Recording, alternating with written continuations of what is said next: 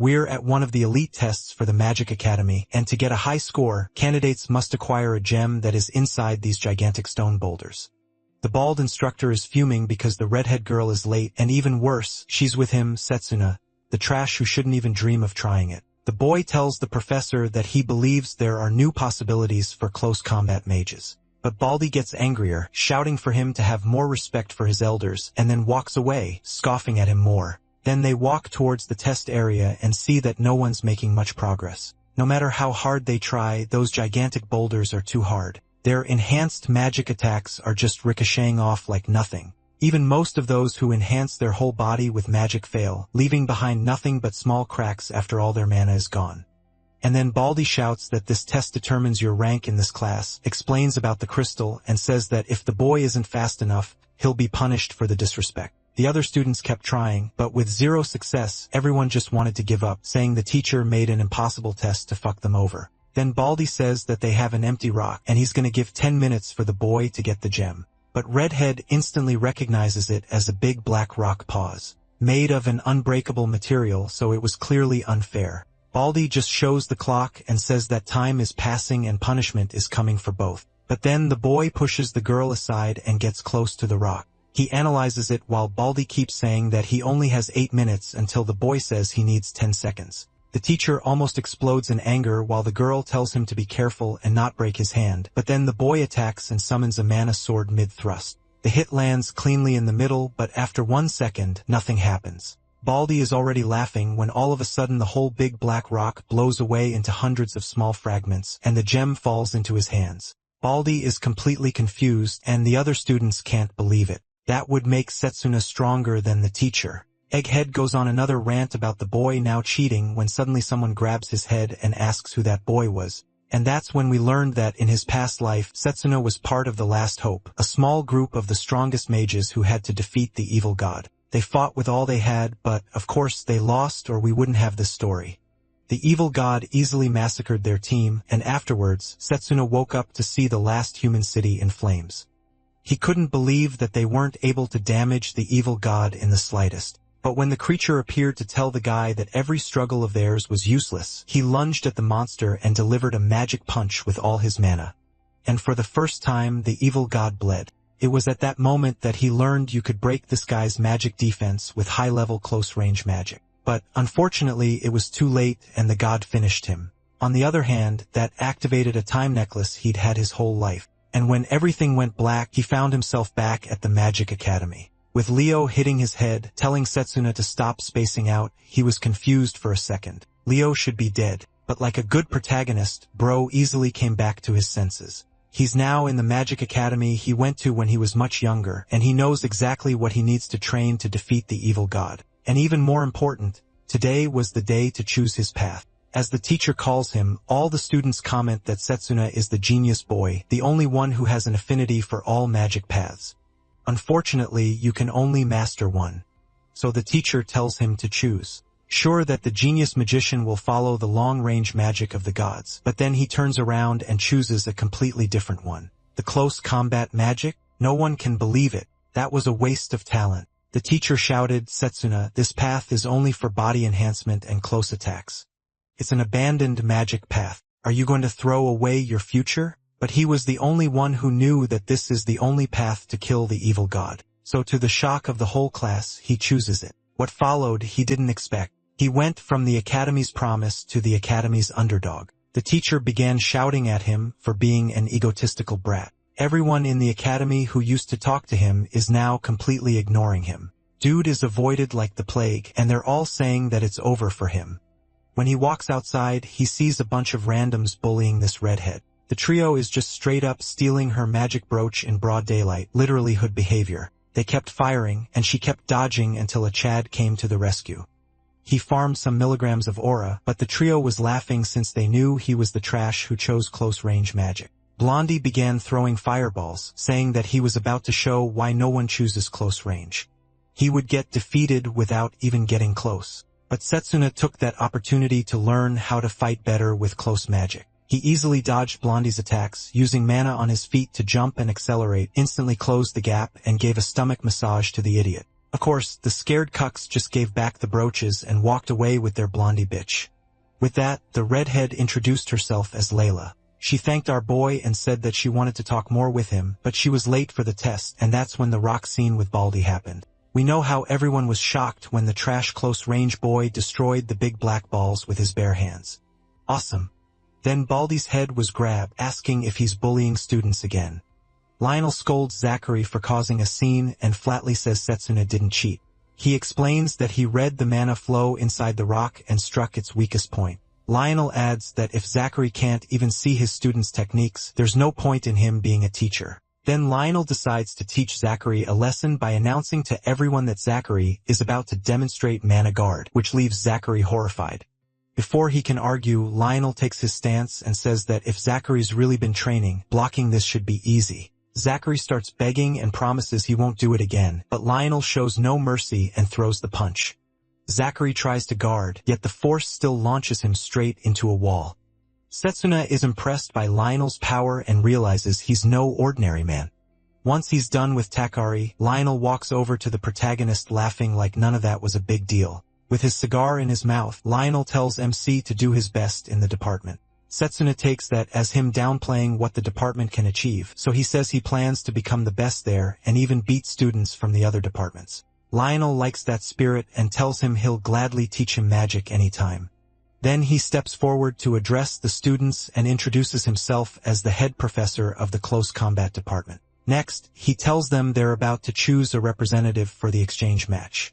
It's a major academy event where all 8 magic departments compete to see which one is best. Each department sends one representative into a tournament. In his past life, Setsuna won it for the long-range combat department, and that victory earned him the headmaster's attention. So he quickly realizes he can't miss this chance. Then he notices pieces of the black rock on the ground. That's when Lionel reveals the protagonist wasn't the only one to pass the test. Someone else arrived earlier and already took out the crystal. What makes it crazier is that he did it with his bare fists. Setsuna turns to his left and realizes those fragments flew from incredibly far away. When he gets a better look at the monstrous student who did it, he recognizes Drago Oak Red. Lionel calls Drago forward, and the giant walks over to MC.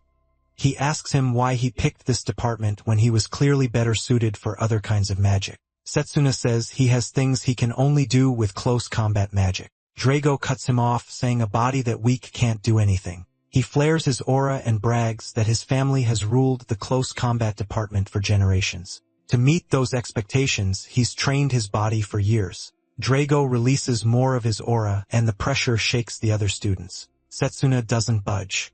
Drago throws a punch and tells him to fight. He refuses to let someone weak become the department's representative. The protagonist recalls that in his past life, Drago was the one standout student in this department. Still, he just smiles and accepts the challenge. Lionel is pleased they settled it and announces their match will be 1 week from now. As Drago leaves, he warns MC not to run before then. He even says their fight should be to the death if MC really calls himself a close combat mage. The students already picture the result, and none of them thinks that Setsuna can beat Drago. Layla smiles and asks him if he can win. That smile vanishes when he says no. The protagonist knows that right now, he's no match for Drago, but he already has a hidden plan. He heads off and Layla runs after him, asking where he's going. Soon, they reach a huge tree. Setsuna reveals it's a secret training place only he knows. The moment he touches it, green aura pours from his body. Grinning, he tells Layla this place will help him become 3 times stronger. Layla is stunned by the tree's size and realizes it's a sacred tree over 1,000 years old. MC is glad it still resonates with him, just like in his past life. When Layla asks about the green aura, he says it's the sacred tree's blessing.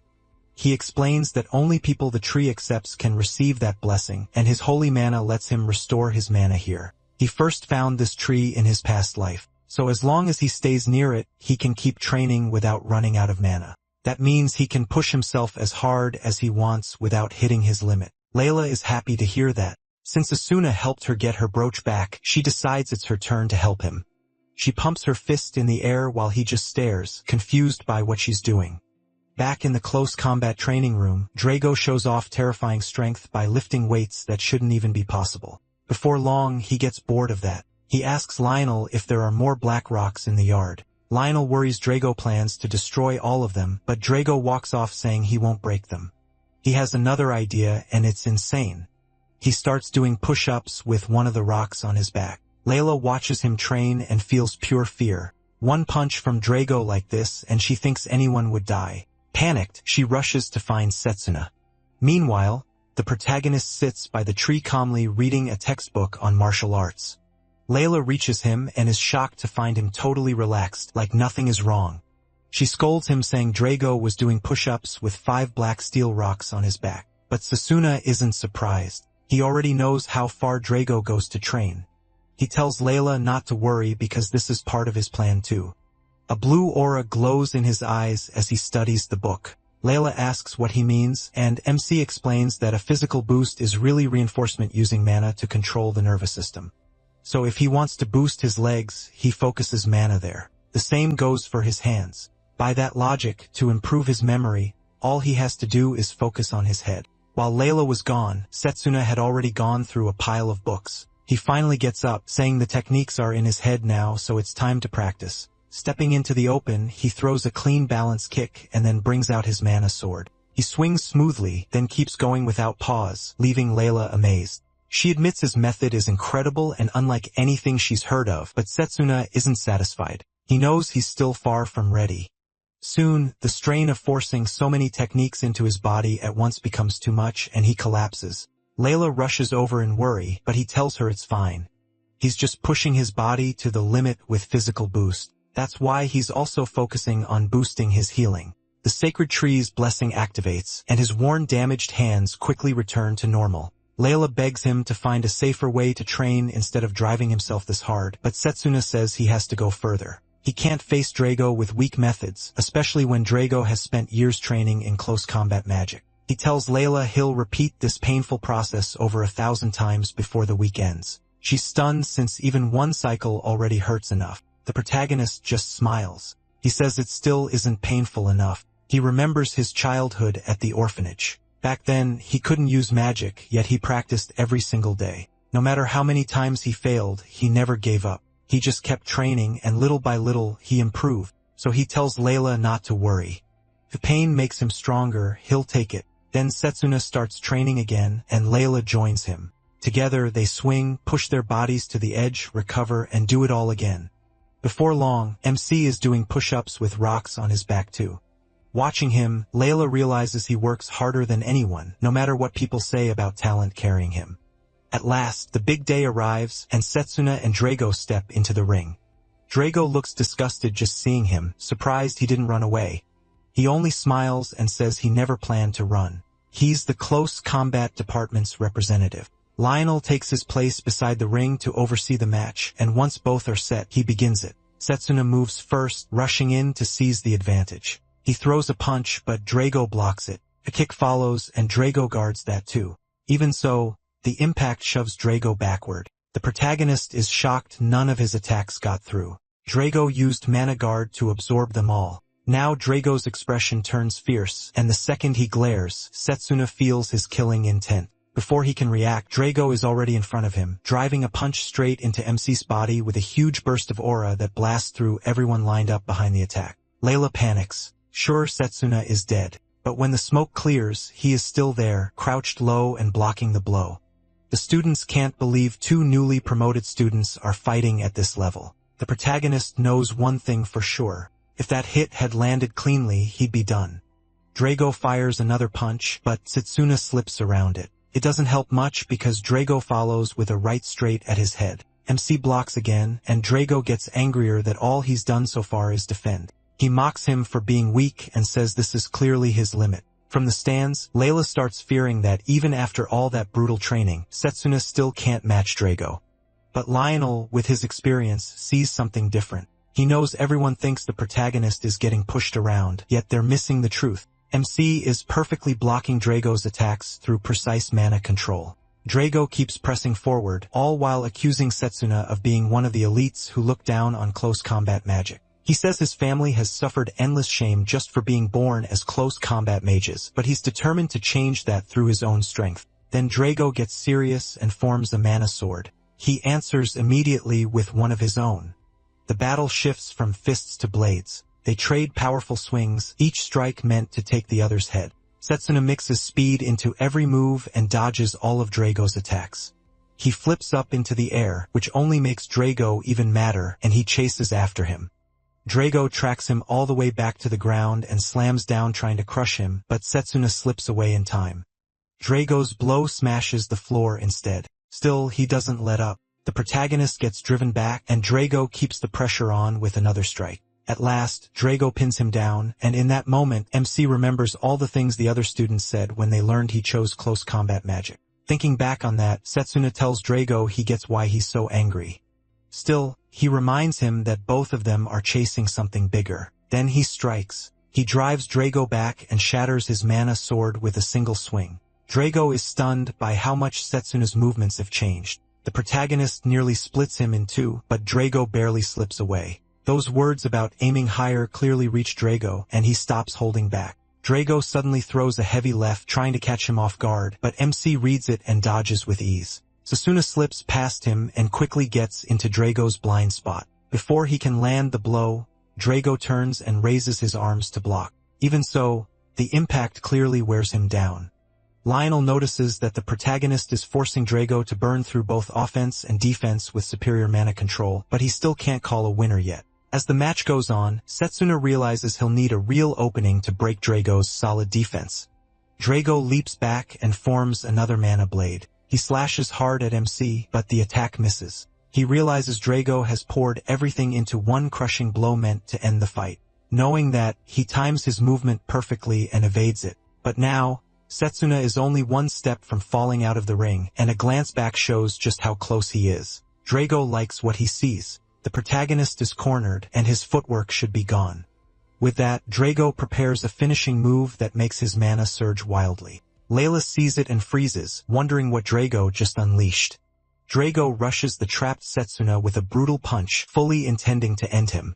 But that's where Drago makes his biggest mistake. His punch connects, but only with an afterimage. MC can leave that image behind by keeping mana flowing in place. By the time Drago understands it, Setsuna is already above him. Before Drago can turn, he swings to end the match. Drago tries to move at the last second, but the blade cuts diagonally across his chest. The strike tears through him, and Drago screams from the pain.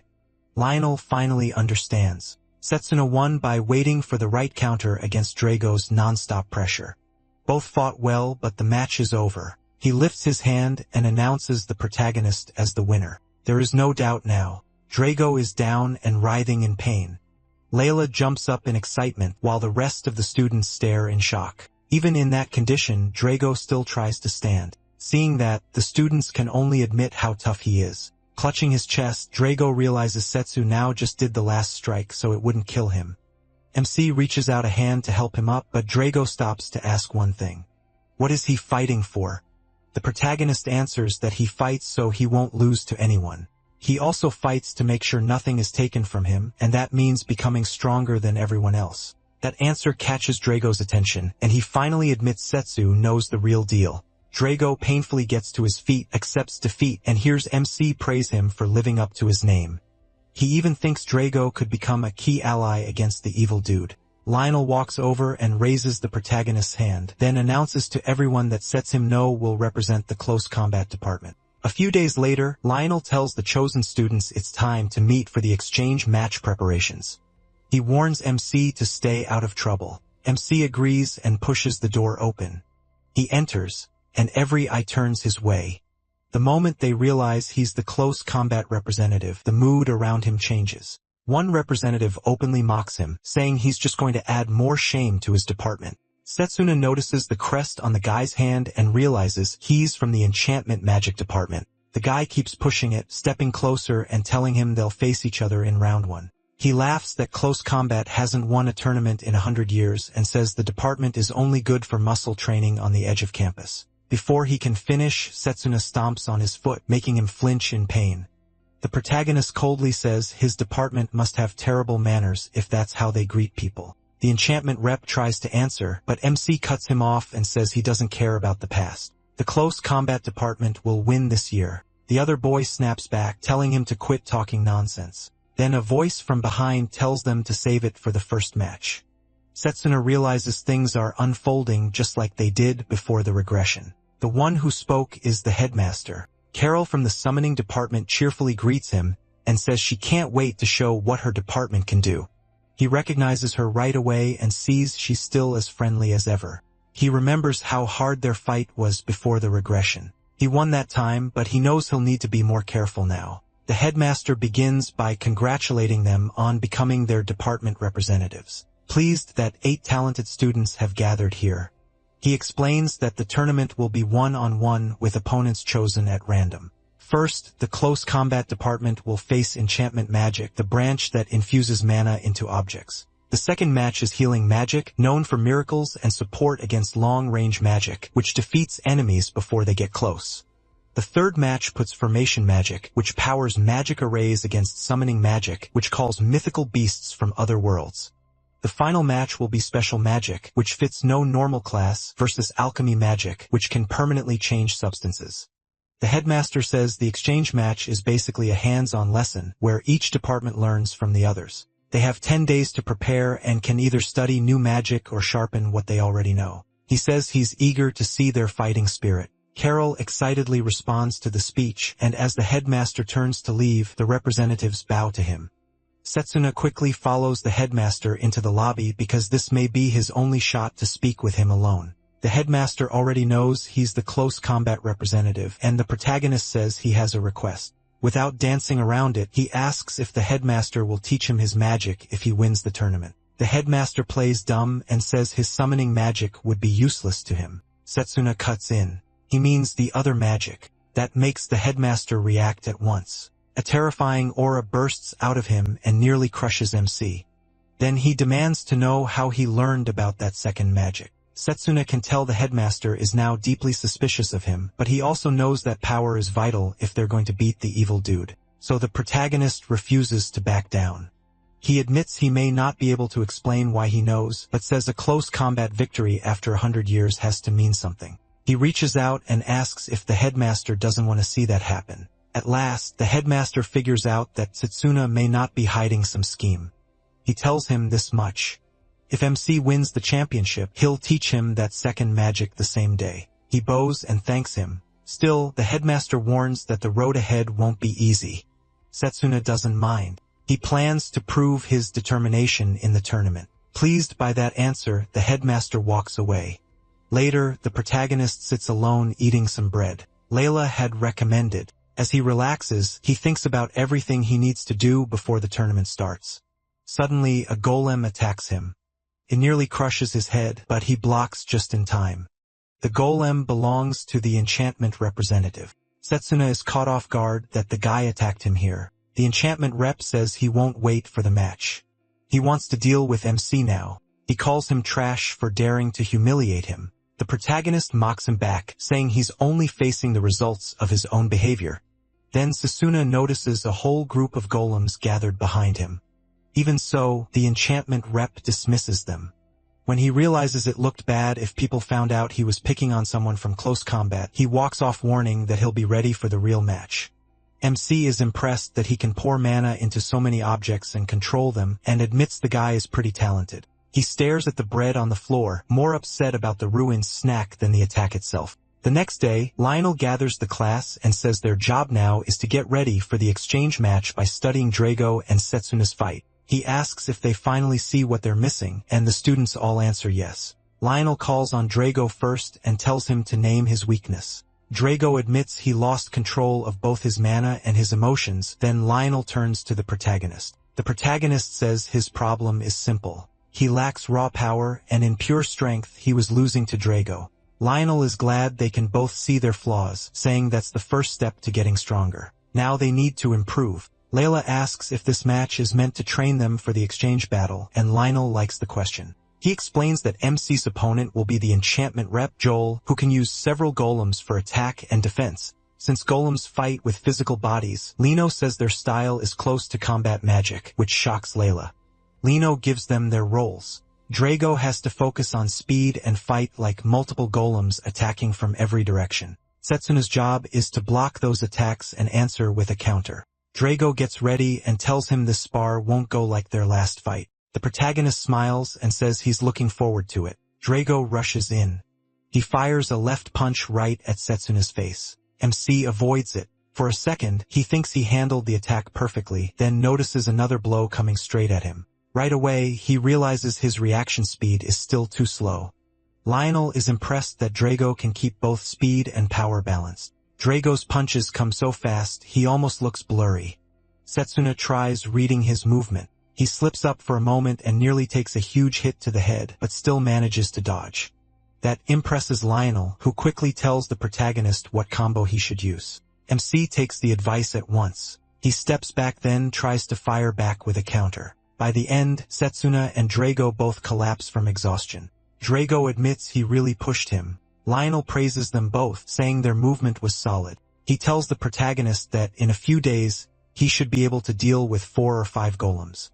Even so, MC knows he can't relax no matter how much he trains. Lionel likes how quickly he understands his lessons. Drago clearly has strong close combat basics, but his instincts are on another level. Before long, the big day arrives. The arena is packed with students, teachers, and spectators. The headmaster steps up to speak. He announces that out of all 8 representatives, only one will be named the strongest. As expected, people are already taking bets on the matches. Funny enough, the delinquent Setsuna beat before is now betting on him. Some students turn their attention to the calm fighter actor. From the long-range department, he'll face the winner of the protagonist versus Joel, and even standing still, he gives off a dangerous vibe. The tournament stages are chosen at random, and the first match gets a desert field. Joel grins when he sees it. Sure, the setup favors him. His classmates cheer and tell him to crush weak little Setsuna. Layla yells back that they'll see after the match whether MC is still the underdog. She nearly jumps in to fight them herself, but Lionel holds her back. He just smiles, feeling no pressure at all. Once both fighters are set, the referee starts the match. Joel pulls out a chunk of black steel rock and asks Setsuna if he knows what it is. The protagonist clearly does. Please, Joel explains that this fragment is used to make a golem by mixing it with sand. He drops it, pours mana into it, and forms a threatening golem from the sand. Joel boasts that even a blade can't scratch a black steel golem. Then he shows he has several more fragments in his pouch. He scatters them into the sand and makes even more golems, smugly telling Setsuna his chance of winning is basically 1 in 10,000. The number of golems is so huge that even Layla gets scared. Joel makes it worse by saying he can keep making them forever with all the sand around them. According to him, MC has no way to even reach him. Some students already think it's over and shout for him to give up before he gets hurt. Joel acts superior and says he'll listen if Setsuna has any last words. Instead, the protagonist drops a line that shatters Joel's pride. He says he's disappointed that this is Joel at his best. Joel snaps the moment he hears that. He orders every golem to attack MC. They charge in and leap at him all at once, kicking up a thick cloud of dust. Joel laughs, saying Setsuna is finally paying for messing with him. From the stands, nobody can see through the dust. What they don't know is that he is slicing through the golems with ease, barely even moving from his spot. When Joel finally gets a look, the golems are nothing but broken pieces, and the protagonist says he's already mastered black steel rock. Joel is stunned because those golems were supposed to be incredibly tough. He quickly starts remaking them, reminding Setsuna he can do this endlessly. MC answers that in close combat, nothing beats close-range magic. No matter how many golems Joel makes, they only know simple moves, and that won't be enough. He jumps at the new golems and cuts them apart in an instant. His sword tears through them like butter. Joel still refuses to quit and reaches for more fragments, but Setsuna closes the distance before he can even blink. The protagonist tells him this was never a fair matchup. Joel can't move before a punch slams into his face. His glasses fly off, and he coughs up blood as he's blasted across the arena. The crowd still has no idea what's happening inside the dust. As it starts to clear, they notice only one student left standing. Before they can tell who it is, the referee declares Setsuna the winner of the first match. Joel is down on the ground. MC smiles, happy to take the first win. Layla lights up the second. She realizes he won. His haters are stunned. The protagonist winning a match is something they haven't seen in years, and most of them can't even figure out how he beat Joel. Some guess Joel lost control of his mana and destroyed himself, so they decide Setsuna just got lucky and never should have beaten Joel. but Cyrus knows the truth. Joel didn't self-destruct. MC beat him fair and square. Now that he won, actor finally starts taking him seriously.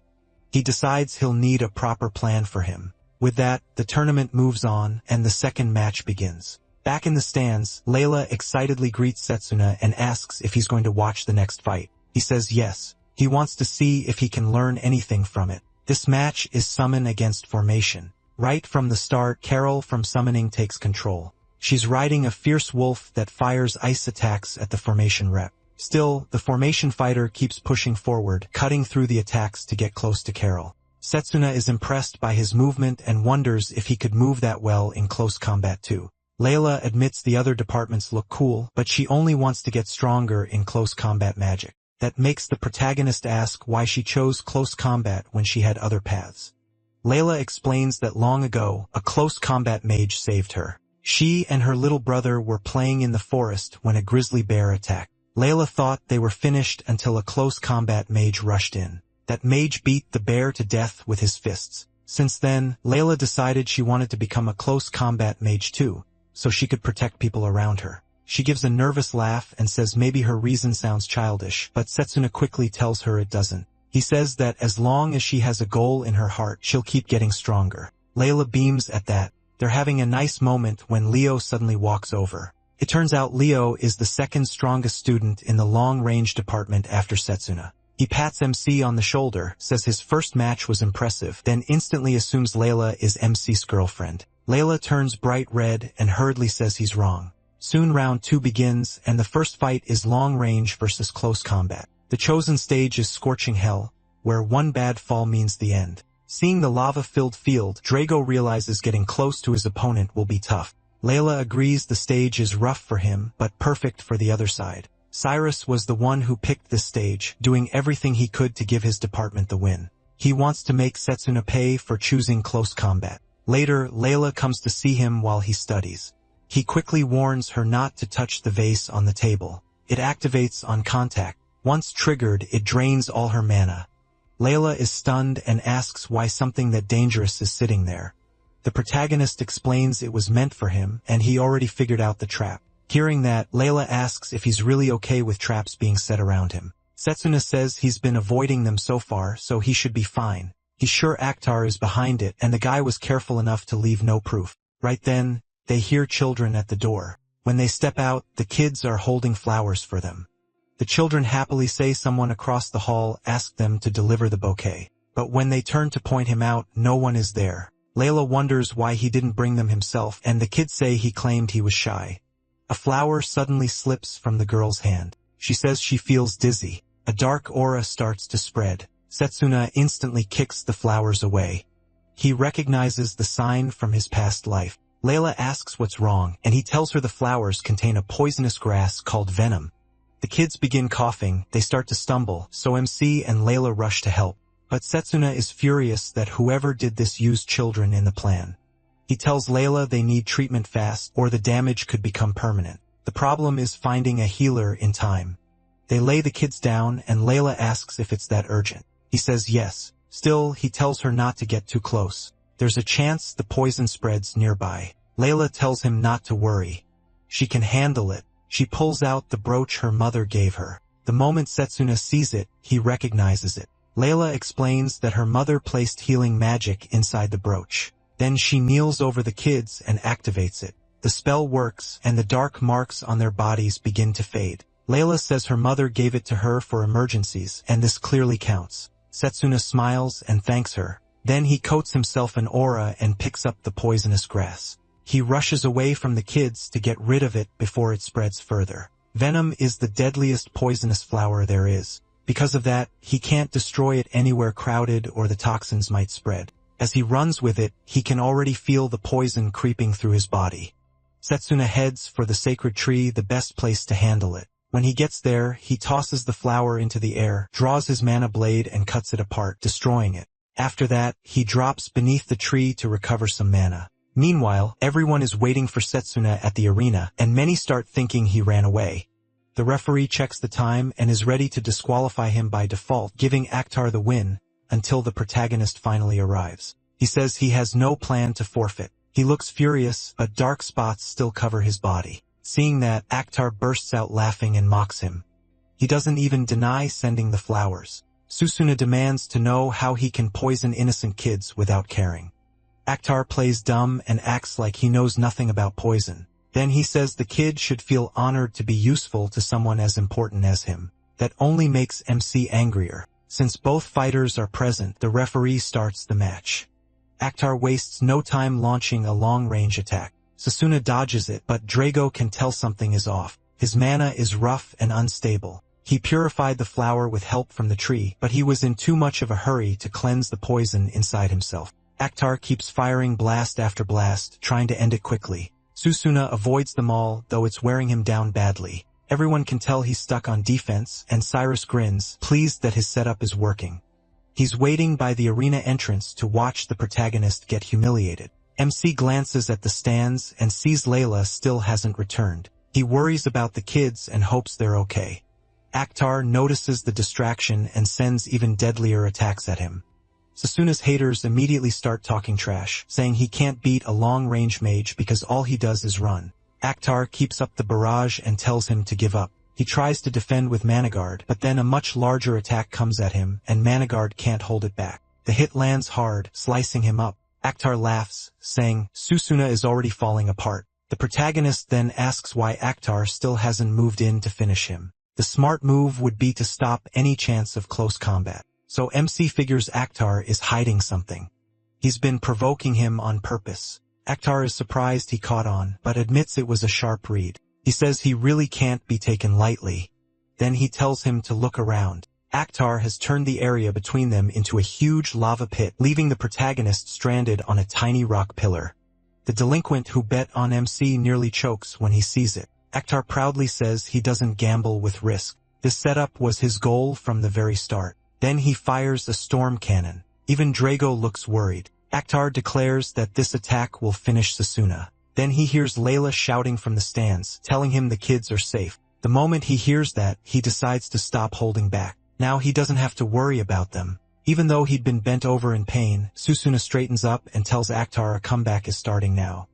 Akhtar is shocked to see him standing like that. The protagonist tells him not to panic. He only used a physical boost, and he's been activating cells since the start to break down the poison in his body. Then he says Akhtar was the one who got played. While Akhtar focused on breaking the ground, MC was healing himself. Akhtar still tells him not to get cocky, saying he can't do anything in that condition.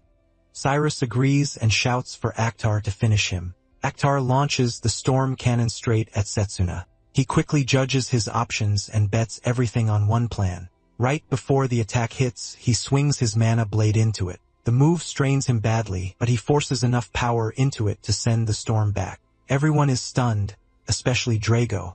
Before the reflected magic can hit him, Akhtar cancels it. He brags that he can handle his own spell, then mocks Setsuna, saying his tricks are over and so is the fight. But when the smoke clears, he sees the protagonist rushing him with mana blade in hand. MC stares him down and asks if he really thought that distance could keep him away. With no time to defend, Akhtar gets slashed across the chest and goes down. He tells him to ask the kids for forgiveness, not him. Akhtar collapses, and the referee names him the winner. Drago smiles at the result, but suddenly the ground beneath them breaks apart, and both of them start falling toward the lava. The protagonist realizes Akhtar is unconscious and can't save himself, so he decides to save him, boosting his legs to move faster. He grabs Akhtar, and just before they drop into the lava, Carol sends in her summoned beast, Fenrir, to rescue them. Setsuna is stunned when the huge beast appears. The crowd goes wild after what they just saw. Fenrir carries them to safety. Carol pats it while medics take Akhtar away and begin treating MC. Carol smiles and says he probably would have been okay even without her. Setsuna disagrees and tells her she really did save his life. He sees Carol as someone with both real talent and style. That makes him realize he'll need top-level prep before facing her. Now even his haters are starting to admit his win over Joel may not have been luck, since he just beat Akhtar fair and square. They know things will get ugly for them if this keeps up. Meanwhile, the headmaster calmly watches the tournament. Cyrus is furious that Akhtar lost to Setsuna, and in his rage, he swears he'll never forgive him. After the medics finish with him, the protagonist returns to the stands to meet Layla. Drago says Layla told him what happened, and he knows the protagonist had a rough time. MC asks about the kids, and Layla says they're asleep in the infirmary. She adds that the doctor expects all of them to recover. Hearing that, Setsuna gives a small relieved smile, and he suddenly feels something strange. That weird aura makes him turn around. Layla asks if something's wrong, but he says no. Even so, he can still feel that presence. It lingers over the tournament. 1 week before the final match, Setsuna still can't stop thinking about the strange presence he felt in the arena. He trains alone in the woods and summons Lionel. Lionel asks why he called him out. He says he wants Lionel to guide him again just like before. Then he speaks honestly and calls him by his old title, the Fist of Comet, Lionel. Lionel was caught off guard and asks where Setsuna heard that name. The protagonist had only been guessing before, but Lionel's reaction confirms it. This really is the man known as the Fist of Comet. He remembers hearing that name back in the Magic Corps in his past life. The Fist of Comet was known as a mighty mage who could bring down dragons with one punch. Lionel had already left the army before MC joined, so they never fought together. He has thought hard about this, and without any pride, he bows and begs Lionel to teach him that magic. Lionel scratches his head and says it's been a long time since anyone called him that. Setsuna tells him not to worry about it and says Lionel is the strongest close-range fighter he's ever seen. Lionel asks why he wants more power when he's already strong. The protagonist admits his strength still isn't enough. He doesn't want to lose to anyone, not even if his enemy is a god. That makes Lionel laugh, calling Setsuna a really interesting kid. Lionel agrees to teach him, though he says he normally wouldn't pass this magic to someone whose body is still growing. Then Lionel clenches his fist, and MC is stunned by the huge amount of mana gathering there. Just charging mana into his fist pulls in rubble like a tornado. Lionel explains this magic is why he was called the Fist of Comet, though it burns too much mana to use often. Still, one hit is usually all he needs. He tells Setsuna to watch carefully. Lionel throws the punch, and the impact wrecks the area. His eyes light up when he sees that incredible power. Lionel explains the move needs non-stop mana charging, so it's bad for one-on-one fights like the tournament. Even with that flaw, he asks if Setsuna still wants to learn it. The protagonist says yes. Since he's serious, Lionel says they should begin training. At the same time, Carol reaches the finals and is set to face MC. She holds a team meeting with a strange man, and while her guard is down, he attacks her. He places her under some kind of spell before her match with Setsuna. A week later, he looks much stronger during training with Lionel. Even Lionel is amazed. What took him 2 years to learn, the protagonist has nearly mastered in just a few days. Lionel praises him, saying he passed down the Fist of Comet, but MC has already changed it and named it Charge Bullet. Soon, the arena is packed for the final match. The showdown between Carol and Setsuna has everyone tense with excitement. Unlike before, people now think he actually has a shot, though most still expect Carol to win. The kids Setsuna saved are there too, cheering him on. This match takes place in the ruins of the goddess. To keep the crowd safe from the battle ahead, the mages set up a barrier around the stage. Layla is happy because this arena won't hold the protagonist back, but Lionel still looks uneasy. MC thinks about the promise Lionel made to teach him his magic if he won the tournament. Carol smiles and says Setsuna seems brighter than before. She tells him to give her his very best. They take their places, and once both are ready, the referee starts the match.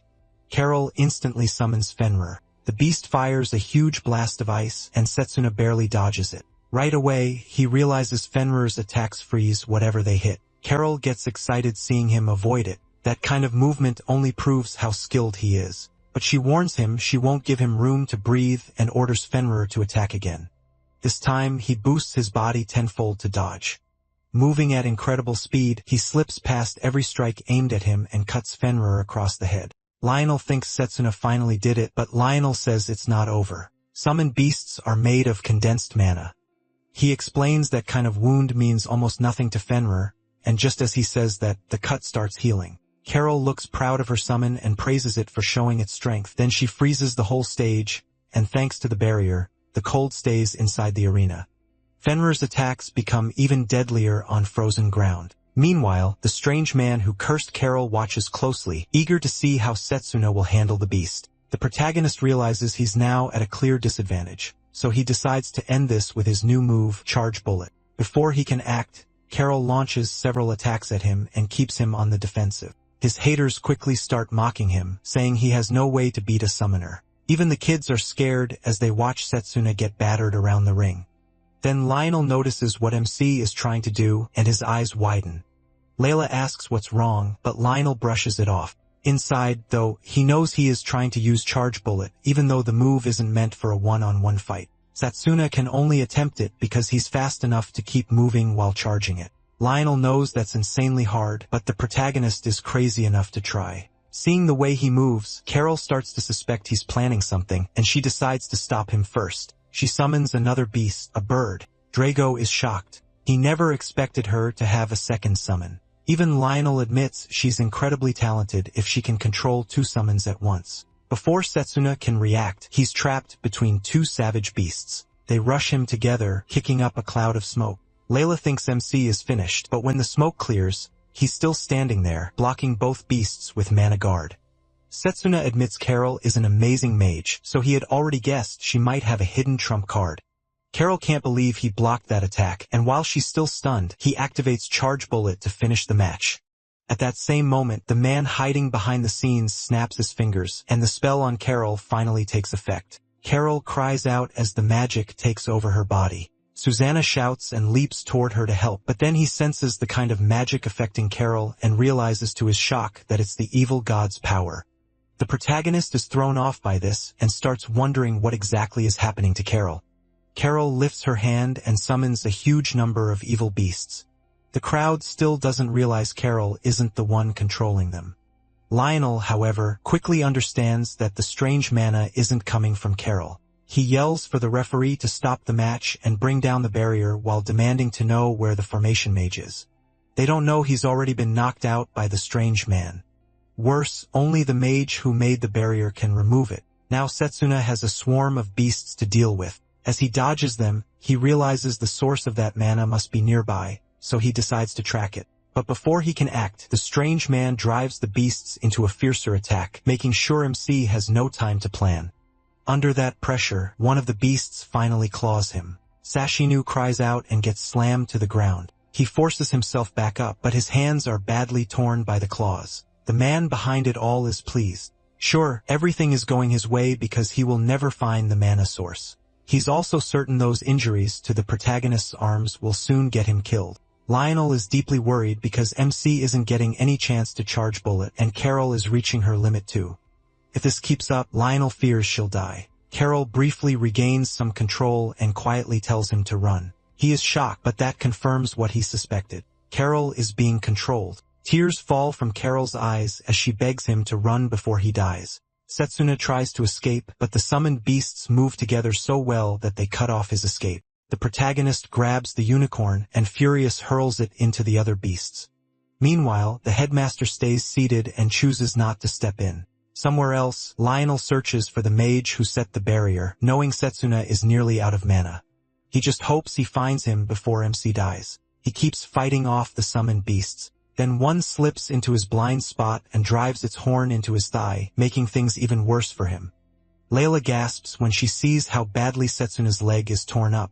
Even the students who hated the protagonist start thinking Carol has gone too far. MC drops to the ground, and the man behind it all sends the beasts in to finish him.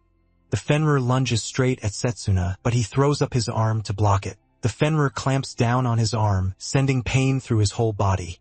He lets out a scream, then he remembers one of Lionel's lessons. When he asked what matters most in battle, Drago said you should drop your enemy with one strong hit. The protagonist argued that you have to take as little damage as possible while getting close. Lionel told them both answers were right, but they missed one thing. More than anything, he said, a fighter needs spirit, the will to keep going and land that hit. That was why Lionel put them through brutal endurance training for moments like this. Now, in this desperate state, that training is the only reason Setsuna is still standing. With the Fenrir still crushing his arm, MC finally gets a chance to build up mana. He gets ready to fire Charged Bullet, and that stuns the man behind the attack. Setsuna should have been done by now, but he hid the charge in the middle of the beast's assault. Since all the summoned beasts have crowded in, he decides to wipe them out in one shot. He pours every bit of mana into his right fist, eyes burning with rage. With the beasts lined up, the protagonist unleashes Charged Bullet, and it tears through them, destroying every last one. After he wipes them out, Carol falls from the Fenrir. But before she hits the floor, Setsuna rushes over and catches her. He's relieved to see Carol is alive and lets out a long breath. The students are stunned by what Setsuna just pulled off, and with Carol unconscious, that makes him the winner. Right on cue, the referee announces MC is the tournament champion. He praises him and tells the crowd it's been more than 100 years since someone from the close combat department won the Magic Academy exchange match. The protagonist takes it in as he walks forward and raises his fist to celebrate. His supporters explode with cheers for Setsuna. Meanwhile, the people who doubted him are stunned by the technique he used, something they've never seen before. Layla beams when it finally sinks in that MC really won. Drogo is seriously impressed by how he fought, and even the delinquent who bet on him walks away with a lot of cash.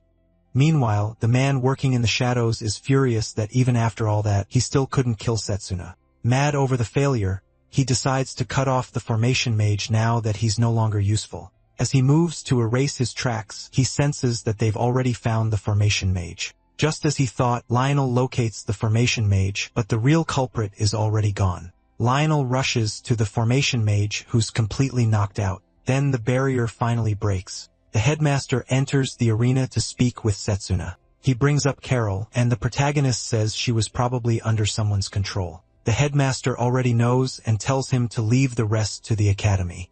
He's impressed by what MC showed in the tournament, so he promises to keep his word. Setsuna is glad to hear that and thanks him.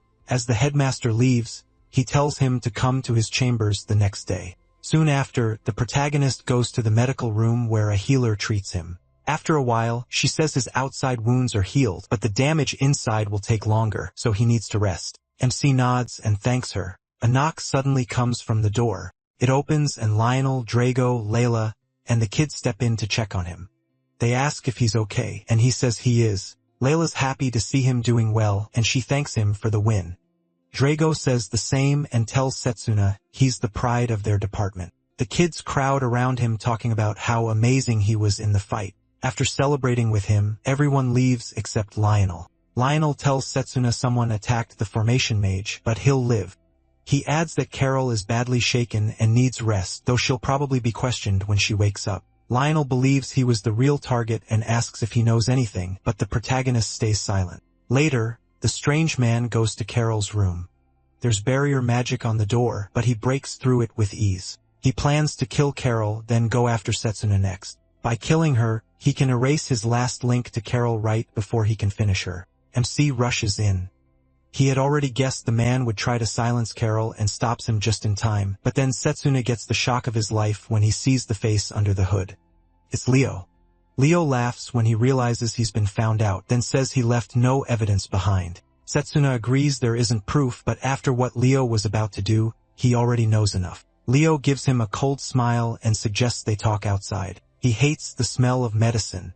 He agrees, and as they walk outside, he can feel his injuries catching up to him because the damage inside still hasn't healed. Leo asks how long the protagonist has known he was the one behind it. Setsuna says Leo disappeared right after the ceremony where they picked their magic paths, and thinking back on it gave him a bad feeling. On top of that, Leo losing his chance to represent the long-range department felt way too strange. Leo is impressed that MC pieced it all together. Then he says he can feel the same mana Leo used during the tournament. He calls it someone else's mana, and Leo asks what he means. Then Leo lets the dark mana take over, marks spreading across his face, and admits he's surprised Setsuna knows about the strange deity. Sweat runs down the protagonist's face as he realizes Leo is working for the evil god. He gets ready to stop Leo before he causes more chaos, while Leo decides it's time to get rid of MC for good. Seeing Leo means to kill him, Setsuna attacks first and swings his mana sword at him, but Leo shuts it down with ease. He is stunned and realizes he's back in the same kind of situation as when he faced the evil god. Leo explains that the evil god gave him power over mana nullification, so no magic Setsuna uses will ever reach him.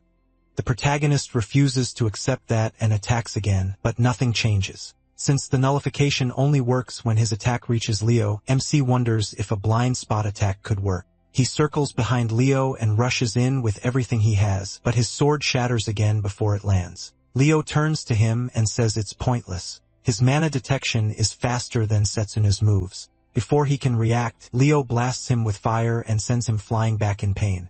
Leo says he wanted to fight the protagonist after he had fully healed, but this will do. He admits Setsuna has done well, especially for a close combat mage. Still, Leo thinks he would have been better off choosing long-range magic. Even so, Leo tells him this is the end. He's going to die here. Then he fires lightning into MC's thigh, hitting him with brutal pain. He screams as blood pours from the wound, realizing Leo is targeting the same leg injured in the finals.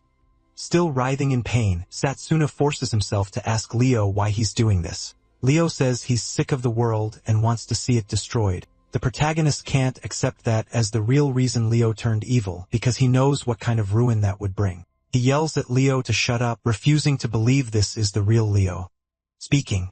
Leo rushes at Setsuna in anger, and MC is already thinking ahead. He knows he has to wait until Leo gets close before using his mana blade. He wants to repeat the last-second move he used against the evil god. Even in this battered state, Setsuna believes he still has a chance. But Leo changes tactics and fires a long-range spell before he even gets close. He is stunned when he realizes Leo can cast way too fast. He quickly figures out the evil god's power is boosting him. Leo moves in to finish the protagonist off, but then a voice from behind orders them to stop. White flames burst in and block Leo's attack before it can hit MC. Both of them freeze at once. They already know who just stepped in. Up above, the headmaster stands with his summoned dragon, glaring down at them with a terrifying look.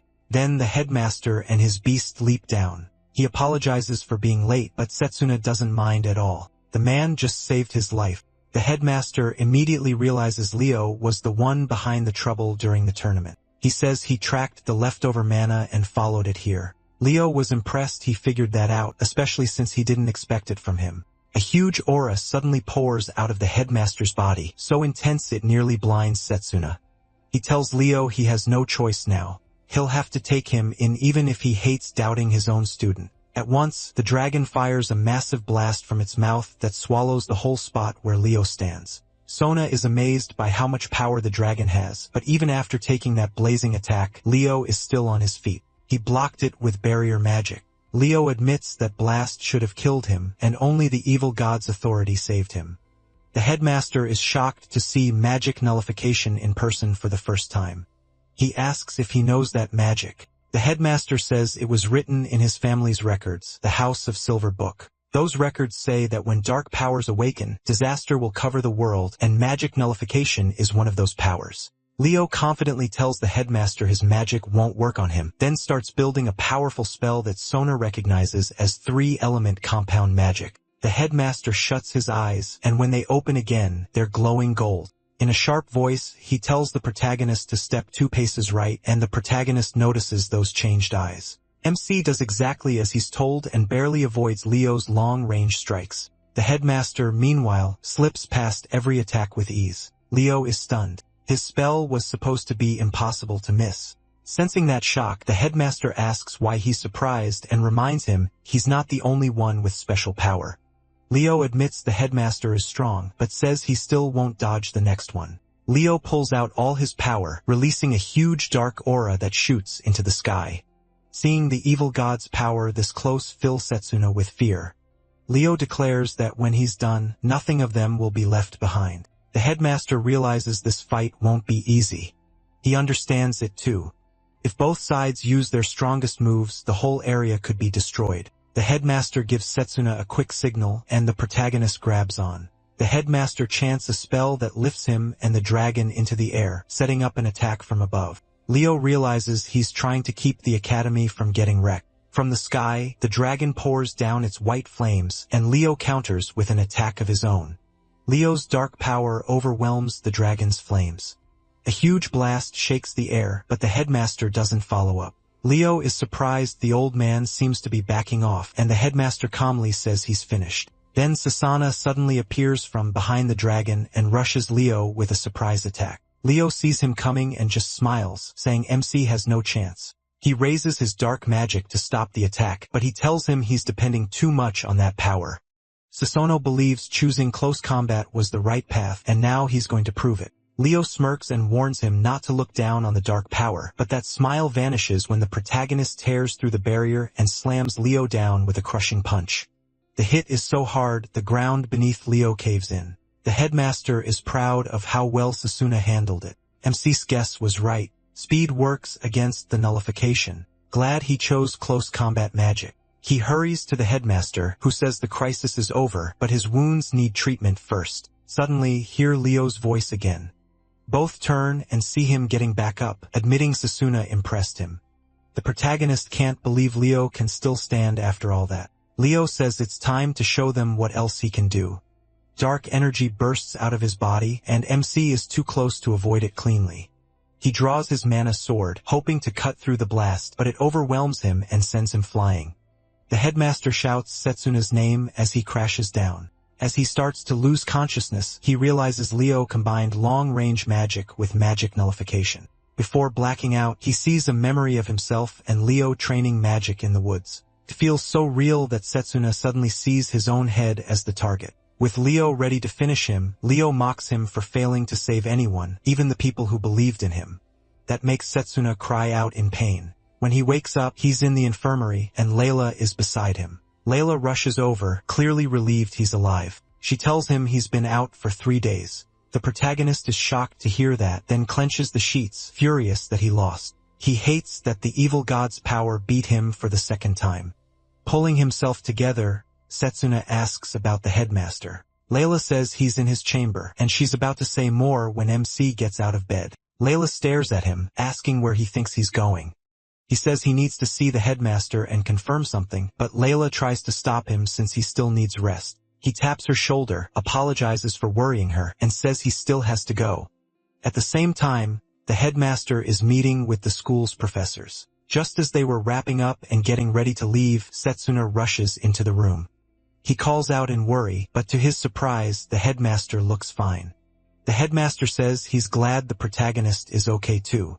MC walks past the bitter Cyrus, who glares at him like he wants to choke him. Lionel pats Setsuna on the shoulder and tells him Drago and Layla were worried sick. Still, he gives him space to speak with the headmaster. Once the others leave, the protagonist bows his head and apologizes for falling short. Then he asks what happened after the fight, but his wounds flare up, making him grab his stomach in pain. The headmaster tells him not to push himself. He then explains what happened after Setsuna passed out. Leo chose to retreat because he'd burned through too much mana. He opened a portal and escaped while the headmaster watched him go, but he sensed something dark beyond that portal and realized he needs to get stronger for the real battle ahead. After hearing that, Setsuna focuses on the eyes behind the portal, and the headmaster asks if he knows something more. MC hesitates, but the headmaster presses him, telling him to share every detail he knows. Setsuna still struggles to speak, and the headmaster removes his left glove, reminding him that he already told him about his own hidden magic. He says he wants to trust the protagonist, but he needs the truth. MC is torn because he doesn't know if he's allowed to speak about the future. He also doubts the headmaster would believe he came back in time. The headmaster notices he still won't talk and asks if there's a reason he can't say it. Then an idea hits Setsuna, and he asks the headmaster to check the necklace of revival. That catches him off guard. When he looks closely at the pendant, he sees the spirit of time's blessing is gone. The headmaster wonders if it was already used in another timeline, and he says yes. Setsuna finally tells the truth. He used the necklace 10 years in the future, driven by his regrets. He explains everything, and after hearing it all, the headmaster admits that future is hard to believe without proof. Still, he knows going back 10 years is no small thing. Realizing how much the protagonist has suffered, the headmaster stands and puts his hands on his shoulders. He tells Setsuna that from now on, he'll be his support. MC lights up with joy and thanks him. Now with the headmaster on his side, he feels they finally have a real chance to fight the evil god and save the world. Then the headmaster says he'll teach the protagonist a second kind of magic to fight the evil god. He reveals it's called spirit magic, and it can't be found anywhere else. Since this is too important to do here, the headmaster says they should move somewhere else. He takes MC to the Great Sacred Tree and says he used to train there. MC is shocked since that's where he trains too. The headmaster explains that spirit magic fuses a person with a spirit, using mana to draw that power into the body. He is stunned, not fully getting how amazing this power really is. Instead of talking more, the headmaster decides to show him. He taps into his power, and his eyes turn gold. It's the same look he had when he fought Leo. Wrapped in a golden glow, the headmaster suggests a game of rock, paper, scissors that only leaves Setsuna confused. The headmaster explains that, with the protagonists still hurt, they can't spar right now. So the game starts. The headmaster keeps winning, beating Setsuna every single round. Then he explains what happened. MC just saw one of the Spirit of Time's powers, an eye that can see a few seconds ahead. He goes on to say there are many spirits in the world. A contract with the wind spirit lets you fly, while the water spirit helps you slip through physical attacks. He is amazed, and he quickly sees how much stronger his close combat style could become if he learned spirit magic. The headmaster says making a contract with a spirit is important, but there's a step before that. The protagonist wants to know more, so the headmaster tells him it's time to begin. He closes his eyes and lets nature flow through him. Then he tells Setsuna that spirits are everywhere. All he has to do is sense them. MC tries the same, shutting his eyes and focusing hard, asking the spirits to lend him their power so he can fight the evil god. A moment later, he opens his eyes and admits nothing happened. The headmaster says his resentment may be blocking him, which only confuses Setsuna more. He explains that to connect with nature, he needs inner peace. Instead of thinking too hard, he has to feel what's around him. The protagonist closes his eyes and tries again. He admits he always overthinks, and when he tries to focus, his thoughts just get messy. The headmaster puts a hand on his shoulder and tells him to relax and not force it. He admits it took him 3 years to become one with nature, but he believes MC can do it before the evil god arrives in 5 years. Setsuna disagrees. He says he has to learn it much sooner because they don't know when the evil god's apostles will attack again. That catches the headmaster off guard. He explains that the apostles are said to come from the same realm as the evil god, and each one uses powers completely different from normal magic. He's almost sure Leo is one of them because of the strange power he uses. The protagonist says that before going back in time, he only fought one apostle, and his long-range magic was the only reason he survived someone that strong. The headmaster realizes the apostles may be using the 12 dark powers from his family's legend. Setsuna adds that there are probably more people like Leo hiding out in the world. The headmaster understands his fear, but warns him not to push too hard or he'll lose control of the situation. Then he brings up the joint dungeon training, saying MC may be able to learn a thing or two there. He doesn't get what he means, and the headmaster says Lionel will explain it properly. He believes this training will give the protagonist a chance to break past his limits. Still, he warns that it won't be easy, so MC needs to rest well and get ready. What Setsuna doesn't know is that the headmaster has another surprise waiting in the dungeon. Elsewhere, Leo returns to the castle where the other apostles are gathered. He apologizes for showing up late, but the 10th Dark Apostle, Jagan, is already furious. The 9th Apostle, Pooker, joins in and mocks Leo for failing to kill even one student. Leo apologizes for messing up but says he lost control when he faced his best friend, and he says it with a smirk. That only makes Jagan angrier. Leo is revealed to be the 12th apostle, and the tension between him and Jagan turns ugly fast. They're about to go at each other when the 2nd apostle, Satanisha, stops them with a single command. He reminds them they're apostles and should act like it. Next, Saint Nacha asks for their reports, but Jagan still isn't done. He calls Leo a failure and asks how they're supposed to deal with him. He's even ready to kill him on the spot. Pooker cuts in and says he'd rather handle the killing himself. Saint Nacha orders them both to back off, saying he already has a plan. He's already chosen someone else for the job, and he's sure that person will succeed. A few days after the tournament, Setsuna returns to class. Layla is still worried, saying he doesn't look ready yet, but he assures her it's only a theory class. She points out that he somehow got hurt again after the final and asks what happened. The protagonist stays quiet. The headmaster already told him not to reveal anything about the evil god. He said he'd only share that secret with professors he personally trusts. He also said the professors would handle protecting the school and searching for Leo. On top of that, the spirit magic training has been put on hold for now. Thinking back on all that, Setsuna just gives Layla his usual smile and apologizes for worrying her. Inside, though, he's focused on healing fast so he can grow even stronger.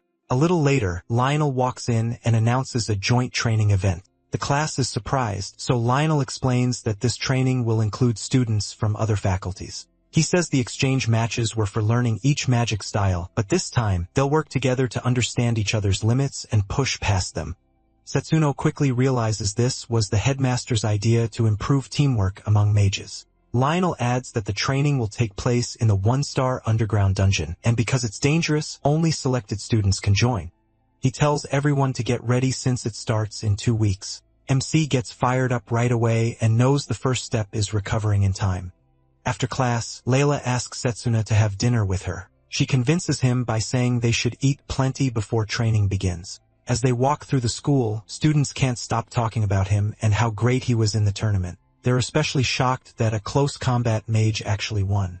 Layla notices the change in how everyone treats him and points it out. Just then, they run into a blonde guy named Carl. He's a proud noble, and he asks if Susuna is the one who won the tournament. The protagonist says yes, and Carl immediately offers him a spot in his salon, a noble social group. Carl boasts that only respected nobles are invited, commoners and close combat mages usually aren't, but he's willing to make an exception for MC. He clearly wants Susuna badly, knowing his group would be much stronger with him. The nearby students are excited to see Carl, recruiting him in person. Carl says the protagonist needs connections and should stand with the elite instead of hanging around trash like Layla. MC instantly turns him down. Carl is stunned. He tells him his status means nothing to him and that Carl is the one wasting time. That makes Carl snap. He accuses Susuna of insulting nobles, then pulls out a golden blade. Angry, he lunges at the protagonist, trying to catch him off guard. Before he can reach him, Layla grabs his arm and stops him. She reminds him that personal fights aren't allowed on school grounds. With a terrifying look, she forces Carl down. He's completely overwhelmed and can't fight back. His friends rush over, and Carl yells at Layla to let go. In the end, Carl and his group have no choice but to back off, though not before he threatens to tell his father and get both of them punished. Layla's angry look quickly softens when she turns to Susuna, and he grins back, realizing she's getting stronger too. Then Carol shows up, smiling brightly as she waves at MC. Relieved to see her doing well, he says so, and Carol thanks him for saving her. That's why she wanted to thank him in person. Then out of nowhere, Carol asks if he'd come to her room. After that awkward invitation, Susuna, Layla, and Drago all go with Carol to her private room. She's happy to have them there and says she'll cook them a homemade meal. Layla quickly offers to help, saying Carol shouldn't do everything by herself. She's also relieved cooking was all Carol meant since her mind had gone somewhere else. Drago asks why he was invited too, and Carol says he likes having a full house. Once they enter the kitchen, Layla is shocked by all the healing ingredients there, and Carol explains she's trying to make healing dishes. Susuna, though, is still worried about Carol. But according to the headmaster, she doesn't remember anything about what happened with Layla. The protagonist wonders if Carol's memory loss came from shock or some kind of mind tampering. He is relieved no one died, but he's sure the apostle may still be targeting other students. Drago sees MC zoning out and snaps him back to the moment. He complains that Susuna keeps carrying everything by himself and tells him to rest for once. He isn't sure he can really do that. Then loud voices come from the kitchen. The noise is so intense, it sounds more like a workout than cooking. A moment later, Carol comes out and asks Drago to help in the kitchen. He agrees. Before he can react, she ties a maid apron on him and says it was the only one left. Stuck with it, Drago heads in with the girls. Not long after, the meal is ready and the table is packed with food. Setsuna is stunned. Carol worries she made too much, but the protagonist tells her it's fine. He plans to finish it since everyone worked hard to make it. Then he grabs a spoon and boosts his stomach with magic to help him digest faster. Setsuna digs in and starts tearing through the food in front of him. Layla asks if he's okay, and he says he is. His eyes stay fixed on the egg soup. Drago notices and says there's more, proudly adding that he made the soup himself. MC quickly asks for another serving. That leaves Carol a little shaken. She just lost a cooking battle to a guy. Setsuna enjoys the warm, fun mood, but it reminds him of his past life. Back then, the evil god destroyed moments like this. This time, he swears he won't let that happen again. 2 weeks pass, and the day of the joint training arrives. The students gather at the dungeon entrance. Drago asks Setsuna if he's fully recovered. The protagonist says he's back to normal, thanks to the healing meals from Drago and the girls, and he thanks them with a smile. Drago says he was glad to help and adds that the food only worked because MC kept eating it. Since he is on Drago's team, Drago feels they have nothing to fear. Soon, the upperclassmen arrive. One of them comes over and introduces himself as Mifune, a third year from the formation department. A girl named Yuzuha is with him. Drago and Setsuna introduce themselves too. They're on the same team, and Mafun tells the protagonist to give it everything he's got. After the two leave, Drago says Mafun seems like a good guy, and MC agrees. They have no idea Mafun is actually garbage and already planning to sabotage them. Once everyone is there, the teacher leading the training speaks to them. His name is Giovanni, and he explains the exercise. The dungeon is the ruin of a sealed demon. Ancient undead live inside, but it's still ranked as a 1-star dungeon. Their job is to defeat monsters during the training. Giovanni explains that their performance will be recorded through a bracelet of memory. Monster drops count as bonus points, and the top team will earn academy rewards. The best individual student will get a chance to train with the kingdom's Magus battalion. That gets Setsuna excited. The battalion is the kingdom's strongest mage force, and in his past life, he met many of his comrades there. If he joins again, he may get to see those old allies sooner. Giovanni hands each student a bracelet. He warns them not to go too deep since stronger monsters may be waiting below. If they're in danger, they just need to pour Mina into the bracelet to return to the entrance. Setsuna is aiming for first place, but he knows Drago wants to compete with him too. That makes the rivalry even stronger. The two trade looks both eager to see who will do better. When the teacher gives the signal, they're the first to release a huge aura and charge into the dungeon. From what Setsuna knows, the ruins were built by an ancient civilization, and much of them still hasn't been explored. Just as expected, the monsters attack any intruder. He also knows the teleport bracelet doesn't remove all danger. He and Drago take the lead until they reach a wide chamber filled with old plant life. That makes Setsuna wonder if people really once lived here. He recalls the principal saying, "This training would matter for future missions." The protagonist wants to master spirit magic and finish as the top student here. Soon, the others catch up, and Mifune comments on how fast they were. He's completely worn out. Before long, they reach the point where the path split. After a short talk, Mifune points out the route he thinks they should take. He says going deeper is the best move, and since this is a point contest, Setsuna thinks the choice makes sense. Still, he notices the wall ahead is fake because the plants covering it look wrong. Mifune says there may be another room behind it. Mifune brushes that off as coincidence. Drago backs Setsuna up, saying he can hear wind from the other side. With one punch, he smashes the wall and reveals a hidden room. He grins at Mifune and says this means they're probably on the right path. Mifune has to admit he was right, and they rush down the new route. Mifune is sure they'll rack up plenty of points. As usual, Drago and Setsuna move first, but suddenly a boulder drops toward them. Drago reacts at once and slices the boulder apart with his mana sword. The protagonist can tell Drago is fired up, and Drago says he wants everyone to see how amazing close combat magic can be. More than that, he's determined not to lose to Setsuna. Then MC senses a projectile flying at him. He dodges just in time, and it slams into the wall instead.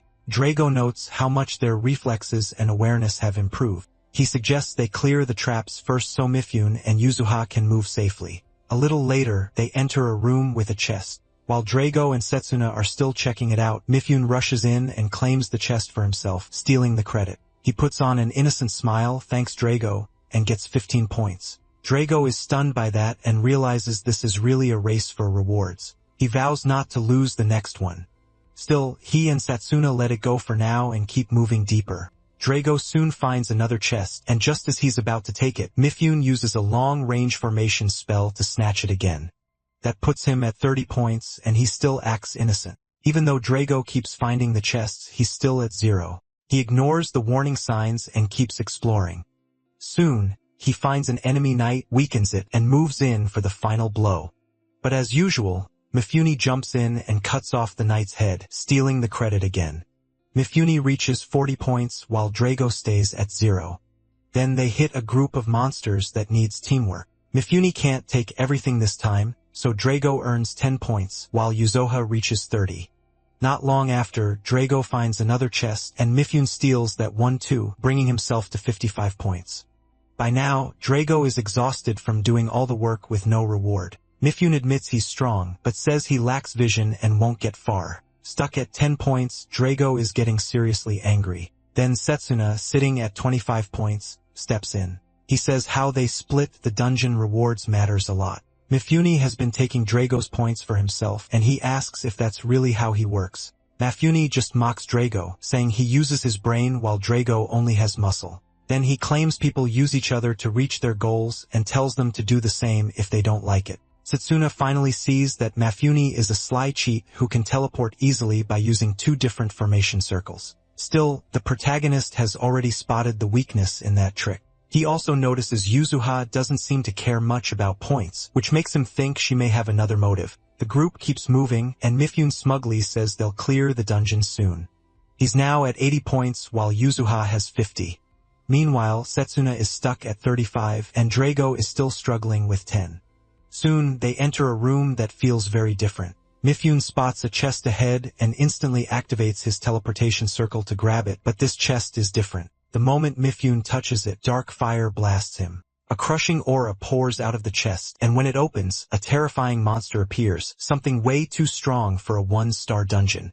This creature is called the King of Death, and its dark flames can drag people into nightmares. Then the team is stunned when the King of Death actually talks, warning that they'll pay for waking him up. Setsuna instantly knows this thing is deadly, so he tells Drago to carry the injured Mifune out while he holds it off. But Drago refuses to retreat. He sees a pile of points, not a threat. The monster fires another blast at the wounded Mifune, but MC cuts through the flames. Drago rushes the monster only to run into a magic circle. With nowhere to dodge, he takes the hit. Luckily, he gets his mana guard up just in time and survives. The King of Death then spawns several magic circles at once. That tells Setsuna all he needs to know. This is at least a 4-star monster. Dark fire closes in on him from every side. At the same time, Mifune is being targeted too. The protagonist has to yell at him to snap out of it. Then Drago jumps in and cuts down the dark flames. Mifune wakes up just in time to see Drago saving him. Drago reaches out and tells him to help. Mifune takes his hand and gets back up. Yuzuha is targeted next by the magic circles, and she freezes in fear, forcing Setsuna to rush over and save her. He asks if she's okay, and she smiles, says she is, and thanks him for saving her. Drago keeps the monster busy until Setsuna joins him again, telling him it's time to get serious. Instead of backing them up, Mifune is already thinking about how to steal the points and run. Drago can tell something's wrong and asks if he's plotting again, but Mifune insists he has no bad intentions toward the people who saved him. Still, deep down, he's already waiting for a chance to betray them. Drago makes it clear Mifune isn't getting the points this time. Setsu gets ready to face the monster and realizes he failed to finish Leo last time because he didn't have enough time to use Charge Bullet properly. In a flashback, MC and Drago train with Lionel, who brings out bracelets filled with weight magic. He says wearing them will make them stronger over time, but he didn't want Setsuno using one yet because he was still healing. Lionel warns that it's an old-school method and has to be used with care. Instead of backing off, he gets excited to try it. Back in the dungeon, the protagonist removes the weight bracelets from his arms and legs. He's used to them now, and the second they come off, his body feels light. Drago does the same. Even the impact when they hit the floor shows how heavy they are. Mifune is stunned and starts wondering what kind of crazy gear they've been wearing. With the restraints gone, Setsuna and Drago burst toward the monster at top speed, boosting their bodies to move even faster. Drago targets the magic circles and smashes them apart with his fists. He quickly reaches the King of Death and swings for its head, but the monster catches him by the leg. That still doesn't save the monster because Setsuna comes in from the side and kicks it. The two land a perfect combo attack together, and a huge blast follows.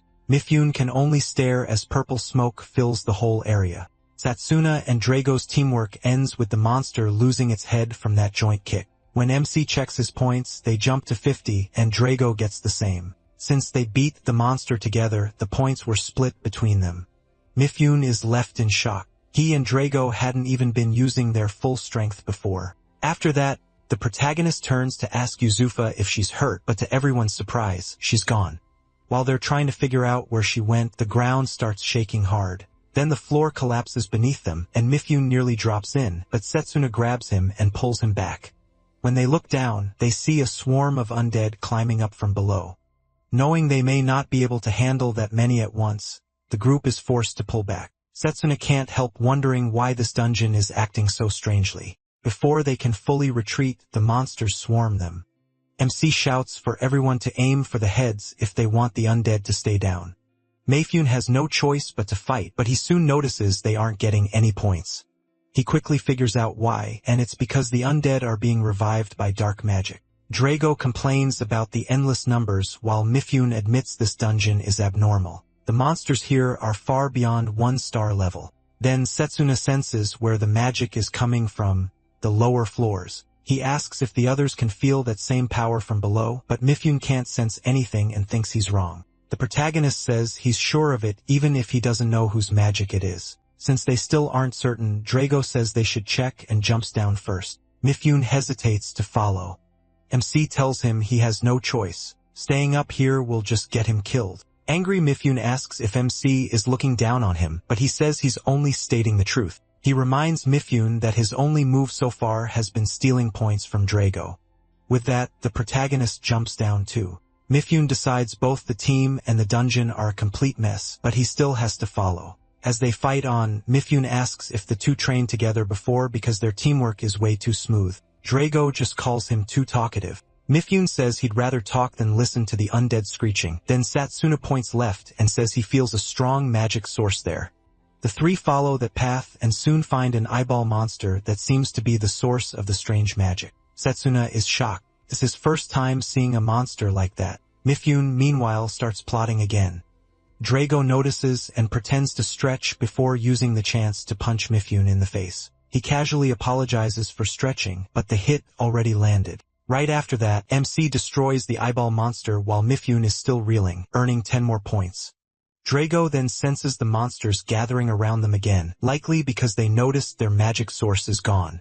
He doesn't mind. Now they can finally earn points from killing them.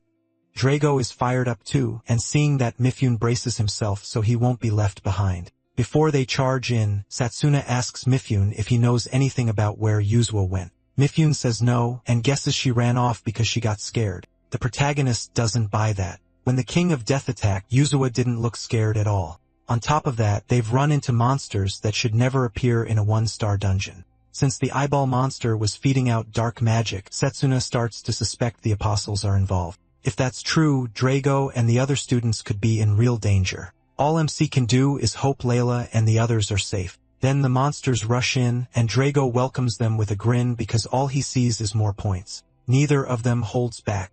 Drago crushes monsters with heavy punches while he cuts them apart with his mana sword. By the time the wave is cleared, Setsuna reaches 200 points, and Drago climbs to 210. Mifune hits 100, and since that's all he wanted, he decides it's time to leave. Drago is surprised and asks if he really won't look for Yuzua, his so-called friend. Mifune laughs and says Yuzua isn't his friend at all. They only met yesterday. According to him, she was just acting friendly, and he figures she's already outside somewhere crying in fear. Setsuna is surprised they only met yesterday. Done talking, Mifune tries to teleport out by activating his bracelet, but nothing happens. That leaves him stunned. The protagonist tells him their only option now is walking back to the surface. Mifune starts calling out, saying something is clearly wrong. Drago agrees and asks the same thing. Right then, MC senses that strange magic again. He tells the other two he's going to find Yuzua and says he'll be fine. Mifune is so surprised that he starts teasing him, asking if he's fallen for her. Drago shuts that down and says he's coming too. Setsuna tells Drago he can feel a dangerous power below them and warns him not to overdo it. Drago agrees, but cowardly Mifune insists they should head outside and report everything to Professor Giovanni. Mifune asks why he is so sure Yuzua is somewhere below them. The protagonist says he can still feel Yuzua's weak mana, then tells Mifune he can leave and report everything to Giovanni. Setsuna and Drago head down into the deeper floors, leaving Mifune unsure what to do. He wants to go with them because walking out alone scares him, and while he's still hesitating, Drago comes back and pats him on the shoulder, telling him to help look for Yuzua so they can all get out together. Mifune gives in, hoping they find her fast and leave. As they go deeper, Mifune asks how MC can sense Yuzua's mana when he and Drago can't. Setsuna says it comes from constant training, but Mifune clearly thinks that's nonsense. When they reach a lower floor, Drago feels a sudden chill. He also notices the whole place feels different. A strange sound echoes from farther ahead. Setsuna points toward where it's coming from. Drago moves first and spots someone up ahead. Then they realize it's Yuzua. Drago starts asking if she's okay, but they quickly see something is very wrong. Her face looks like the undead, and she's sitting inside a magic circle. Even so, she reaches out and begs them for help. Mifune instantly regrets coming with them. Drago tries to rush to Yuzua, but Setsuna stops him and warns him not to get close, catching Drago off guard. He explains they're looking at an ancient trap. He figures the dungeon's traps are being triggered by an item filled with dark magic, something he saw in his past life. He doubts Yuzuha did this to herself and thinks someone else set the whole thing up. Setsuna says the trap can only be broken with special magic. They need a magic weapon to destroy the circle under Yuzuha. He tells them to leave the circle to him, and Drago agrees. The protagonist draws his mana blade and charges it before slashing the magic circle. The strike shatters the circle and frees Yuzuha from its control. Yuzuha collapses into MC's arms. Right before passing out, she mutters that she can't let Setsuna go. He then notices the magic source, an earring she's wearing. Mifune jumps in saying Yuzuha was reckless to end up like this, then asks if she'll be okay. The protagonist admits he doesn't know and says they should regroup with the others. Carrying Yuzuha on his back, he's now sure the apostles are behind this. Drago says he has a lot of questions, but he'll wait until they're out. Then Setsuna asks Mifune if the bracelet works now. Mifune tests the bracelet, but nothing changes, and he wonders if Giovanni gave them a broken magic tool. Mifune checks Yuzuha's bracelet too, but that one doesn't work either. Drago says they should keep moving, but then an earthquake shakes the room, and all of them bolt in panic. Mifune is terrified, wondering what is even happening anymore. A moment later, they end up trapped even after Drago tries hard to smash open a path. Instead of forcing through, Setsuna says they need to find a safer route. Elsewhere, Layla and her team search for students buried under rubble.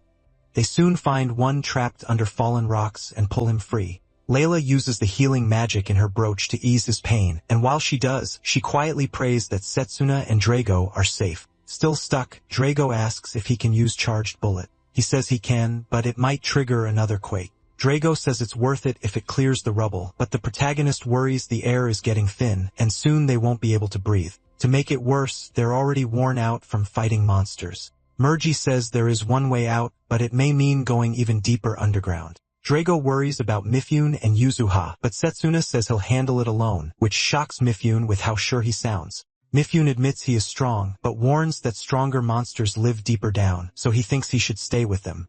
The protagonist says he could be wrong, but he thinks the earthquake means the dungeon boss woke up. A stronger mana is blocking teleportation, which means this dungeon isn't 1 star anymore.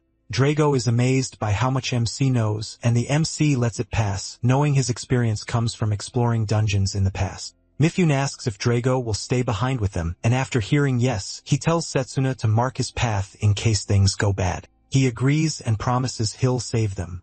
As he heads out, the protagonist wonders how strong the boss must be to affect the whole dungeon and its monsters. He also worries how useful his close-range magic will be. While cutting through undead in his way, MC wishes he had fire or purification magic to make this easier. The weakness of close combat magic is simple. It has no elemental traits, and most of it is direct attack magic. Even so, he keeps cutting the monsters down. Some burning drive inside him keeps him going. Back at the rubble, Drago keeps trying to find a way through.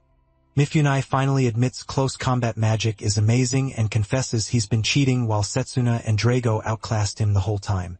He sounds pretty miserable admitting it. Drago tells him to quit acting scared because they're getting out of the dungeon. Then he shouts for Layla and her team, saying they're trapped and need help. Layla presses her ear to the rubble to hear him better. Once Drago explains they're trapped and Setsuna went to find a way out, Layla and her team start clearing the rubble right away. As the protagonist goes deeper, he notices the air has changed again. Soon, he spots an exit ahead, but the boss's awakening has blocked any way to reach it. He looks around and sees nothing, but knows he can't relax for even a second. Then he feels a strange aura behind him, and his instincts scream danger, making him jump away at once. An unknown monster strikes the spot where he was standing, blowing it apart. Setsuna barely avoids being killed. When he turns to see what attacked him, the sight nearly freezes him. It's a terrifying 2-headed hydra, and the exhausted MC is suddenly stuck in a brutal 2-on-1. He wonders if this hydra is behind the dungeon's strange behavior. Then he notices its body is corrupted, meaning someone forced it back to life. Setsuna quickly concludes only someone blessed by the evil god could pull that off. While he's still thinking, the hydra releases a green mist from its body.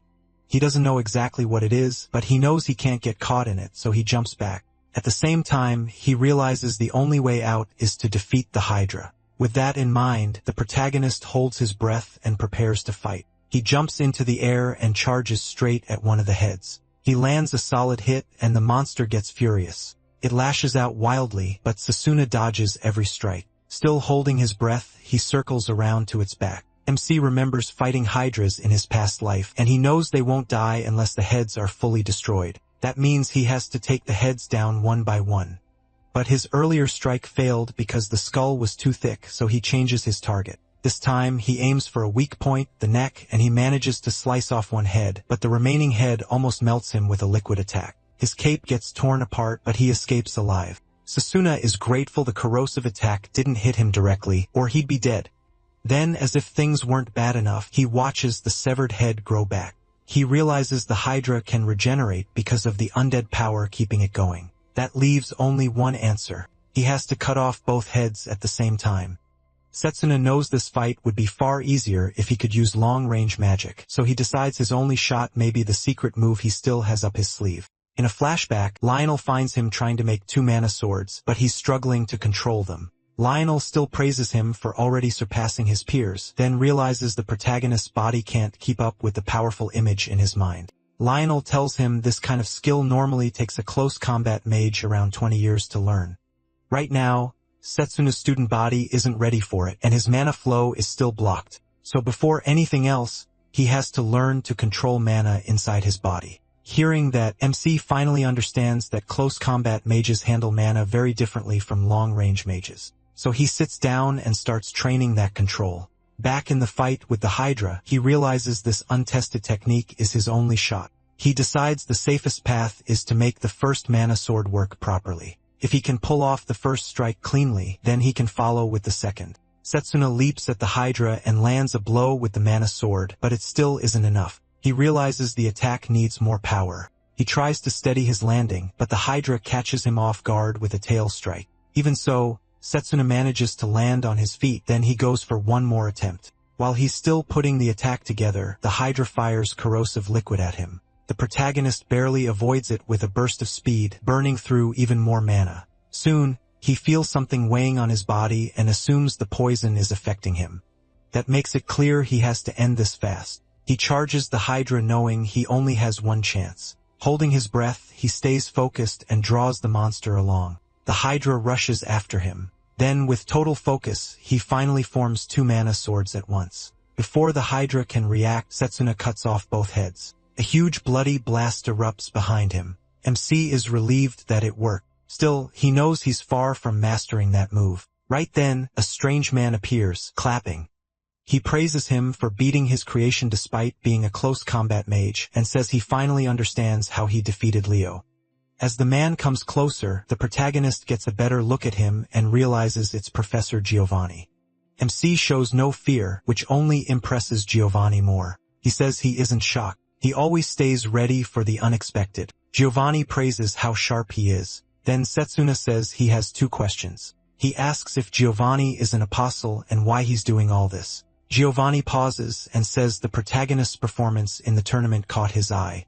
That made him want an undead puppet of his own. He admits he was the one who cursed Yuzu. Setsuna gets furious, realizing Giovanni planned this from the start. Giovanni says Yuzu wanted to join him, and he simply used that to his advantage. He's pleased she never got suspicious of the earring he gave her. What annoys him is that Yuzu resisted becoming undead at the last second. MC is sick of hearing Giovanni's garbage and swears he'll take him down. Elsewhere, Layla and the others clear the rubble and manage to rescue Drago, Mifune, and Yuzu. Drago thanks everyone for pulling him out. Layla notices the ground has stopped shaking, and Drago says that might mean Setsuna already beat the dungeon boss. Mifune happily adds that the bracelet's mana signal is back. Layla suggests moving up so they can teleport to safety, but Drago says he's going back for him and tells Layla to look after the others. She agrees and says she'll wait for him outside. Drago thanks her, then runs deeper into the dungeon. Back with Setsuna and Giovanni, Giovanni says he's excited to see how the protagonist plans to punish him. MC charges in furious and swings to crush him. Giovanni stops the attack with ice, so his punch slams into a frozen wall. He barely has time to react before an ice spike shoots up from below. Setsuna avoids being skewered, but his face gets cut. Giovanni mocks him, saying a close combat mage has no chance against attacks like his. The protagonist quickly realizes that as a formation mage, Giovanni can counter from his setup, so he knows he must finish this quickly. But after the Hydra fight, his mana is almost gone. He also notices Giovanni's magic works like mafunes. That means Giovanni has to prepare something at the teleport point before using it. Keeping that in mind, Setsuna rushes him again. But before he can strike, he scans the area to find Giovanni's magic circle.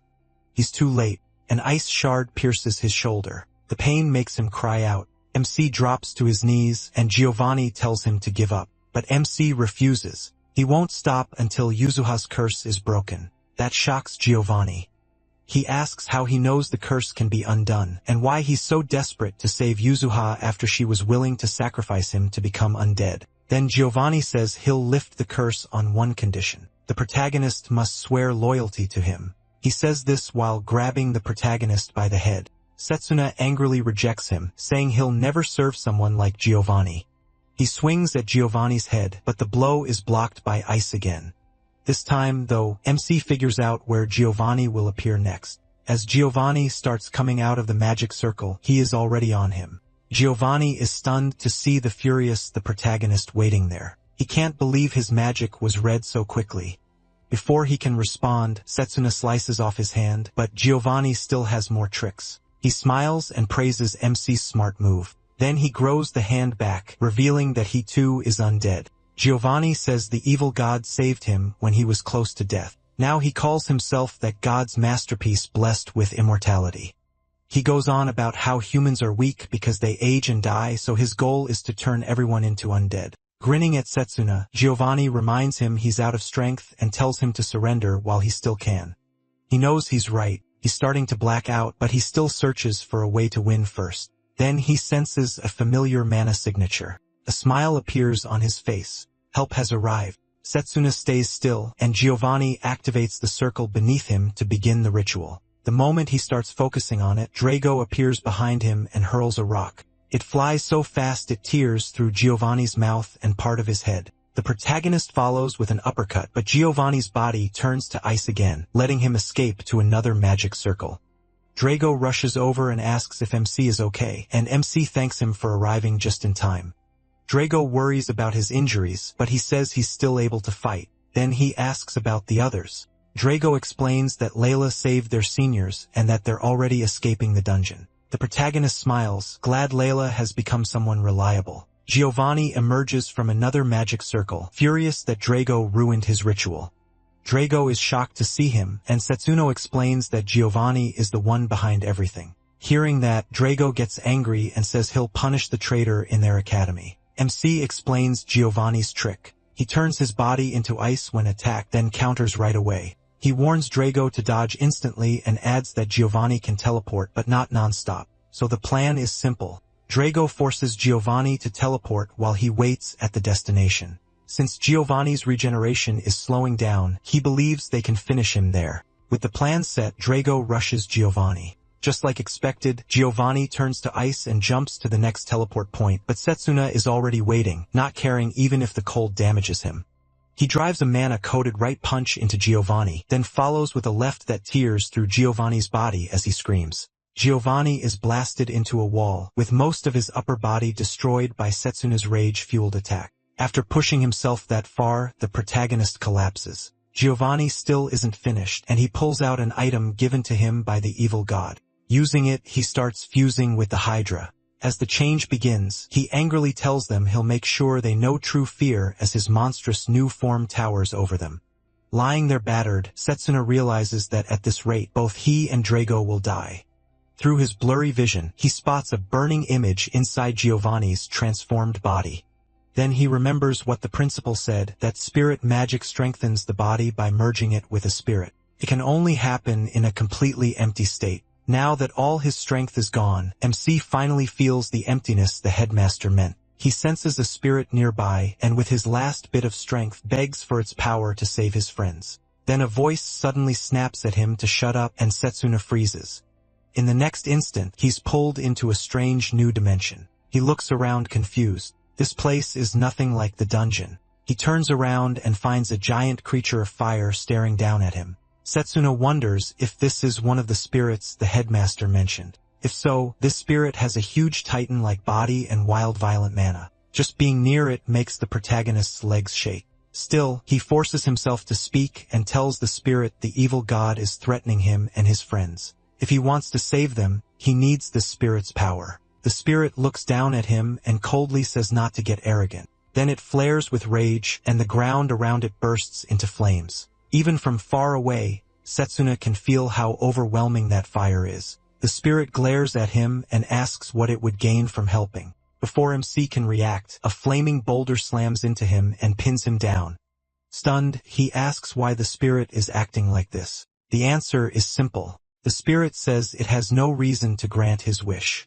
To prove it means business, it presses the boulder down harder on Setsuna's throat while raising the heat even more. Soon he is swallowed by flames. The spirit says it will turn this place into hell for him. The fire tears through the protagonist, and the pain is so bad he screams. Even so, he knows if he can't convince this spirit, both he and his friends are finished. The spirit is surprised to see Setsuna still awake after turning the flames up further. A normal human should have blacked out by now. Then the fiery spirit senses the spirit of time inside MC and wonders why it's there, but he still refuses to give up even while burning alive. He yells for the spirit to hear him out. That stubborn resistance catches the spirit off guard, and it also senses the evil god and the apostles tied to him. Hearing that, Setsuna quickly says he wants the power to defeat them. The fiery spirit still won't bend. Tells him it'll burn him to ash instead. The protagonist fires back that he doesn't care. He's not backing down. That answer finally reaches the spirit. At last, it tells Setsuna to prove his worth. A huge blast of fire breath pours over him and swallows his whole body, even his soul. MC is completely overwhelmed by the flames, but he stays conscious by thinking of his friends. The pain is unbearable, yet he pushes through it and tells the spirit he can't die until the evil god and his followers are beaten. The spirit is stunned by how much Setsuna can endure, admitting no one has ever lasted a whole year in this realm. He can't believe he's taking all this pain just to protect his friends. Soon, the spirit notices he is finally starting to black out, but he's already done enough to earn its respect. So the fiery spirit grants him its powerful crest and orders him to wipe out the evil god and his vile followers. With that, Setsuna is thrown out of the fire realm and back into his body. Meanwhile, Drago is getting beaten down by Giovanni, unable to properly deal with the ice attacks. Giovanni is shocked. Drago is still standing after everything he's taken and mocks how stubbornly he keeps clinging to his pride. He sneers that stubbornness won't save him. Drago can't even move now after the beating, and Giovanni grabs him with ease, saying he's about to finish this.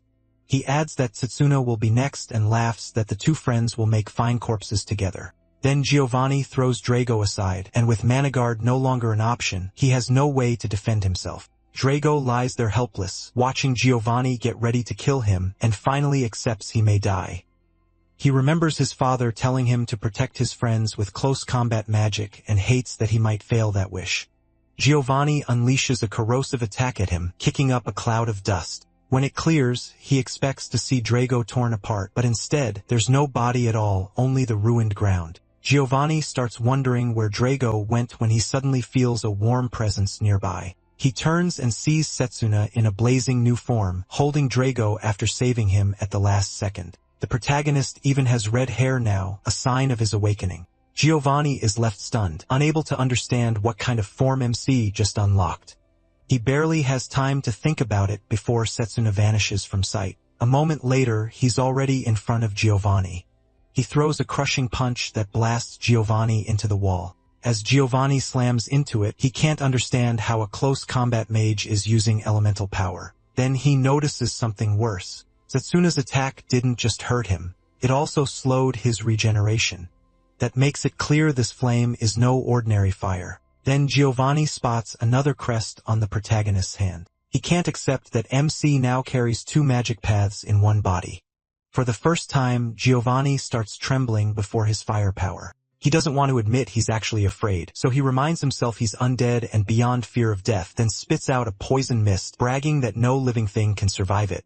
Setsuna proves him wrong with one flaming punch. That single blow cuts straight through the poison wave. He knocks it aside with ease, leaving Giovanni shaken and wondering where this power came from. Before he can think longer, Setsuna rushes in and lands another flame-covered punch. The hit makes Giovanni curse out loud. He's sent flying again, but amazingly, the protagonist still isn't done. Then the power suddenly misfires and MC passes out. Giovanni quickly realizes he still doesn't know how to control this power and mocks him for blacking out in the middle of a fight. He moves in at once, trying to take advantage with a punch, but Setsuna dodges it anyway, shocking him. Giovanni can't understand how, then figures out the protagonist is moving on instinct and decides to lock him down.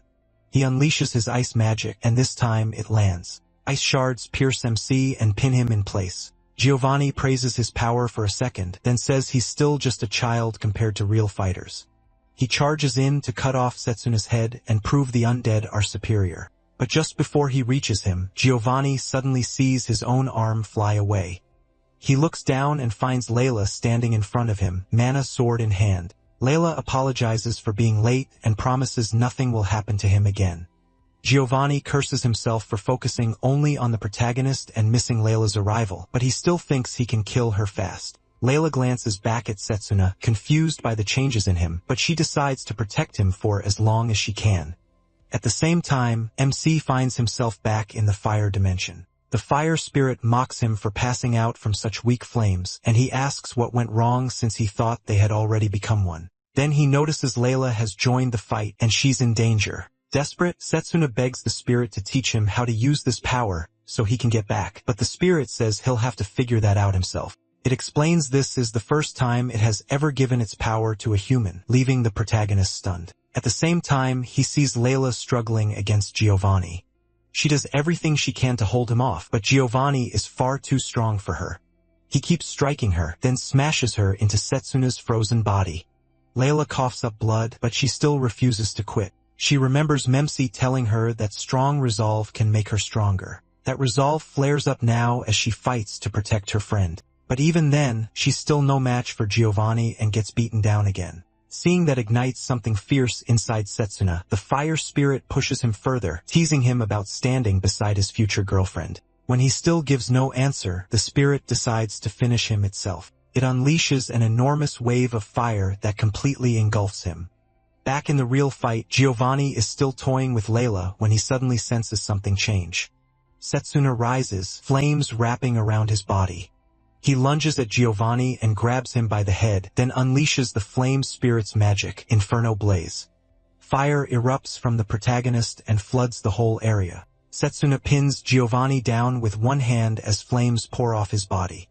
He tells him immortality sounds nice, but humans fight so hard because they know their time is limited. He says he truly understood flame magic right when death was closing in. Giovanni calls this impossible, but MC only makes the fire burn hotter. The flames slam into Giovanni once more. Then he hears Layla call out. She asks if he's really the same protagonist. He tells her he hasn't changed and gives her a big smile, promising everything will be okay.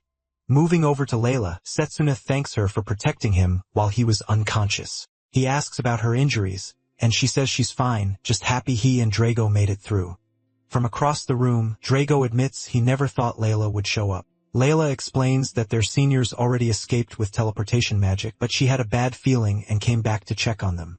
She adds that she sent the other students to report everything to the professors, so help should be on the way. MC is just about to praise her when all the power he used catches up to him and his body stops moving. He drops to the floor and his red hair fades back to its normal color. Luckily, help arrives right then. A rescue team rushes in after hearing what happened. One of them moves to support Setsuna, but he tells them to treat his friends first. He looks over and sees the others already being helped. He smiles, realizing things worked out in the end. Then he finally blacks out, and when he wakes up again, he finds himself in the infirmary. As his mind clears, Setsuna jokes to himself that he's becoming a regular in the infirmary. Even so, he's glad everyone made it through. Just then, Lionel walks in, surprised to see him awake already. The protagonist immediately asks about his friends. Lionel points out that he's been unconscious for 3 days, yet he's still worrying about everyone else first. Lionel tells him his friends and seniors are all okay, and that he's the last one in the group to wake up.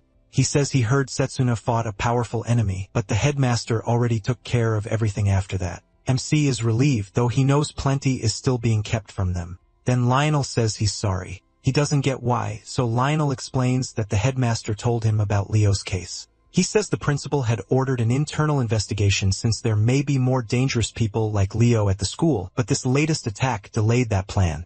Lionel is furious they missed Giovanni's motives and let students be put in danger twice, so he gives Setsuna a sincere apology. He promises this won't happen again. The protagonist can't believe his teacher is bowing to him and quickly tells him to lift his head.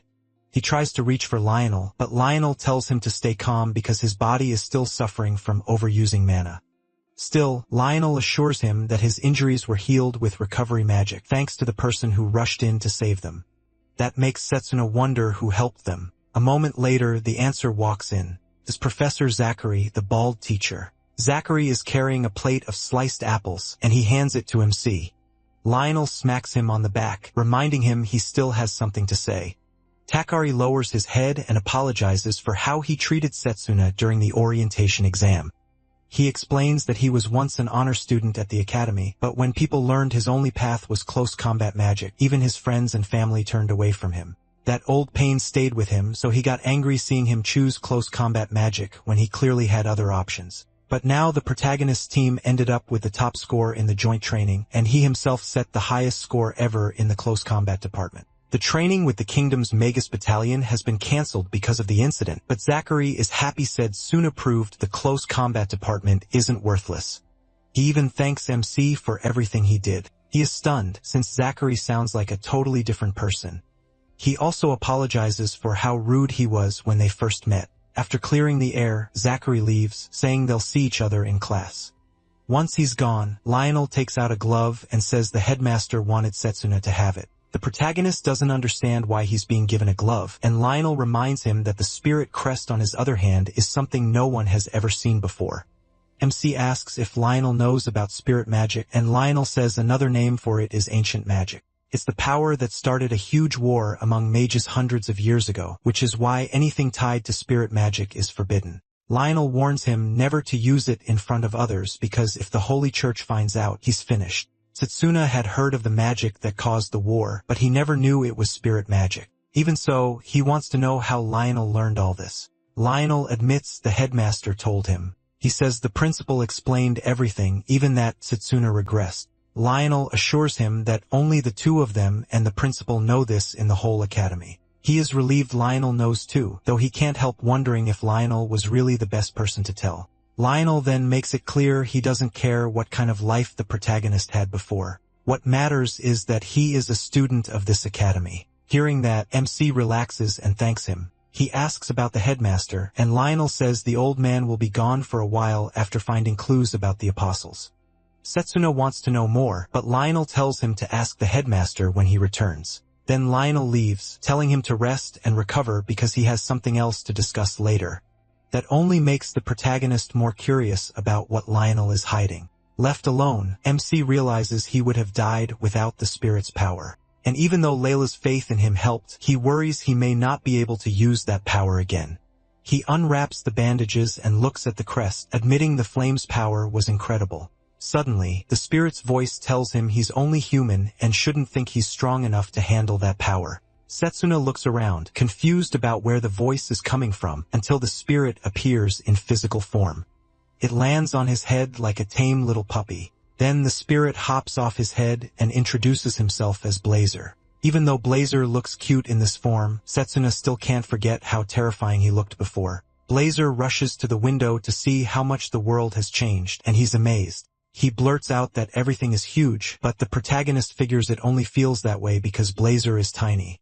When Setsuna asks if he's really that impressed, Blazer admits human society isn't that special. But seeing it for the first time in this form still amazes him. Since that's the case, MC asks why he picked this body. Blazer acts too proud to answer, then decides to make an exception. He reminds him that they're linked through the crest, and to appear physically, he needs mana. His true form would drain the protagonist almost instantly. That's why he chose this shape, and now MC finally gets it. Then it hits him that this may be his best chance to learn about spirits.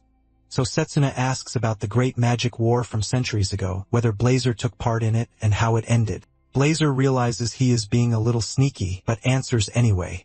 He says he doesn't remember much, only that he went wild because his human contractor wanted him to. After that, Blazer cuts it off, saying he doesn't care about the past and just wants to live in the present. Then he jumps off the bed and dashes out of the room, making Setsuna chase after him. The protagonist panics, knowing he'll be in serious trouble if the church learns a spirit exists.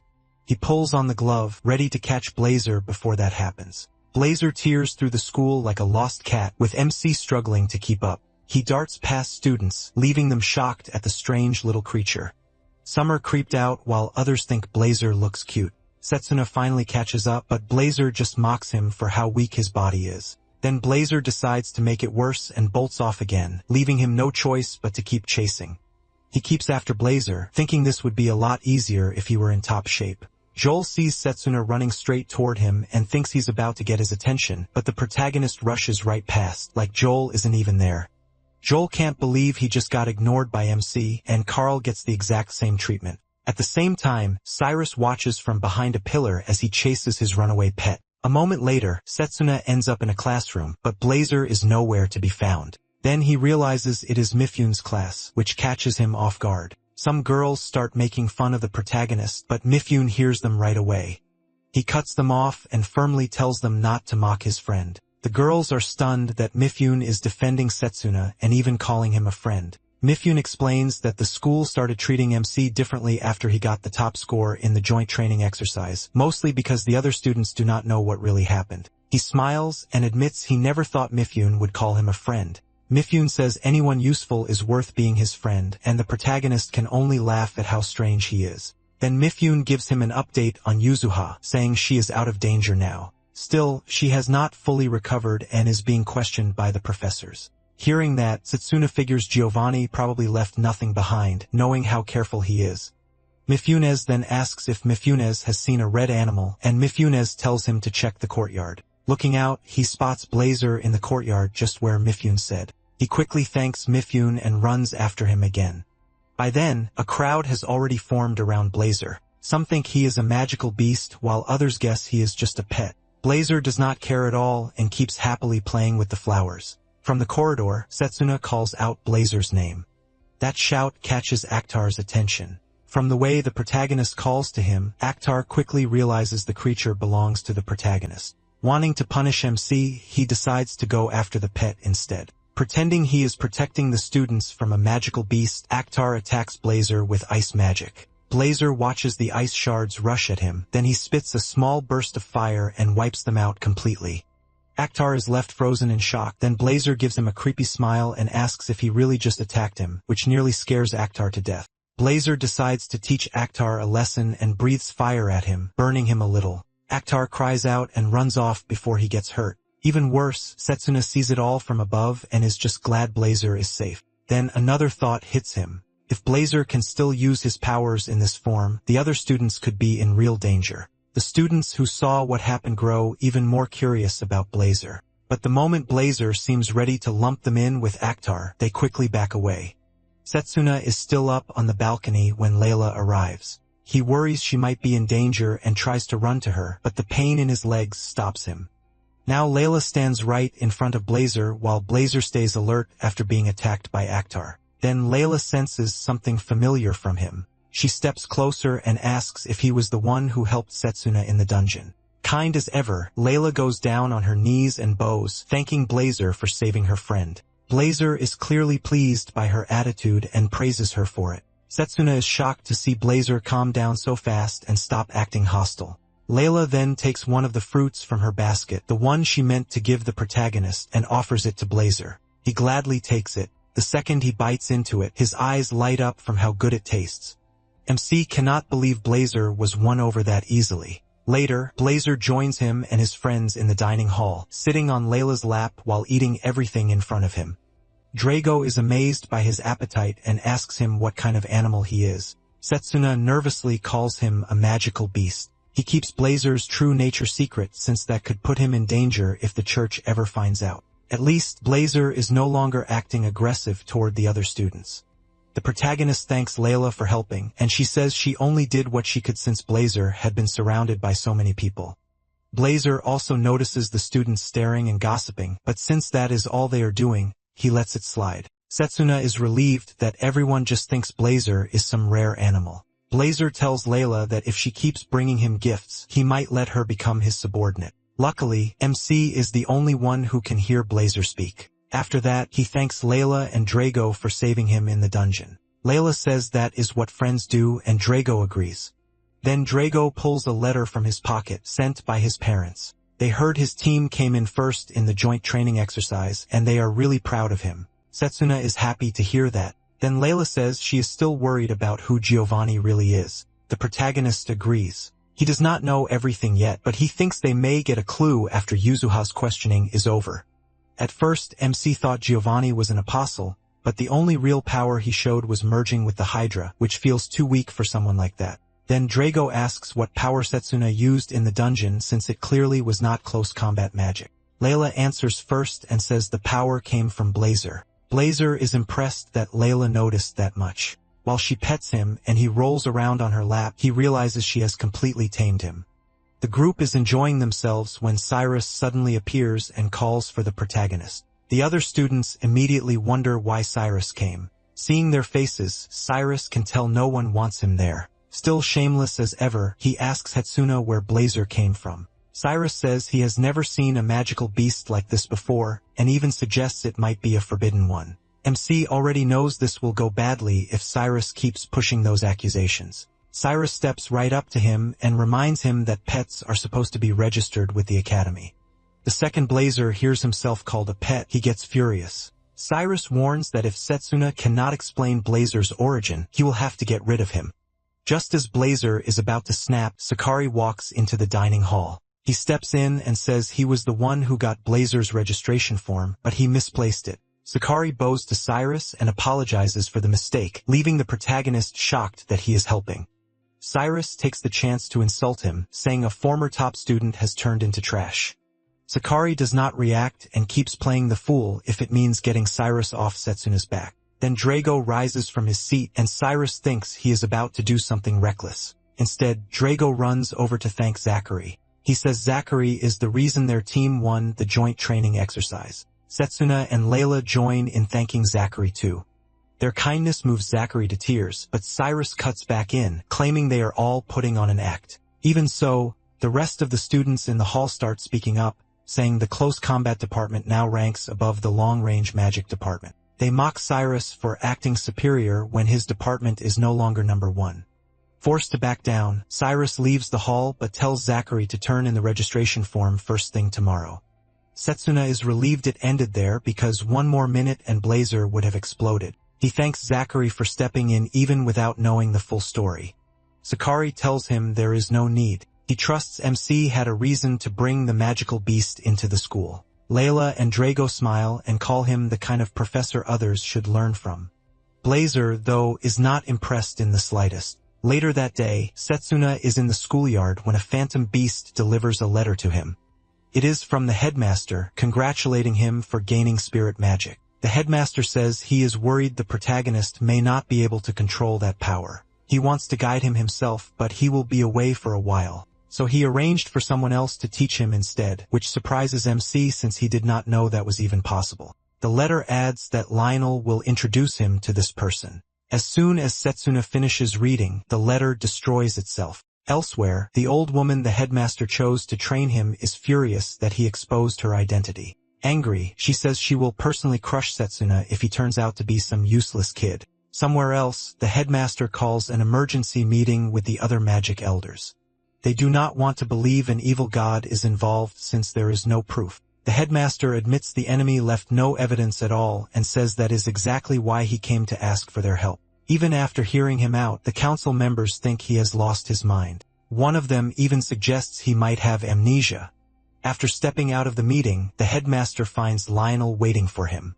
When Lionel asks how it went, the headmaster says it was a mess. Lionel expected this, and the headmaster wasn't shocked either. There was no way they could tell the council they had turned back time with forbidden magic. The headmaster says this may still matter if the apostles make their move. He then asks about Susuna, and Lionel says he's getting better. Though full recovery will take time, the headmaster laughs and says the protagonist's new teacher is very strict. He just hopes the boy is fully healed before they meet. Later, MC wakes up and finds Carol smiling over him. Startled, he jolts upright and asks why she's here. Carol says she heard he was sick, so she brought food to help him recover faster. That finally gets a smile from Setsuna. Carol says she made it using Drago's recipe. He also thanks her for helping with Blazer since she and Layla have both been taking care of the fire spirit. Carol says she even bought bread for Blazer while they were out in town. She gushes about how cute Blazer sounds, and he realizes everyone else just hears him like a harmless little animal. Carol goes on to praise Layla for treating Blazer with no fear or hate at all. That surprises Setsuna, and Carol explains that staying calm around him is actually hard. She can tell because she's close with her own phantom beasts too. The protagonist is glad to have Carol around, just like Layla. Ever since the dungeon incident, she's been looking after him. That makes him realize he needs to heal fast so he can start learning spirit magic. A little later, Carol gets up to leave for class. Before going, she tells Setsuna to bring Blazer sometime and promises to introduce him to Fenrir. With Carol and Layla watching over Blazer, MC decides to dig into spirit magic instead. He picks up a book about the Great War. It happened about 200 years ago. Back then, followers of ancient magic tried to control other mages, and that started a war. Ancient magic was insanely strong, but only a few people could use it. In the end, regular mages won, and peace followed. Since then, anyone found using ancient magic is questioned right away and may even be executed. Even knowing about spirit magic is dangerous, so Setsuna understands he must keep Blazer's true identity hidden. He realizes this power might finally give him a shot at beating the evil god if he can learn to control spirit magic. Then he remembers that some things happening now never happened in his past life, and he starts wondering if he's making the right choices. A few days later, Setsuna has recovered enough, and he and Lionel pack to leave. Carol worries he's heading out already right after getting better and asks if he'll be okay. The protagonist says he will. The training will happen during the school break. Drago isn't surprised at all. He says he'll be training too, so MC won't come back stronger than him. Layla has gotten really attached to Blazer, so she's sad he'll be gone. Blazer acts like a spoiled noble and tells her to have lots of fruit ready when he returns. With everything said, Susuna thanks his friends for all their help and says goodbye. As they head off, Lionel pats his shoulder and says he's got great friends. He agrees. Still, he's worried about Blazer. He doesn't know if he can handle caring for him alone, but he also can't keep leaving him with Layla. Since they're traveling a long way, Lionel says they'll use lizard carriages. He admits they're hard to ride, but for long trips, it's their only real option. Basically, says Suna just has to hold on tight. The stable owner warns him the lizards are very fast and the ride could get rough. He also makes it clear he won't be responsible for any injuries. The protagonist tells him that's fine. To him, it all depends on how well he connects with the lizard. He walks up to one, pets its head, and jumps on. The owner is surprised it doesn't throw a fit and decides the trip should be fine. He apologizes for judging MC by his age, saying most kids struggle at first. What he doesn't know is that MC already has plenty of experience from his second life. Once they get the lizards moving, Lionel and he set off to meet the new teacher. Blazer enjoys the trip and says the ride feels refreshing. Lionel, though, is having a hard time with the speed. Before long, they come across several women blocking a lonely road, so they have to stop. From their clothes, Lionel guesses who they are, and the women confirm they serve Morgana the witch. Susuna remembers that Morgana was the name in the headmaster's letter. Lionel climbs down and says they're on their way to see her. Then he asks if they've come to welcome them. One woman coldly replies that she has no interest in meeting a close combat mage. Her voice sounds strange, and her aura feels off too. She's also holding a scythe. Lionel asks if she's Morgana. That's when he and Susuna realize these women are probably dolls made through alchemy.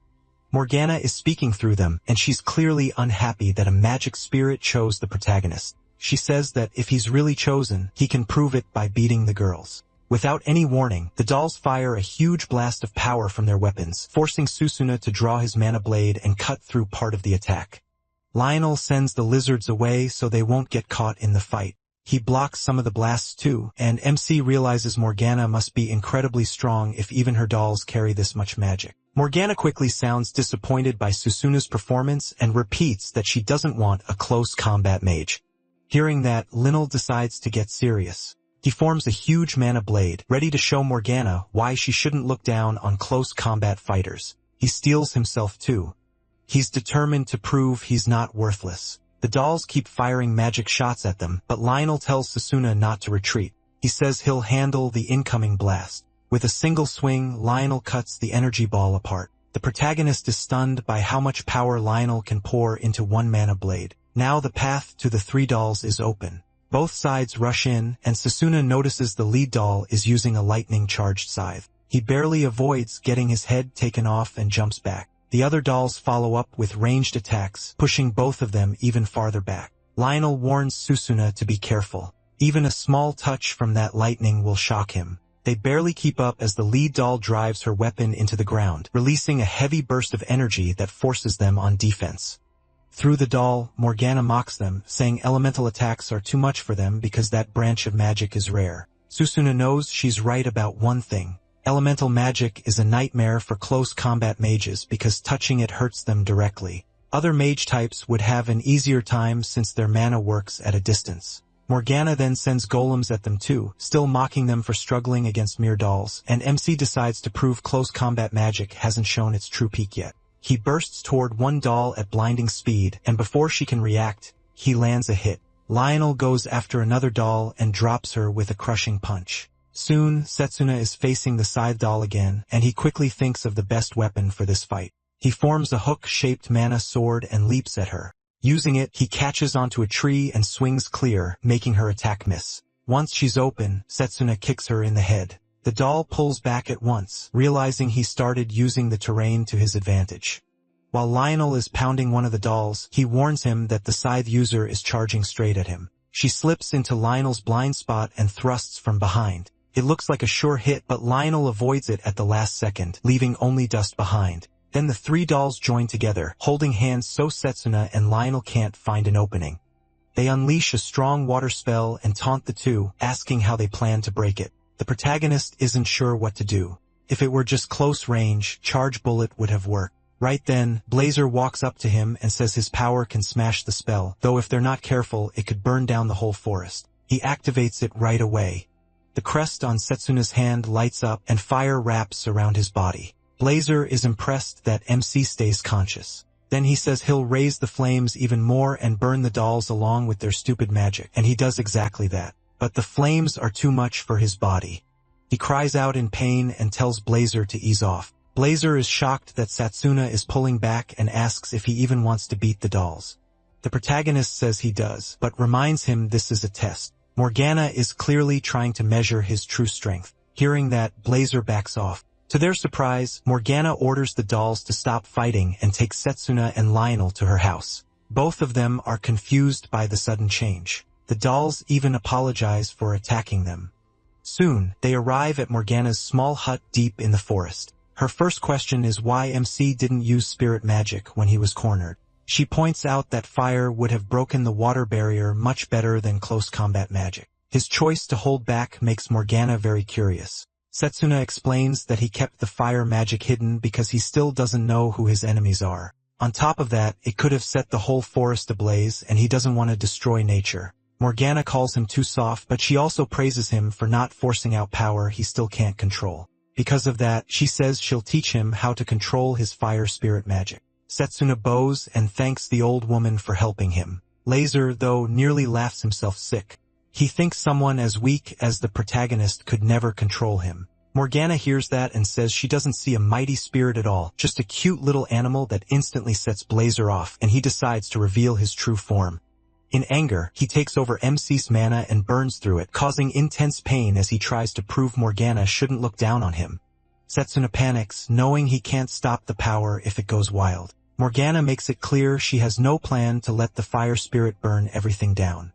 She quickly uses her own spirit magic, which seems tied to water, and tells Blazer she'll show him how a spirit is really handled. Blazer fires a strong flame bullet at Morgana, but her body turns to water and absorbs it without a scratch. After that, Morgana decides she's done playing with Blazer. With a snap of her fingers, she pulls water from the nearby lake and sends it rushing at him. A moment later, Blazer is trapped inside water bubbles, and Morgana leaves him there. Then she tells Setsuna the spirit still hasn't truly bonded with him, which is why his power is lacking. To her, Blazer is just a wild beast, but she promises him that once they form a real bond, he'll be able to control him and draw out his full power. The protagonist can only stare in amazement at how completely she commands nature. After teaching Blazer a lesson, Morgana frees him and explains that spirit magic has 3 stages. The first is becoming one with nature. The second is entering the spirit world by your own will and facing the spirit to earn its true recognition. From what she heard, Setsuna forced a contract with the fire spirit before even finishing stage 1. That's why his spirit magic is incomplete. She's even annoyed that Headmaster Danon never taught him properly, and MC can't believe she just called the headmaster a brat. Morgana goes on saying the forest is full of spirits, making it the perfect place to empty his mind. Then she says training starts tomorrow, and she wants him to prove why the fire spirit chose him. He agrees, saying he's ready to learn. The next day, Setsuna begins exactly as promised, starting with meditation under Morgana's watch. He also ends up cleaning the house while Blazer does whatever he wants. His training includes physical sparring with Lionel too. Even in the kitchen, Morgana uses water magic to slice ingredients like a blade. After eating the meal she makes, the protagonist goes right back to harsh training, including sitting bare-bodied under a waterfall. One night during training, he sees a rare spirit cosmos phenomenon that makes the whole forest glow with beauty. After 2 hard weeks, Morgana says she's impressed that Setsuna can now send spirits. Because of that, she tells him they're ready to enter the spirit world and form a true bond. She reminds him that magical power means nothing without willpower. Morgana says the fire spirit seems ancient, likely thousands of years old. Since the spirit world is so dangerous, she'll go with MC. Blazer warns her that being powerful in the human world doesn't mean she'll have the same edge in his domain. Then he tells him not to get cocky, but he just smiles and says all he needs is Blazer's approval. Morgana turns to Lionel and asks if he can protect their bodies while they're in the spirit world since they'll be defenseless. Lionel promises that he and the servants will guard them. Once he agrees, Morgana tells the protagonist it's time. First, they must reach selflessness so the door to the spirit world can open. Both of them sit cross-legged and begin to meditate. Before long, they arrive in Blazer's domain. Blazer is impressed they actually made it there. Seeing his true form at last, Morgana understands why he's so arrogant. Now that Setsuna can truly perceive spirits, he finally realizes just how overwhelming Blazer really is. Morgana quickly places a barrier around Blazer to protect MC, since losing focus here could leave it stranded in the spirit world. Blazer mocks Setsuna for thinking he can control him with such weak resolve, then unleashes his power. He is swallowed by flames again. This time, though, he handles it much better. His control over magic is already top class, and spirit power works in a similar way. On top of that, he's reached a state of selflessness. The protagonist endures the fire and tells Blazer he will earn his approval. Seeing that confidence, Blazer tells him to prepare for his ultimate power and not to complain if he gets burned to ashes. Back in the real world, Lionel sees flames leaking from their bodies and realizes the process has begun. He believes Setsuna can get through it, but then he senses a sinister magic nearby. Lionel realizes that evil force is heading straight for the hideout at the worst possible time.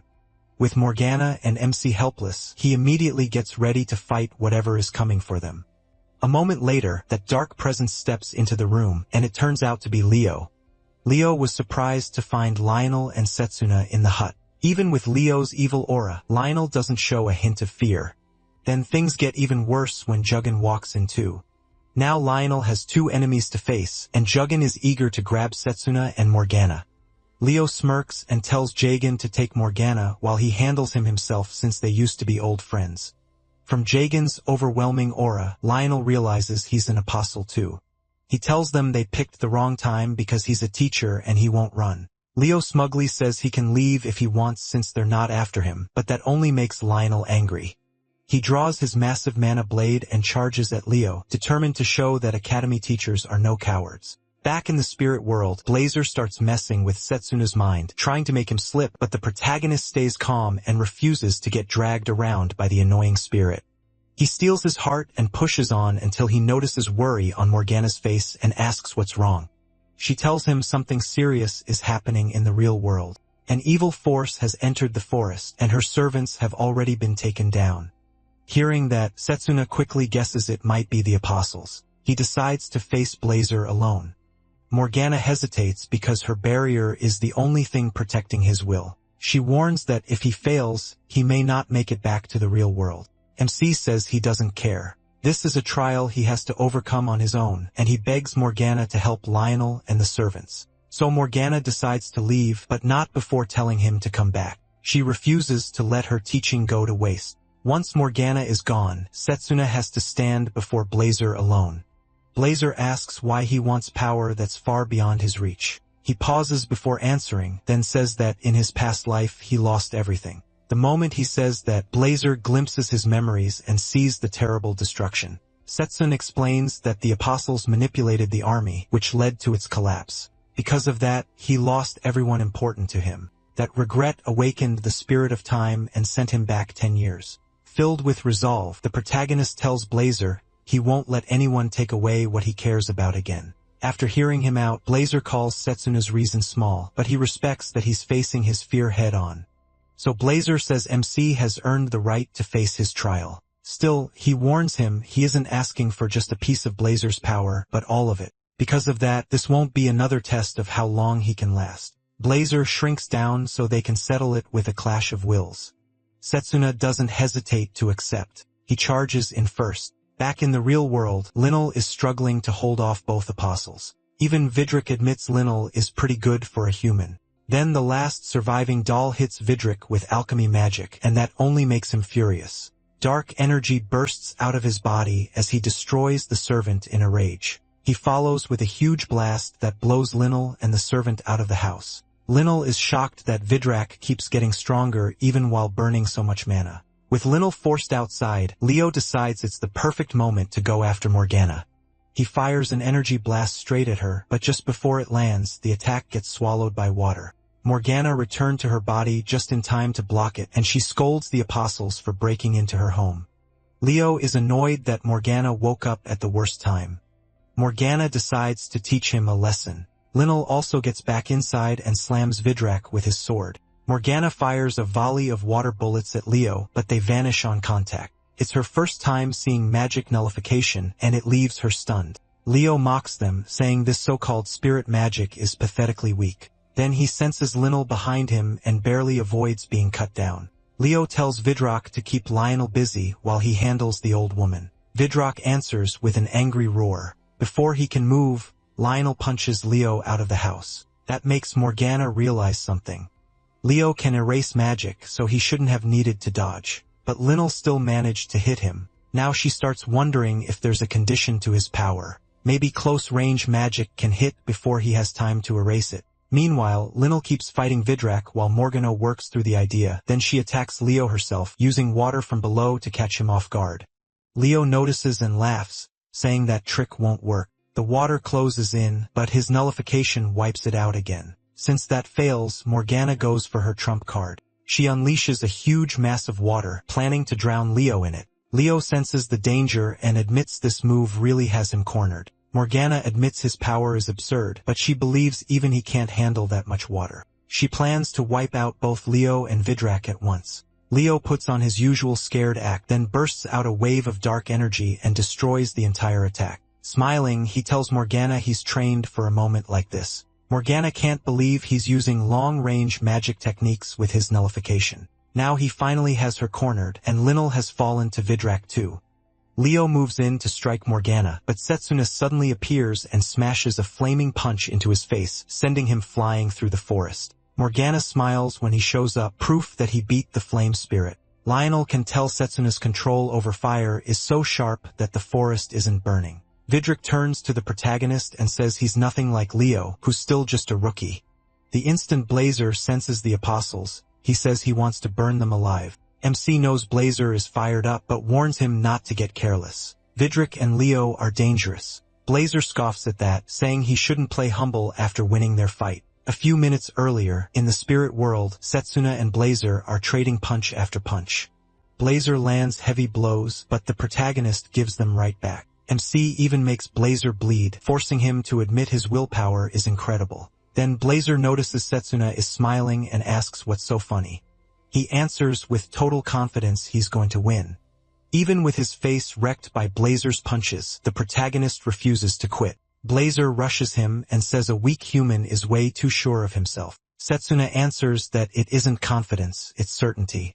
He meets Blazer's overwhelming flames head-on, and Blazer is stunned. He never thought a human could endure his full power. Setsuna tells him that's exactly why Blazer hasn't lost. He's strong, but that's also his weakness. Blazer doesn't get it, so MC explains that in his past life, he faced despair and defeat again and again. Because he's failed so many times, he knows how to stand back up. No matter how badly he's cornered, his spirit won't break, and that's why his will can carry him to victory. He declares that Blazer is about to suffer his first loss. Blazer fires back that it will be Setsuna's final one. They lock one arm together and hammer each other with their free fists, putting everything they have into every hit. Their final clash erupts in a blinding explosion. When it clears, Setsuna is still standing. Blazer has to admit the protagonist is stronger than he expected and finally accepts it. The protagonist won. Still, Blazer wants to know when MC became so sure he'd win. He says that during the fight, he felt his will growing stronger. Blazer's will burned like fire too, and he started taking it in. That shocks Blazer, and after seeing how the protagonist handled everything, he accepts him as someone worthy of his power. For the first time, he calls him MC instead of boy. The two bump fists and Setsuna, still battered, thanks him. Blazer says thanks aren't needed and tells him to get back to the real world. Now face to face with Vidrak, Lionel warns him to watch out for his claws. The protagonist already knows what they can do. They steal the power of whatever they cut. He knows because Vidrak was the only apostle he fought before going back in time. His authority is the devourer of all. He can't erase magic like Leo, but he can absorb the mana of anyone he slashes. In Setsuna's past life, Vidrak wiped out the Northern Kingdom by himself. That kingdom had some of the best alchemical tools in the world, but Vidrak crushed them while stealing their magic. Vidrak is surprised MC knows that much, but he's still sure the MC can't beat him. Elsewhere in the forest, Leo gets back to his feet and realizes he is much faster and stronger than before. The protagonist is also surprised Leo can still stand after that punch, which tells him Leo has grown stronger too. Excited, Vidrak claims MC for himself and tells Leo to stay back. Leo doesn't argue and lets him have it. Setsuna remembers that in his past life he beat Vidrak with long-range magic. This time he doesn't have that option. He knows one slash from Vidrak could put him in serious trouble. Even so, he doesn't back down. He's stronger now too. Vidrak rushes in, but he blasts him back with a fiery punch. The protagonist gives him no time to recover and charges in with more flame-covered blows. As Setsuna batters him, Vidrak can't believe he's actually slower. What he doesn't realize is that MC's speed comes from mixing Blazer's power with his physical enhancement. Lionel notices and smiles like a proud dad. Setsuna keeps pounding Vidrak from every angle, never giving him a clean chance to counter. Even Morgana is impressed that he learned to control the reach of his flames so quickly. When Vidrak realizes he's badly losing, he lets out a huge roar, and the sound is so brutal that the protagonist and the others clutch their ears in pain. That opening lets Vidrak land a hit and force Setsuna back. But now Vidrak has taken in some of Blazer's power and starts amplifying it. Impressed by it, his flames spread over his whole body. He mocks MC, reminding him why he's called the devourer of all. Instead of panicking, he gets even more excited to see how strong Vidrak is with fire. Vidrak rushes him at top speed, but Setsuna matches him and slips past the strike.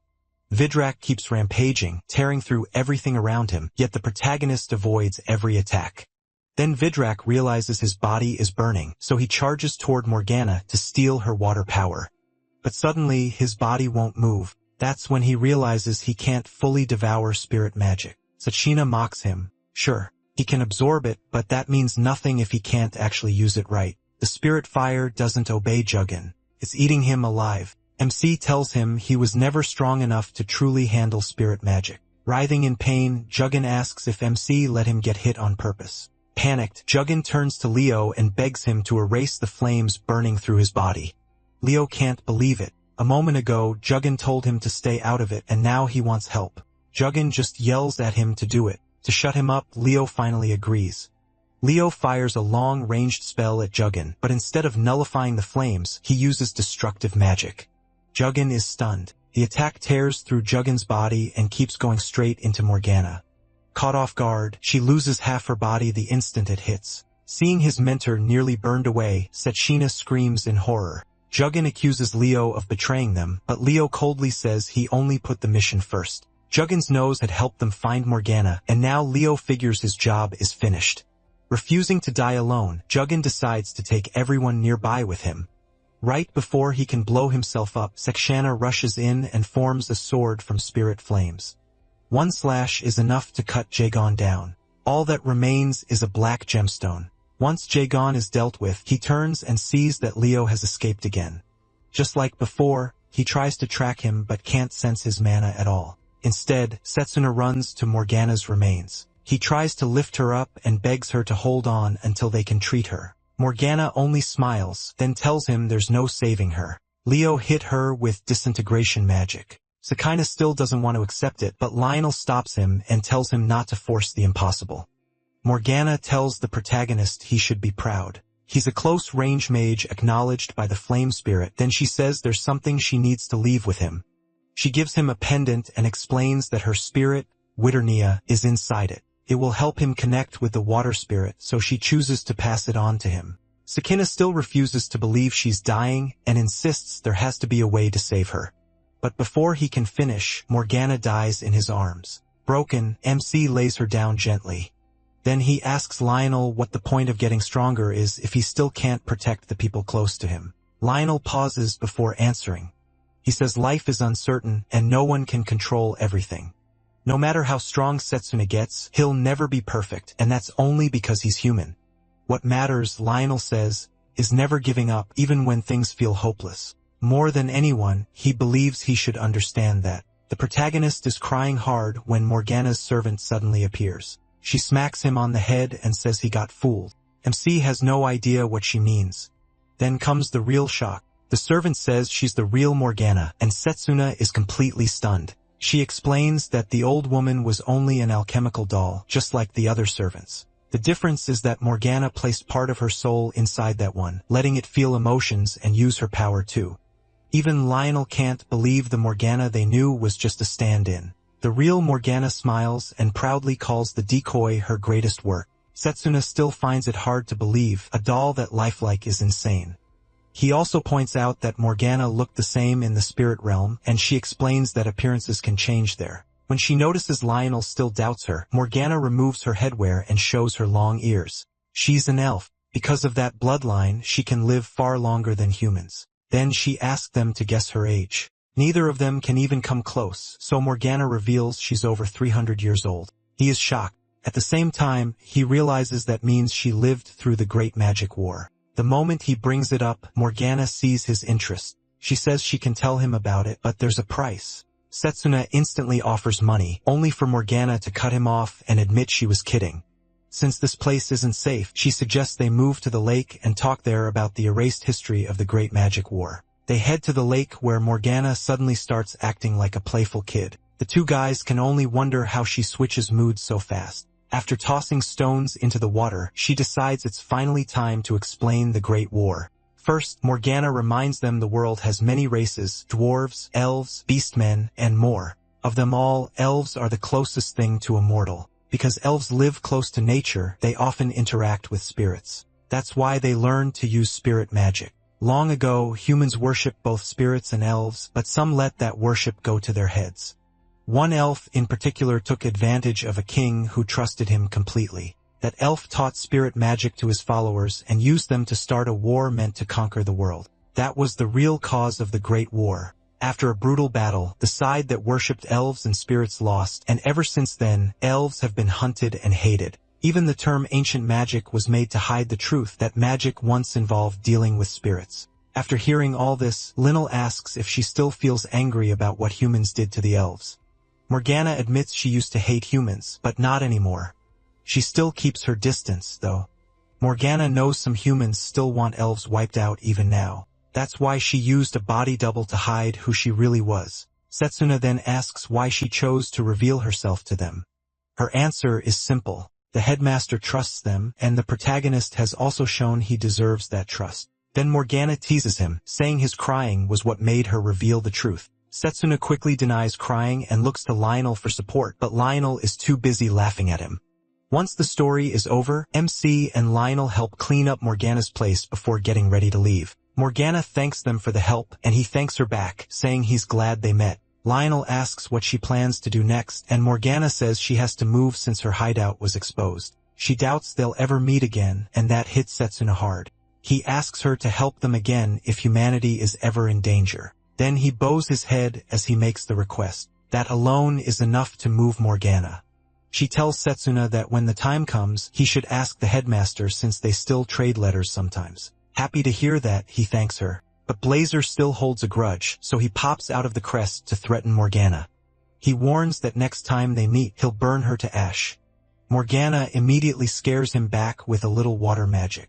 After that, Lionel and the protagonist return to their lizard and start heading back to the academy. On the way, Lionel remembers a sister from his orphanage telling him not to let power control him, but to use it with responsibility. Setsuna renews his own promise to use the spirit's power only for good and justice. Both of them are relieved to finally enjoy a calm ride back to the academy. Meanwhile, Leo is put on trial for failing to kill MC and for abandoning his ally.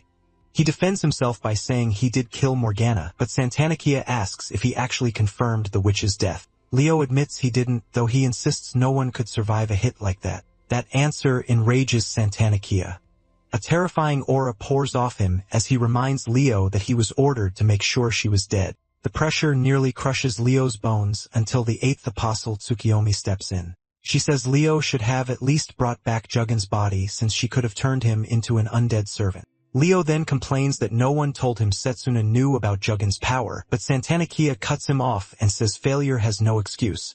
Even so, he decides they need to review everything about him, convinced the boy has some hidden talent they still don't understand. Poker then points out that Giovanni, the 8th apostle's toy, was a failure too. Santanakia asks if she can handle the protagonist, and she answers with complete confidence that she can. She's clearly planning something, especially with her power to revive the dead. Elsewhere, Setsuna and Lionel continue their peaceful trip back to the academy. MC starts wondering how everyone is doing without him. Lionel guesses Drago is probably training like crazy, and he agrees. Looking up, he starts wondering when he began caring so much about the people around him. Lionel asks if he was different before, and Setsuna says yes. Back then, all he cared about was training. He used to dream only of reaching the top of long-range magic, and he was on his way there because he kept winning with it. He never needed help from anyone, and he barely had any friends. But in this life, everything has changed for him. Now he has people he can lean on, and he's learned those other magic paths were never useless. He's also grateful for the control he trained in his past life since it helped him get strong in close combat too. Lionel points out that kind of control came from hard work, not natural talent. He adds that Setsuna's skill isn't something anyone builds in just a few years. Lionel knows the protagonist must have trained like crazy to become the strongest in the world. Not long after, Lionel suggests they stop and rest. MC sits down and takes out the magic item Morgana gave him. He checks the note attached to it and realizes it's a huge item, something that could save him later. Blazer gets interested in the necklace because he can feel the water spirit inside it. Setsuna puts it on just like Morgana told him. Then he quietly asks the water spirit if she can hear him. To his surprise, she answers through the pendant. He freezes, but the water spirit tells him not to. She already knows who he is because of Morgana. She says she'll lend him her power if he can clear her trial, and Setsuna is thrilled. Then it hits him. This won't be easy, so celebrating now would be dumb. The water spirit tells the protagonist not to panic because her trial is simply to move her. That only confuses him more, so she explains that she's tired of the spirit world and wants something new. Blazer is let down since he wanted a harsher trial, but the water spirit tells him she means no harm. Setsun is surprised by how friendly she is compared to Blazer, though he still doesn't get what move her means. Lionel taps his shoulder and says he's one lucky guy. On top of that, he claims he has a story guaranteed to make her cry. The water spirit perks up at once, and Lionel gets ready to show off his storytelling. He says it's about the heroes who once saved the nation, Ordino the indestructible blade and Wallace the iron wall. Lionel starts telling it, but before long, everyone gets bored and falls asleep. Setsuna is still worried about the trial, but decides to wait until he gets back to the academy and ask his friends. Once they return, Layla hears about it first and starts thinking hard about what the trial could mean. She tells MC to come with her to the art museum when he has time because she knows someone who might help. Setsuna agrees, and as usual, Carol and Draugr say they'll come too. After that, he goes back to his normal days with his friends. He keeps visiting the sacred tree to train and work on the water spirits trial, but he keeps coming up short. After months of practice, even Blazer has to admit Setsuna has gotten pretty far with his power. Hearing praise from Blazer shocks the protagonist. That's the last thing he expected to hear. Before long, winter arrives. Setsuna remembers the incident he's been worried about is getting close. He's upset that he still hasn't made a contract with the water spirit before it happens. Even so, he puts the trial aside since something more urgent is coming. When Blazer asks if he's ready, MC says yes, it's finally time. He also can't keep training at the sacred tree because he drained its mana and it'll need years to recover. Still, he's thankful he mastered Blazer's power while the tree could still help him. He tells Blazer winter break is about to start, but they don't have time to relax. Blazer asks if they're getting ready for a major fight, and Setsuna says yes. He explains that before the evil god arrived, great disasters happened first, and one of them will start in 7 days. Blazer asks what those 4 disasters were. Setsuna says the evil god's invasion was tied to 4 deadly events. First came the Great Plague of Dragon Silence. Second, the fall of the Magus army. Third, the royal capital vanished overnight. And the first to happen in time was the undead invasion. In his past life, that wave of undead killed huge numbers of people. Blazer is surprised since normal undead don't sound that scary.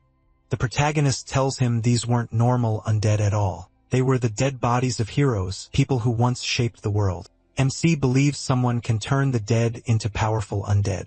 He first suspected Giovanni, but after fighting him, he realized that guy was too weak to control an army like that. The first incident will happen in Aldina, Setsuna's hometown. That's where the heroes' graves were robbed. At first, people thought the thief wanted the treasures buried with them, but the real target was the bodies. Since he knows what's coming, he plans to reach the royal cemetery before that night and stop it. At lunch, Layla asks Drago if he's going home for winter break. Drago says yes. His father is finally going to teach him the family's secret close combat techniques. Carol says she'll be spending the break with Fenrir in her family's icy lands, and she invites Blazer too. He turns her down right away. Layla is shocked, mostly because Carol's family is seriously rich. Then she asks Setsuna about his break plans, but he's already deep in thought. She has to call his name twice before he snaps out of it. Since he didn't hear her, the protagonist asks what she said. Layla can tell something's bothering him. He's always lost in thought, and he even came back hurt after the last break. Carol notices Layla getting flustered and whispers that she should make her move before it's too late since Setsuna is popular with girls. Layla is caught off guard and tries to brush it off, but Carol tells her there's no point hiding it. Moving on, Layla asks MC about his hometown, and he says he grew up in an orphanage in the Aldina region. That surprises Layla since it's near her family's inn. Right in the middle of that talk, Carl barges in without being invited. After hearing where Layla is from, he offers his hand and invites her on a fancy vacation. Layla just stares at him like he's disgusting. Before he can touch her, earth magic suddenly yanks Carl off the ground. Everyone is stunned, and when they look to see who did it, they find a girl dressed like a nun. Setsuna is even more surprised when she runs over and hugs Layla, so he asks who she is. Layla says it's Roberta, her relative. She came to take Layla home for break and plans to help with the Saints Festival in Aldina. The second he hears that, he lights up. He knows that festival happens at the end of every year. It's held to pray for the heroes resting in the royal cemetery. Setsuna also remembers that the festival led to the grave robbery since security dropped during the event. A moment later, Roberta finally relaxes after deciding Drago and the protagonist don't have bad intentions toward Layla. Layla's friends introduce themselves properly, and Robert takes special interest in MC because she's already heard about him. When Layla mentions that he is also from Aldina, Robert offers him a ride. Setsuna is glad to hear it since that makes things much easier. On the first day of winter break, they set out. Robert explains they'll stop at Layla's home first, then she'll take the protagonist to Aldina. Hearing that, Layla remembers what Carol said and starts worrying Roberta might run off with MC, so she quickly says she wants to join the Saints Festival too. But before she can finish, something slams into the carriage and grabs everyone's attention. They head out to check and find a pack of demonic dogs. Roberta says monster attacks have been rising lately, and she wonders what's causing it. She pulls out some seeds and throws them at the beasts. Setsuna doesn't get it at first, but then the seeds suddenly grow into giant trees and crush the monsters. He quickly realizes Roberta used healing magic on the seeds, and she confirms it. She poured mana into them to speed up their growth, which impresses him. In the future, this kind of healing magic would become useful in the war against the evil god, so he's glad someone already mastered it this early. Satsuna says he'll help, but Roberta tries to stop him, warning that demonic dog bites are dangerous. The protagonist tells her not to worry. With one swing of his fist, he uses charge bullet and wipes them out in a single shot. Roberta is left speechless and can only ask if MC is really just a student. Roberta steps up, touches Setsuna's arm, and praises how precise his magic control is. Then she starts pressing him with questions: who taught him, and what kind of training he went through. He quickly sees where this is going and cuts it off, saying they should check on the others first. Still, Layla notices he keeps guarding that glove, and now she's sure he's hiding something. By later that day, they reach an inn. Right when they're about to eat, Roberta starts questioning Setsuna again. That night, Layla can't fall asleep. She decides she has to ask Roberta to take her along to Aldina. Layla heads to Roberta's room, but when she gets there, she realizes Roberta is talking to someone.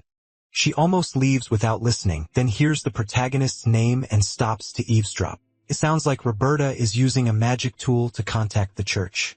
She reports that Setsuna uses ancient magic and calls him dangerous. At first, she asks for 10 purification nights to subdue him, then raises it to 20, even saying she'll carry out the judgment herself if needed. Layla is so shaken that the cup in her hand slips and drops. Hearing the noise, Roberta rushes outside to check if someone was spying, but nobody is there. Even the broken cup is gone by then. The next morning, Roberta acts completely normal again. That leaves Layla wondering if Roberta truly meant what she said. She knows ancient magic is the kind usually tied to evil people. Now she starts asking herself if Setsuna is really using something evil, and she has no idea what she's supposed to do next. A little later, MC comes back from his morning training and joins them. Roberta hides her real thoughts well, chatting with him kindly and even offering breakfast. He thanks her but says he wants to eat first. After that, Roberta suggests he try the sauna. Blazer has never heard of one, so he asks what it even is. Since Blazer is curious, Setsuna thanks Roberta and says he'll give it a try.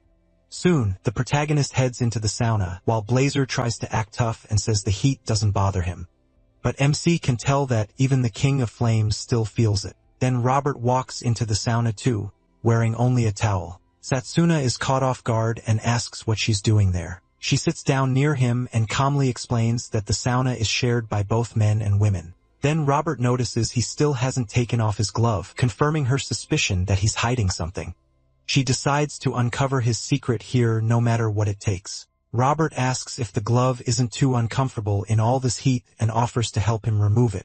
He refuses right away, saying the glove is important to him. Trying not to push too hard, Robert guesses it might be a gift from someone special. Setsuna gives her nothing, so Robert asks if he's hiding something and moves in closer. She reaches for the glove, but Layla suddenly bursts in and tells her to stop. Both of them are shocked to see her there. Before they can react, Layla drags Roberta out and claims she can't use the sauna while it's being cleaned. There's even a cleaning sign outside, and she tells the protagonist to get out too. Layla is relieved she kept watching over him because she's convinced Setsuna isn't a bad person, even if he does have secrets. If it comes to it, she's ready to keep him from being executed. Once they leave the inn, they get ready to continue, and Roberta says they're heading to Layla's home first. But Layla raises her hand and asks if she can keep going with them to Aldina. Robert is stunned and asks why she suddenly wants to come. Layla excitedly says she wants to see MC's hometown and help at the orphanage too. Then she asks him if that's okay. He agrees but says Roberta should decide. Roberta has no choice but to accept, even though she can already tell Layla likes Setsuna. Even so, Roberta doesn't back down from her mission. In fact, she thinks Layla being there might make the protagonist drop his guard. Not long after, they arrive at the Aldina orphanage, MC's home. The second they step inside, the other kids start shouting for him. Setsuna is happy to be back with them. Layla watches in amazement as the children swarm around him like he's their dad. Then the orphanage's representative appears. Thomas welcomes him back and asks how the trip went. Setsuna hurries over to him and proudly tells the girls that Thomas is like a brother and that the orphanage is still running because of him.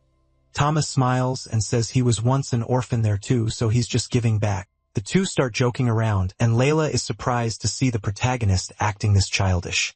Then Thomas admits he surprised MC Cho's close combat magic when he used to dream of joining the Mangas army and rising to the top. He tells him not to worry. He still plans to become the best, even fighting up close. Layla cuts in and tells Thomas that the protagonist is an amazing mage. Thomas smiles and says, Layla seems like a great person to have in Setsuna's life. A little later, MC goes to the grave of the orphanage founder, Deborah, to pay his respects. He says Deborah saved his life. Without her, he wouldn't be here. From the way he speaks, Layla can tell Deborah meant a lot to him. Then Roberta joins them and asks if he can share some memories of her. Setsuna gently avoids the request, saying he has something else to do. That night, he heads to the royal cemetery and hides nearby to keep watch.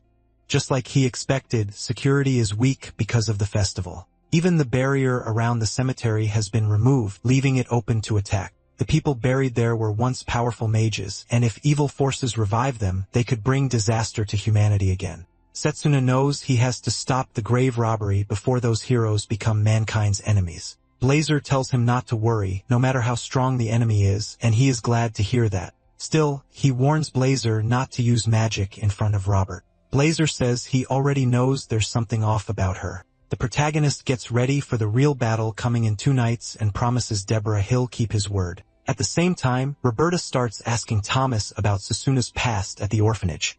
Thomas carefully says he can't tell her what she wants to know. Roberta snaps, pulls out her Inquisitor badge, and makes it clear this isn't a request. Thomas is stunned. Roberta says they're investigating because MC might be dangerous, but Thomas gets angry and insists that's impossible. Then Roberta turns to Layla and points out how calm she is. From that alone, she figures Layla overheard the talk last night. Layla quickly apologizes and says it wasn't on purpose. Layla then asks Thomas to tell them everything about Setsuna, and he finally agrees. He begins with the rainy night he first came to the orphanage, a night Thomas still remembers clearly. A woman arrived carrying him, full of arrows and barely alive. Using the last of her strength, she begged Deborah to save Little, the protagonist. That woman was his mother. Thomas says they need to understand her past first before they can understand Setsuna's. Her name was Emma, and she was born into a farming family. She loved farm work and always did it with care. Then everything changed when a powerful noble passing through the village noticed her. He sensed a bright light in Emma's soul. Right away, he asked her to marry him. He called her his fated one. And since Emma had always dreamed of that kind of meeting, she accepted at once. She was taken to the Schneider family estate, and all the luxury there amazed her. But the noble already had many concubines, and Emma was just one more. He hardly visited her, so Emma believed that if she had his child, he would finally love her. Before long, she became pregnant and gave birth to baby Setsuna. The noble praised her for that, and Emma felt relieved, thinking her wish had finally come true. Then he used a magic brooch to test the baby's magic talent and found nothing. Furious, he dropped the baby and walked out. Among nobles, passing down strong bloodlines means everything. So he was enraged that Setsuna showed no magic talent. The truth was he only wanted the hidden magic power inside Emma, not Emma herself. When Emma realized her child had no talent, she broke down in anger too. She even grabbed a knife and tried to kill MC, blaming him for ruining her hopes. But just before the blade came down, the baby gave her a huge, innocent smile. That was enough to shatter her resolve. Emma dropped the knife and burst into tears, pulling her baby tightly into her arms. Later that night, the noble's butler came to her door. Emma asks why he's there. The butler quietly makes it clear he came to take Setsuna away. Emma understands right away they plan to get rid of him because they see him as useless. He tries to make it sound kind, saying the child will be removed so Emma can focus on bearing better heirs. Emma says she understands and tells him she needs a moment to get ready. But when the butler waits too long and finally checks the room, Emma is gone. He spots her fleeing with the child. At once, he sends guards after her and orders them to bring Emma back dead or alive. Even after taking multiple wounds, Emma still reaches the orphanage. Deborah lets her in and treats her injuries, but Emma knows she likely won't survive. She regrets giving Satsuna to a family that never wanted him. If he'd been born somewhere else, his life might have been better. Through tears, Emma admits she was fooled by the noble, and now she's dying before she can raise her son. So, with her last strength, she begs Deborah to save him. Seeing her pain, Deborah takes Emma's hand and promises she'll protect Satsuna and never give him up to anyone. Then Deborah tells her that the way the protagonist was born won't decide his future. He'll find his own happiness. After hearing that, Emma finally passes away. 7 years pass. By then, Satsuna has grown into a tough boy who always tries to help. One day, he comes back hurt, and when Deborah asks why, he says he tried to stop a noble boy from picking on his friend. Instead, he got shoved around, and the noble kid crushed him with magic. The boy also mocked commoners as worthless next to nobles. Crying, MC asks Deborah if that's really true. If wanting to help means nothing when you're weak. He even asks if prayer does anything. Deborah only smiles and tells him they should pray. Satsuna snaps asking if prayer will really save him, and she laughs saying he'll have to find out. Then she tells him to pray to God and vow to prove those nobles wrong. She reminds him his mother was strong, so he doesn't need to rush. As long as his heart stays strong, he will be too. Later, Deborah gives him a book and says if he lacks magic power, he should find another way. Emma had stolen it from the noble's shelves, hoping it would help Satsuna someday. It was a guide to magic control. He gets excited about it, but since he doesn't understand the book, he asks Deborah.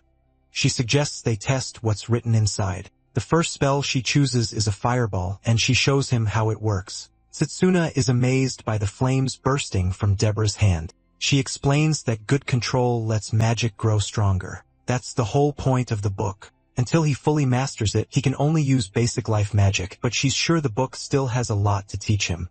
Happy to hear that, the protagonist promises he'll work hard. Still, much of the book confuses him, so Deborah explains its advanced material and promises to stay with him while he reads it. After that, Satsuna begins training his magic control every single day. He doesn't skip even once. 5 years later, his skill becomes remarkable. Thomas praises him and says he might even become a grand mage one day. He then asks what magic path MC wants to choose. Satsuna says long-range magic suits his control best. Still, he wants to test other paths too. The problem is that once someone chooses one, their core is locked in. So for now, he plans to practice magic close to each path and see what fits him best. While they talk, Thomas receives news that their friend, Roka, has been taken by the noble bully, Slain. Slain dragged her into the woods after she rejected him. The moment Satsuna hears that, he sprints into the forest. There, Roka is cornered while Slain gets ready to force himself on her. He tells her to stop resisting because she's only a commoner and should feel honored that a noble wants her. Just as he reaches for her, a sound comes from behind him. Slain turns around, ready to yell at his lackeys, only to find them being attacked by a swarm of goblins. He's stunned since goblins were never reported in this forest before. One charges at him, and Slain blasts it with weak magic, but that alone knocks it back. Feeling bold, he decides goblins are no big deal. He brags to Roka and his followers about noble magic. His underlings hype him up, saying he's guaranteed a future in the Magus army. Then the goblin he struck gets back up, leaving Slain shaken. Still, after boasting so much, he attacks again. This time, he pours in more power, sure it'll finish them. Instead, it barely affects the goblins at all. True to form, Slain grabs Roka and shoves her toward them, telling her to be useful for once. The goblins grin like they've just been handed a fresh sacrifice. Roka faces them alone, and right before she's killed, Satsuna arrives and mocks Slain's terrible use of magic. Without hesitation, he jumps between Roka and the goblins. He asks if she's okay, and Roka tearfully thanks him for coming. Now that the goblins are focused on him and Roka, Slain and his lackeys use the chance to run. But oddly enough, the goblins go after Slain's group instead, which shocks Roka. Satsuna guesses they're angry because Slain attacked them. Then he tells Roka they should head back to Thomas and the others. Meanwhile, Slain is struggling to escape when his own buddies take a different path, leaving him alone with the enraged goblins. He keeps running until he reaches the edge of a cliff with nowhere left to go. Slain breaks down crying, begging the monsters to spare him until Satsuna appears. The protagonist tells him that without his cronies, he's just pathetic, then slams the goblins with a strong spell. Amazed, Slain says he'll make MC his subordinate if he saves him, but he coldly says he's not here to help him. He's here to make Slain pay for what he tried to do to Roka. After laying into him, Setsuna keeps blasting the goblins with heavy attacks. Then Slain decides to be awful again and says he's figured out the protagonist's trick. According to him, it's just magic control, nothing but a cheap fake. He boasts that control alone is useless because raw magic power beats everything.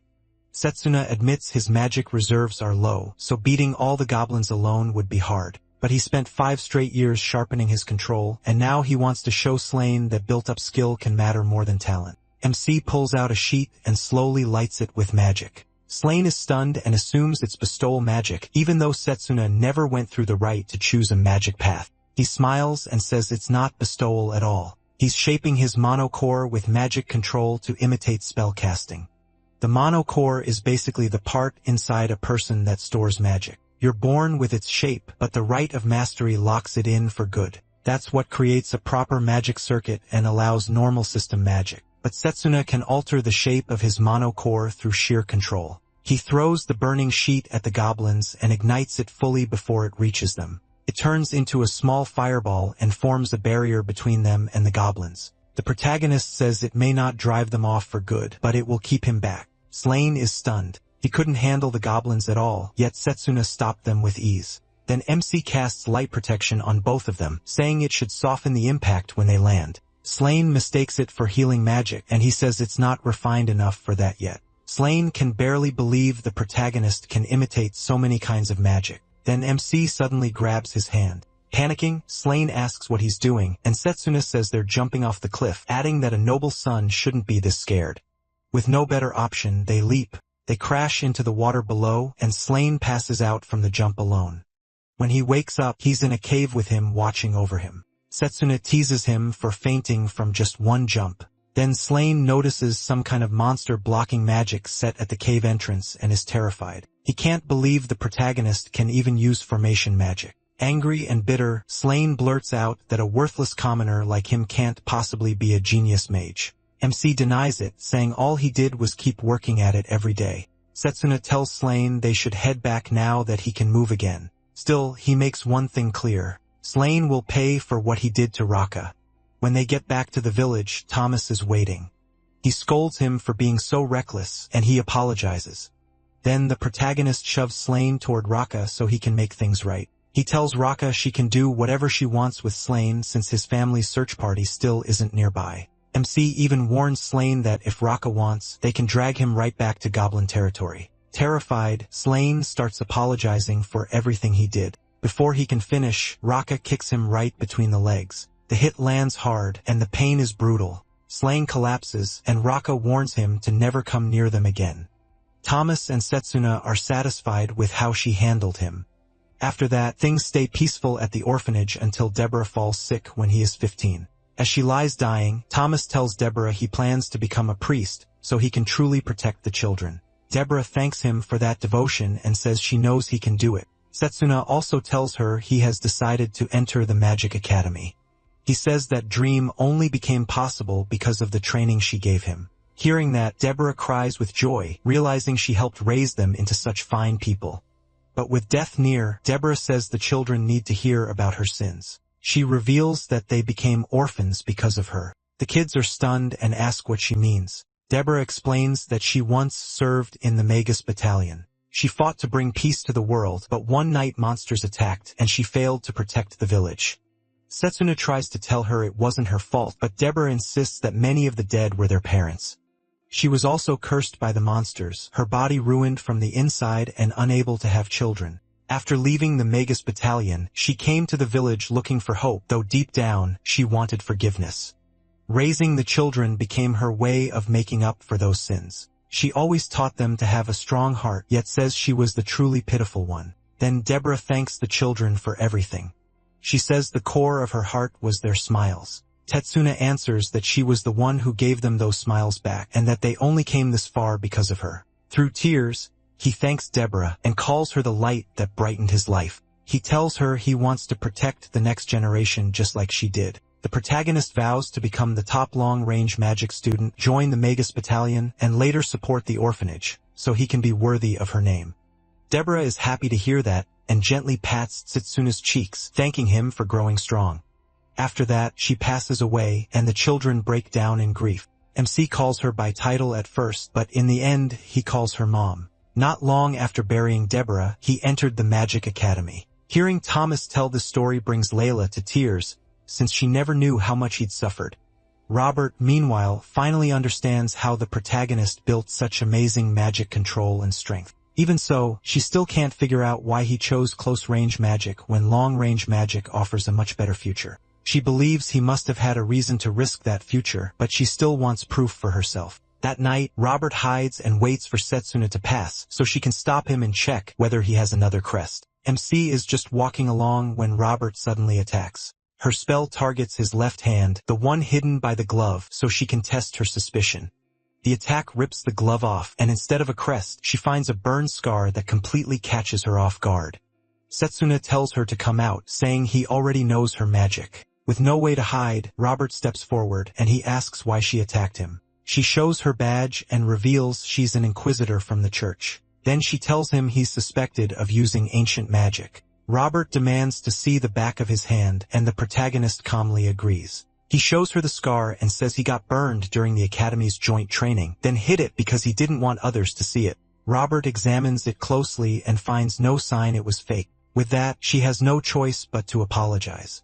Bowing her head, Robert asks Setsuna to forgive her, and she quickly tells her to lift her head, saying it's fine now that the misunderstanding is cleared up. Robert asks why he's out here, and he says he's patrolling the royal cemetery since strange things often happen there during the Saints' Festival. She accepts that answer and leaves, fully convinced he's hiding nothing. But the moment she goes, the small blue orb Morgana gave him drops from the back of his hand, revealing his crest at last. Blazer is relieved. It's finally over. Since he was getting annoyed, he asks Setsuna why he didn't dodge when he easily could have. The protagonist says he took the hit on purpose, so Robert wouldn't keep attacking until she saw his hand. He was ready for it, and her timing worked perfectly. The blue orb turns out to be a magic tool made with alchemy and a water spirit's power. It blends into the skin and temporarily hides the crest glow. That was all in Morgana's note, where she proudly said it was her own technique and not something people would notice easily. Setsuna is grateful Morgana saved him again. He plans to reveal his crest someday, but for now, he's glad Roberta's doubts are gone. With Robert no longer in his way, MC can focus on the cemetery robbery. At last, the day of the festival arrives. Layla is in her room when Roberta comes to see her. Layla nearly faints from excitement when she hears he is no longer under suspicion. Roberta also apologizes for all the trouble her doubts caused. Layla tells her there's nothing to apologize for because she always believed the protagonist was a good person. Robert admits she's relieved too since she no longer has to suspect Layla's friend. Then Roberta asks if Layla plans to invite Setsuna to the Saints' Festival. Layla answers awkwardly, which makes Roberta ask why she's acting so strange. Layla admits she thinks MC is aiming for something far beyond this, and Roberta understands her worry. So Roberta decides they need to show him what he's missing. Meanwhile, Setsuna decides not to bring the water spirit pendant on patrol. He's afraid it could get damaged or stolen by the apostles. He doesn't want Morgana or the water spirit put at risk, so he leaves the pendant at home. Once it's put away, he tells Blazer it's time to go.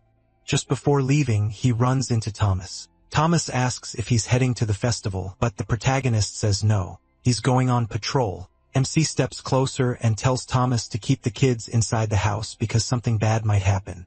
He remembers that in his past life, the orphanage children vanished on festival day, which likely means they were caught in the incident. Thomas promises not to take his eyes off them, and Setsuna thanks his big brother for being dependable. This time, he plans to stop the disaster that took the people he loved. He's about to leave when Layla runs up behind him. He turns and sees her dressed beautifully, and for a moment, he's too stunned to react. Then Layla asks if he'd like to go to the Saints' Festival with her, but Setsuna answers right away.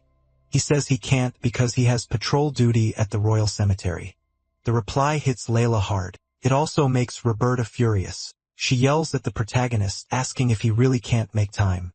But before she can go further, Layla quickly steps in and accepts his choice. MC leaves, and Layla wishes him luck on patrol. At the cemetery, the two guards on duty complain that they'd rather be at the festival. They keep doing their rounds when the ground suddenly starts shaking, then the undead begin crawling out of their graves. The guards are about to be overwhelmed when Satsuna appears and punches the nearest undead's head clean off. He tells the guards to evacuate because it's too dangerous. Since they've never seen him before, they're confused. He explains that he's there to help with the patrol. The guards still doubt him because no one told them he'd be coming, and they warn him to run since there's no way he can fight all these monsters alone. But Tsukuyomi dodges his attack, so his blow cuts down undead instead of hitting her. Rather than panic, Tsukuyomi smiles and praises Setsuna for reaching her so quickly. The protagonist has no idea who Tsukuyomi is yet, so her appearance throws him off. She looks a lot like Yuzuha, so he asks if she has any connection to her. Since he brought up Yuzuha, Tsukuyomi decides to talk. She says Giovanni offered Yuzuha to her, and in return, he worshipped Tsukuyomi. Tsukuyomi thinks Giovanni chose Yuzuha because she resembled someone important to him, but she was let down by Yuzuha in the end. After that, she says it's his turn and asks how he tracked her down. Setsuna says he boosted his hearing and followed the undead outbreak back to its source. He also noticed the magic in Yuzuhi's earring was completely different from Giovanni's. That dark aura was easy to trace. Hearing that, Tsukuyomi praises his instincts and strength. Now she gets why Giovanni wanted MC so badly. Still, she points out that none of that explains how he knew the exact day and time of her plan. Glancing around, Setsuna notices more undead gathering and realizes that's why she's been stalling. Done playing along, he attacks again. He fires an energy punch at Tsukuyomi, tearing through everything in its way until it reaches her and stops. A shield appears in front of Tsukuyomi and blocks it completely. She mocks him, saying she came to the cemetery with a backup plan. Setsuna is stunned because that magic belongs to a powerful summoning mage called the Iron Wall of Wallace. The shield only lasts for a set time, but while it's active, nothing can get through. After blocking an attack, it can also fire back with a vacuum slash from a magic sword. Because Setsuna knows that trick, he ducks just in time and avoids getting his head cut off. And as if that wasn't bad enough, another knight appears, the Severing Iron of Ordino. Now the protagonist is facing the strongest shield and spear in magical history, the famous pair his academy teachers always talked about. Shocked, he asks Tsukuyomi how she got the legendary duo to fight for her. She says she revived them at the Southern Mausoleum before coming here to start her plan, then laughs at him. According to her, she gathered all these warriors because of Setsuna. Then Tsukuyomi makes herself an undead throne and waits to see how he'll break her defense. The undead swordsman slashes at MC, but he dodges. He immediately goes after the shield bearer. He nearly lands a hit on its head, but the shield pops up in time and saves it. Setsuna gets annoyed by how durable it is and how fast that defense appears. A direct attack won't be easy. The two cover each other's weak spots perfectly as he thinks the undead swordsman jumps up to finish him off, but the protagonist springs back and avoids it. Then he notices something odd. They've both stopped moving. The pair are actually resisting Tsukuyomi's control, which is why they froze. She's impressed and says she'd expect no less from legendary heroes, but she still thinks the dead can't resist her for long.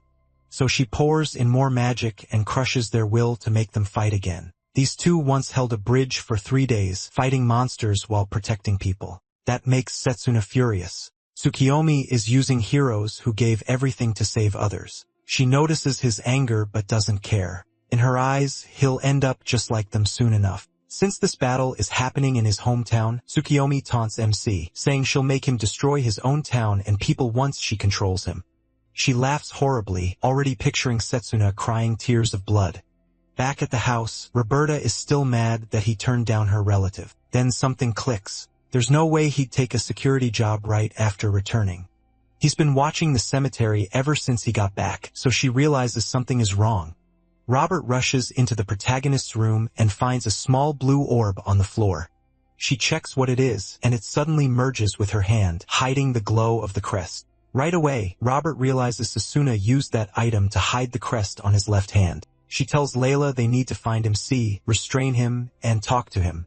Layla wants to come, but Robert refuses because it could be dangerous. Layla goes back into his room and senses water magic coming from his closet. Elsewhere, Setsuna keeps fighting the undead, knowing their numbers make it impossible to reach Tsukuyomi like this, so he uses one of his hidden moves, the Domain of Tranquility.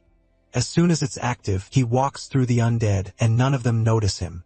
The undead don't rely on normal sight to find the living. They sense mana instead, and with his perfect mana control, Sasuna can erase his presence completely, making him untouchable to them. Tsukiyomi panics and screams for the undead to stop him before he reaches her. Once he gets close enough, the protagonist releases his mana and wipes out a wave of undead. He plans to keep repeating that until he reaches Tsukiyomi. Even she is stunned. She never thought anyone could use a trick like this right in front of her. Susuna actually created this technique before his regression. He was scared to use it during joint training, but now he's fighting alone, so he doesn't hesitate. It came from many experiments mages did to fight the armies of the underworld. At last, MC reaches the legendary duo, but he can tell each one is strong enough to rival the Hydra. He asks Blazer how long he can hold out against them if he uses full power with spirit magic. Blazer excitedly says he can last 3 times longer than before. The problem is that still means only 3 minutes. Even so, Susuna decides he'll beat the duo within that time. Meanwhile, Robert arrives at the graveyard and is shocked to see undead everywhere. She also spots Tsukiyomi in the distance, which leaves her confused. She already knew he used ancient magic, but this situation is even worse than she expected. The 2 cemetery guards run up to her, and when she asks what happened, they admit they don't know.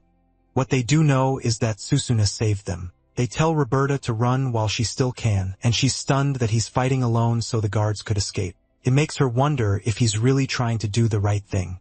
Since childhood, Robert was taught that ancient magic is forbidden and beyond human understanding. She was always told to protect people from anyone who uses it. Remembering that, Robert decides the protagonist is still dangerous because his power could destroy everything nearby. Then she thinks of Layla and feels an even stronger need to get rid of MC to protect her. A moment later, Susuna reaches Tsukiyomi's final line of defense. He knows they'll be harder to pass, but he believes the domain of tranquility can still work on them. He also uses a double fake, creating a mana clone. With that move, he cuts through the undead and almost reaches Tsukiyomi. But once again, the legendary duo saves her. Sasuna realizes they sense the change in his manner right before he attacked, which is why they stopped him. Before he can react, Tsukiyomi's defenses close back in and trap him again. He decides the only way through now is brute force with spirit magic. But he loses focus, and just as he's about to lose his head, something yanks him away. A plant wraps around him like a hand. Setsuna is shocked and even more shocked when he sees Roberta saved him. He thanks her, but Robert makes it clear he's not in the clear yet. She says Layla would be crushed if he died fighting the undead, so she has to protect him. The protagonist is grateful, but this also makes things harder since he can't reveal spirit magic in front of her. On top of that, Managard won't do much against the legendary duo. He quickly realizes he's cornered and starts wondering how to break through. Tsukiyomi is surprised Roberta stepped in, and she mocks her for showing up just to die. Roberta fires back that she couldn't stay hidden with Tsukiyomi's foul stench around. Setsuna charges the undead again while Roberta supports him from behind. She binds the undead swordsman with magic to give MC an opening, but it breaks free with ease. That makes Roberta realize just how strong Tsukiyomi is, and that Setsuna has been fighting her alone. He also knows things aren't going well, and Blazer pushes him to use his real power. He's itching to burn everything down. The protagonist refuses for now because Roberta is watching too closely, so he looks for another way. Right then, Layla shows up and strikes Tsukiyomi from behind, but the undead shield blocks it. She quickly runs over to MC and Roberta. Setsuna asks why she came. Layla says the water spirit warned her that he was in danger. That stuns him. It also makes him think his guess was right. Layla may really have a bond with water spirits, though he wonders if something is off with this one too. Then the water spirit speaks to the protagonist, saying she'd hate for him to die before he managed to impress her. With Layla already there, Setsuna asks if she can help them out. She agrees right away. The 3 move in on the undead together. MC is surprised by how fearless Layla looks. From the back, Roberta supports them with magic, but the undead swordsman slices through her vines with ease. Watching them stall, Tsukiyomi boosts the legendary duo's power. She wants the trio wiped out fast. The power-up works, and the duo becomes even more dangerous. Layla jumps back to avoid them, but she doesn't get far. A sword is suddenly at her neck. She knows she can't dodge and thinks it's over. Then Roberta throws herself in the way. The blow hits Roberta in the chest and sends her flying. She crashes to the ground, and Layla screams her name. Layla rushes to her side. Tsukiyomi mocks them for being soft. She tells Layla she'll turn both her and Roberta into undead and use them against Setsuna. While Layla checks on Roberta, the undead swordsman attacks again. Just before the hit lands, he bursts in to save them. The fire trailing behind him alone burns the undead away. Seeing that, Roberta finally knows for sure. Setsuna uses ancient magic. Blazer gets fired up and asks how the protagonist plans to beat the legendary duo. MC tells him not to worry. He's figured out their weakness. He charges straight at them, then he starts throwing punches while weaving around their attacks. Tsukiyomi finally sees spirit magic for herself. Now she understands why Jugun never stood a chance. Still, she's calm because the undead never tire. She realizes Setsuna will run out of mana before he ever reaches her. Blazer gets mad and tells him to break through the shield. He refuses, knowing that much power would drain too much mana. He says there's another way to deal with them. Satsuna recalls a story Lionel told him about the legendary duo.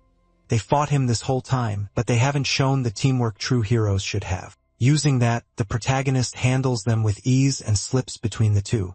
That forces the swordsman to swing at him, but MC ducks under it. The sword misses him and strikes the shield instead, leaving a dent. The girls are stunned by the move, but Setsuna isn't finished. He pulls out his flaming blade. One solid strike is enough to smash the shield. Now the undead defender has nothing left to hide behind. He cuts it cleanly in two. Furious, the swordsman rushes him next. The fight turns into a full sword clash, and Setsuna comes at him hard. He moves around the undead with ease until he finds an opening, then his fiery blade cuts the swordsman in half. After that, the protagonist quietly says he's sorry he couldn't save him. Tsukuyomi is furious that her so-called heroes lost a 2-on-1 fight. Setsuna tells her to shut up. Her knights are finished. She still isn't worried because his skill only has 30 seconds left. So Tsukiyomi sends out more undead to burn through MC's time. Then the legendary swordsman suddenly turns on her side and unleashes a huge slash through the horde. Tsukiyomi can't believe the undead swordsman can still move. Setsuna smiles and thanks him for lending his strength. He tells Tsukiyomi she's about to pay for looking down on heroes, then closes the gap so fast she can't react. He swings at her, and she tries to hold him back, but the flaming sword cuts straight through her. He burns her body away just as he reaches his limit. Blazer praises both Setsuna and the fallen heroes. The protagonist agrees, bringing back the dead is easy, but controlling them is the hard part. Then he turns to Roberta, who's slowly fading. She asks if the power he used was ancient magic. Since he can't hide it anymore, MC admits it. Layla quickly cuts in, insisting that Setsuna isn't a bad person. Roberta says she knows he only used that power to save her and Layla. Still, she doesn't know what to do because if she turns him over to the church, he'll be executed. Suddenly, all three are bound by vines that should be Roberta's magic, and he is caught off guard. Then, to their shock, Tsukiyomi is still alive. She reveals that the dead aren't the only thing she can control. Tsukiyomi comes out of a cocoon, and her new form is monstrous. Setsuna is shaken when he realizes she'd been hiding her real power the whole time. Worse, she has him completely pinned and is about to take his head. He tries to break free, but the vines interfere with his mana blade. At the last second, Layla tears free and rushes at Tsukiyomi to protect him. Seeing the danger, Setsuna yells for her to stop, but Layla keeps going. Fear doesn't matter if it means helping the protagonist. Before she can do anything, Tsukuyomi drives her giant claws through Layla. Then she throws Layla aside, leaving a huge hole in her chest. MC is horrified and can't accept what he just saw as memories of their time together flash through his mind. That shock makes Setsuna give himself over to Blazer's power. He erupts with massive firepower and burns away the vines restraining him. Blazer shouts for him to stop, warning that his body can't handle it. He doesn't care if he dies as long as Tsukuyomi goes down too, and he charges the monster. Tsukuyomi mocks him, knowing he's burning up his life just to keep fighting, then jumps back instead of facing him directly. She spits out web fluid and traps Setsuna. He tears through it without much trouble. But that doesn't help much, because Tsukuyomi rises into the air and fires more webs at him. The webs are lined with spikes, making the fight even harder. Just when Tsukuyomi is about to finish him off, the last person anyone expected steps in, Layla. Everyone is stunned, Tsukuyomi most of all because that attack should have killed Layla. Setsuna turns to her and asks if she's okay. Layla says she is. She explains that when Tsukuyomi struck her, her body turned into water and saved her. The water spirit protected her through the pendant on her neck. At that moment, Layla is drawn into the spirit world where she meets the water spirit, Waternia. Waternia says she'll lend her strength, though Layla is still confused. Layla asks why she'd do that when Layla hasn't done anything. Waternia corrects her. She showed Waternia something she'd never known before, true love. Layla doesn't get it, so Waternia explains that she wants to give her power to people who truly move her. She has seen many good things before, but nothing touched her until she saw a man risk execution by using spirit magic for a woman, and that same woman risk her life for him. To Waternia, that is true love, and it's enough to pass her trial. She says the spirit world is lonely, which is why mortal life fascinates her. Only humans can choose to give themselves up for someone else. That's why she sees human love as something beautiful. And because Layla passed the trial, Waternia says she is worthy to use her power. Then Waternia says they should go back and save Layla's lover. Layla almost denies that Sashiono is her lover, but lets it go and agrees they should return. Back in the real world, the protagonist asks Waternia if she finally found the feeling she wanted. She says yes. The feeling was love, and it's in Layla's heart right now. Both of them freeze at that, but Waternia tells them to focus on the fight. Then Waternia's mana begins flowing through Layla's whole body, and Robert realizes what's happening, leaving her deeply disappointed. Once Layla is ready, she tells Setsuna to rest while she takes care of Tsukuyumi.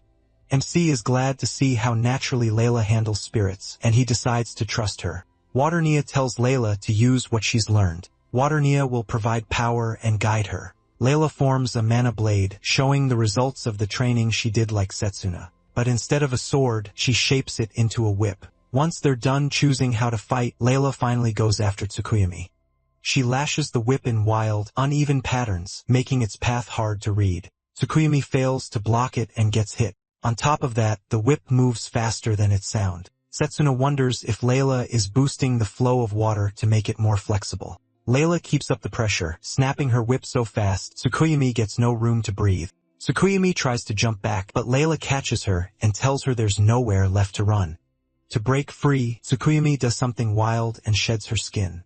Then she dashes around the field, bragging about her beauty, and slips behind Setsuna before he can react. Her hand comes up to finish him. He avoids the first blow, and Layla stops the second with her whip. But Tsukuyumi sheds her skin again, and Layla realizes she has to stop that molting trick if she wants to win. Setsuna rushes to her and says Tsukuyumi may not escape if they wrap her whole body in the whip. Waternia understands the idea, but says the whip would need to be stretched insanely far. Unlike Blazer's fire, making that much water is inefficient. She says they'll need a huge amount of water first. That reminds the protagonist of Lionel, saying Morgana once used lake water to form giant water spheres, and he quickly comes up with a plan. He tells everyone to get ready because this next move will end the fight. Setsuna and Layla stand back to back, both pouring out a huge aura. Even Tsukiyomi is shaken by it, but she still believes she can dodge their last attack. And if that fails, she can molt again. As long as her core stays safe, she thinks she can keep coming back. Sure of herself, she mocks them and says they should give up because they'd make great undead soldiers. That's when Layla uses the blue whip technique. Tsukiyomi barely cares since it hasn't worked on her so far. She fires her spikes back at Layla, but Layla slips past them easily and unleashes the extended blue whip, coils all the way around Tsukiyomi. Only then does Tsukiyomi realize the trap. Her whole body is bound, so she can't escape by molting. Now she's left wondering where Layla got enough water for a whip that big when there's no lake or pond nearby.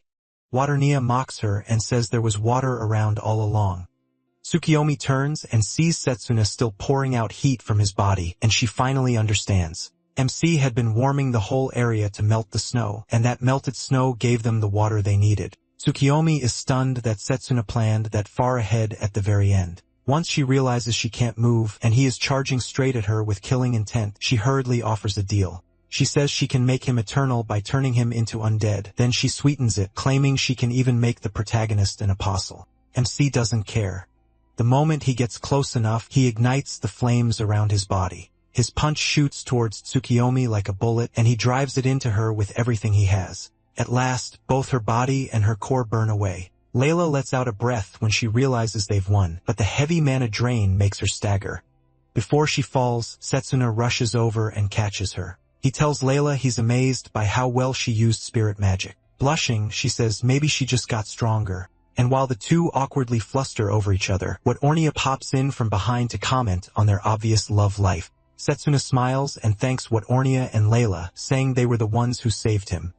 But right after saying that, he collapses in Layla's arms. Elsewhere, Satanakia is furious that their ally was killed and even angrier that he was the one who did it. Tucker laughs, saying anyone who lost to the protagonist must have been weak. Saturnakia first wonders if Tsukuyumi got careless, then rejects that right away. She was too cautious, which means Setsuna broke through every backup plan she had. He orders Tucker to watch MC's movements closely. He's been acting too strangely to ignore. He also suspects there may be a traitor among them, and Leo is at the top of the list. Tucker is surprised, but Satnikia tells him to deal with Leo. Tucker is thrilled by the job and says if Leo really is a traitor, he'll kill him. Not long after, Satuna wakes up under Roberta's care as she kneels beside them and uses healing magic. He's shocked and asks why she didn't tie him up. After all, he thinks she should be turning him over to the church. Roberta says she still has doubts, so she isn't acting yet. Then she quietly asks Satuna who he really is. Before he can answer, Layla wakes up too. She's surprised to find Roberta letting them use her lap as a pillow. Once they recover, the protagonist tells them to come with him. A little later, he leads them to a hillside overlooking the town. As they take it in, Setsuna suddenly reveals that he came from a future where everything was already destroyed. Layla and Roberta think he's talking nonsense, but he insists he's serious. He tells them the castle in front of them will burn in 6 years, the town will be crushed by giants in 8, and the academy will fall to monsters in just 5. Robert still thinks he has to be joking, but Satanica firmly says he isn't, and he explains everything, including why he chose close-range combat magic. After hearing it all, Robert admits the story is hard to believe, but his warning about the graveyard and his abnormal strength for his age make it harder to dismiss. Layla immediately says she believes him because ever since they met, disaster kept coming, and he never once gave up. Now she understands he was carrying the burden of everything he already knew, and that's why he kept pushing forward. Setsuna is stunned by how much Layla cares about him, and Ernia cuts in again, gushing about their endless love. Robert says the church may never accept his story since they don't believe in time travel. MC replies that the decision about the crest is up to her. He also warns her to watch out for the saint at the top of the church. In his past life, that saint joined the enemy. Robert argues that the High Saint is deeply devoted and would never side with evil. Saitunis says the High Saint recently took in an aide named Gustav, and that man is the one who will change her. Robert is shocked since she knows who Gustav is even if she hasn't spoken with him herself. Just then, a giant bird arrives, and the belt on it makes clear it belongs to the Magus battalion. He immediately goes on guard. But when the bird lands, the soldiers are surprised to find no one dead, which is why they came. They hop off, and when they see no enemies around, the unit leader asks who handled the battle. After hearing there was an undead swarm here, Setsuna hesitates, but Roberta quickly raises her badge and says she dealt with the undead. She tells the soldiers the situation wasn't as bad as they heard, and the unit leader praises her once he sees she's with the church. Roberta has chosen to keep the rest to herself until she can confirm everything with the church. The leader also recognizes the protagonist as the student meant to train with the Magus battalion, and the protagonist confirms it. The man introduces himself as Sid, commander of the Magus battalion, and tells MC he can join after the new year since they welcome strong fighters. One mage objects, saying he is just a kid hiding behind a woman and can't be that strong. The moment the protagonist hears his voice, he recognizes him as a former comrade from the battlefield, his complete opposite in raw power. That man is Zappa. Zappa notices Tsetsuna smiling and instantly gets hostile, thinking he's being mocked. The tension spikes when an undead suddenly appears behind the girls. Zappa vents his anger on it and blasts it away with overwhelming firepower. Even Blazer is impressed by what Zappa can do. Setsuna isn't surprised because he already knows Zappa's strength. In his past life, MC had the best control. But when it came to sheer magic power, Zappa was unmatched. Layla walks over and asks if he knows Zappa, and he says he does. He tells her Zappa is a good person, and in the future, they become friends. Zappa brags that the protagonist's close combat magic is weak and tells him to stay behind him during training. MC just grins and says Zappa is strongest when MC is leading the team. That gets under Zappa's skin, and he warns him not to get ahead of himself. Seed steps in and tells Zappa to calm down, then assures the protagonist he'll put him in another squad if Zappa becomes a problem. MC smiles and says there's no need. He wants to be on the same squad as Zappa. Zappa is stunned to hear that. He grabs Setsuna and asks if he's trying to pick a fight and get himself killed. He says he should stay at school and keep studying. Sid pulls Zappa's hand off him and tells him to prove his strength in training instead of talking so much. Still annoyed, Zappa storms off. Layla worries because training with Zappa won't be easy. Setsuna doesn't mind. He only cares about gaining Zappa's strength. Since dawn has already come, the protagonist suggests going back to the orphanage. Once they get back, Roberta quickly heads back to the church, leaving the other two in the village. Soon after, Layla leaves too. That leaves Setsuna helping the villagers. A few days later, MC says goodbye to the orphanage and goes back to the academy to keep studying. Back at school, he and Layla tell Carol and Drago what happened, and both are stunned. Drago says he learned a new skill during the break and plans to show it off in training. The training camp will last 3 weeks. Layla plans to make the most of it too, and in a few days, she wants to return better connected with Wolfistache so she can train her spirit magic right. Carol gets jealous that Layla had such a great break, and Layla tries to play it down, but Carol tells her not to shrink it. While the girls chat, Setsuna keeps thinking about the incident that's sure to happen during training. To stop it, he needs Zappa on his side. Later, the protagonist goes shopping for training supplies. As he walks out, someone attacks from behind. Setsuna dodges it with ease. The attacker is Akhtar. Disappointed, MC asks why he's being so dumb. Akhtar, furious, says he wants revenge because he ruined his shot at getting everything he wanted. At first, Akhtar was just a nobody, but once people found out he had talent for long-range magic, they started treating him better. He liked that attention and worked hard to keep it, then Setsuna came along and wrecked it. Akhtar fires a strong wind blast at him. The protagonist simply chops through it with his bare hand. Akhtar is stunned by how easily his attack gets stopped. With a grin, Setsuna even tells him the trick and how to control it. That only makes Akhtar madder, and he calls MC a worthless close combat mage. Still refusing to quit, Akhtar attacks again, hoping to hurt him and take his place in training camp. He's desperate to win everyone's attention, even Carol's. That confuses the protagonist, and Akhtar blurts out that Carol is perfect, pretty smart, and a top student. He wants her beside him. Hearing that makes Setsuna snap. When Akhtar attacks again, MC blocks it and calls him trash for claiming to like Carol while never caring how she's doing. He adds that if Akhtar wants respect, he should earn it by truly working hard. Nearby, Cyrus is hiding and listening to all of this. He isn't pleased with Akhtar, whose growth has fallen off since losing the tournament. Setsuna, meanwhile, keeps improving non-stop. Cyrus even thinks he could have become the greatest mage ever if he chosen long-range magic. As the fight goes on, Cyrus spots a student running toward them.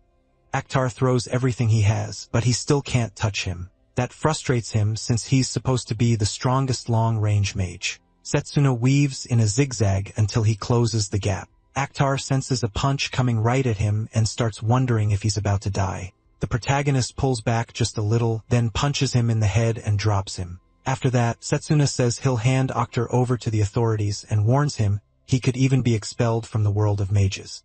Just then, the student rushing over jumps in to protect Akhtar. MC is shocked when he sees who it is. It's Carol, and he asks why she's defending Akhtar. Setsuna asks if she knows the awful things Akhtar has done. She says yes, but she has her reasons. Back in their first year, Akhtar was a completely different person.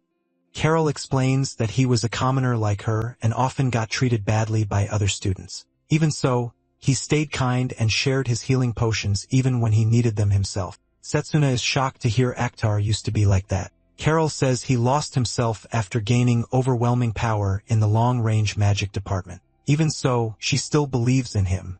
No matter who calls her foolish, Carol wants Akhtar to get one chance to make up for what he's done.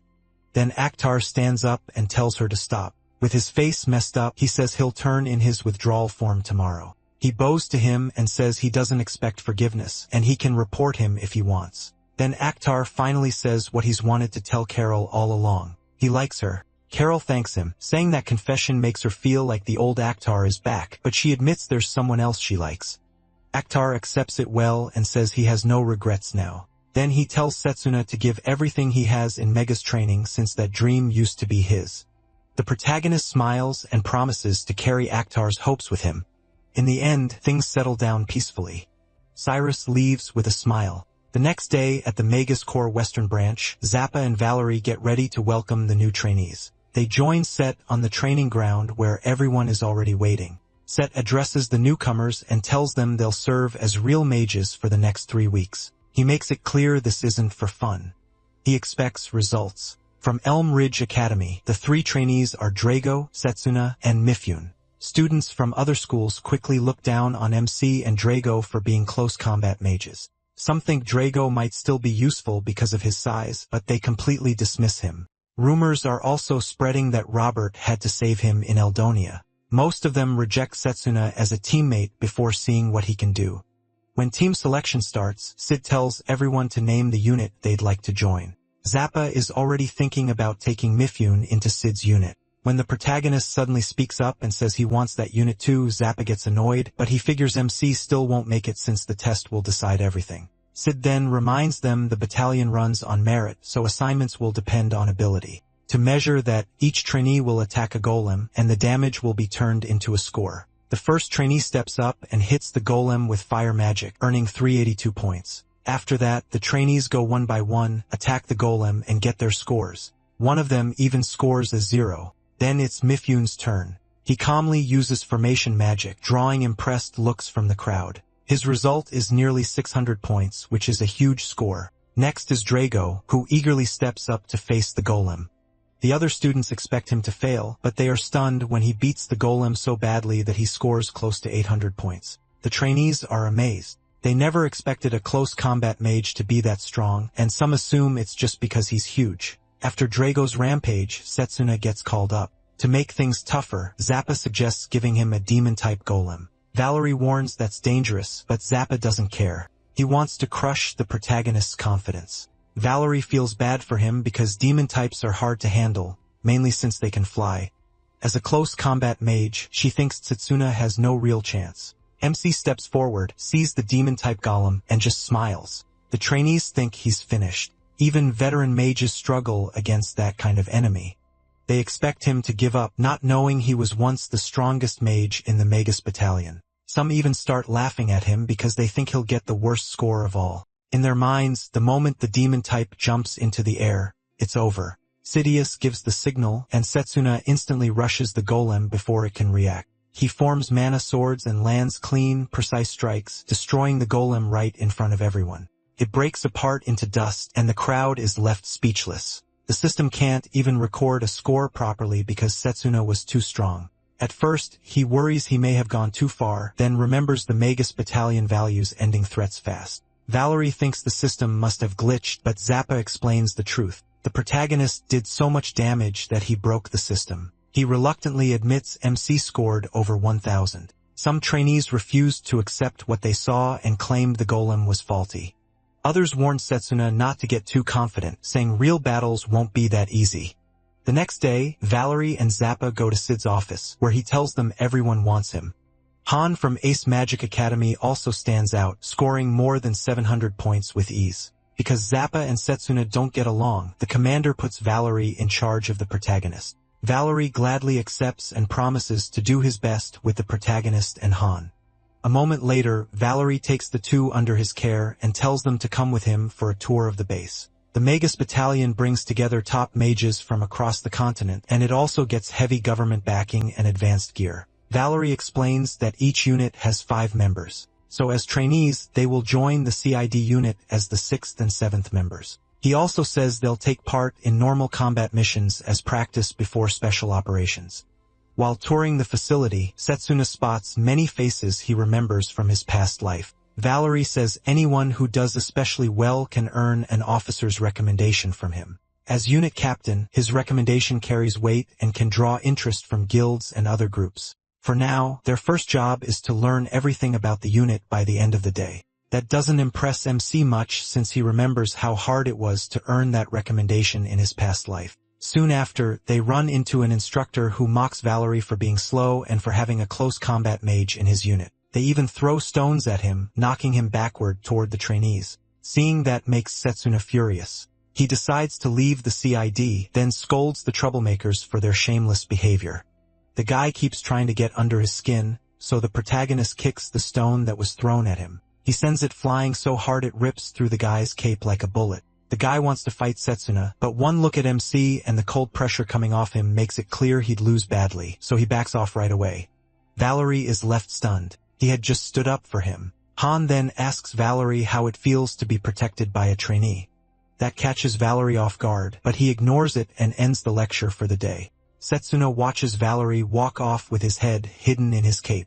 Later, the protagonist finds Valerie training his magic. The spell power is seriously impressive. MC praises his firepower, but Valerie isn't happy with it because his casting takes too long. No matter how much he trains, he still can't cast fast enough. He chose this magic path for its power, but now he thinks it may have been a mistake. Tetsuda understands since in his past life it took time for mages to truly figure out that magic path. Valerie then shares that his family has produced Magus battalion commanders for generations.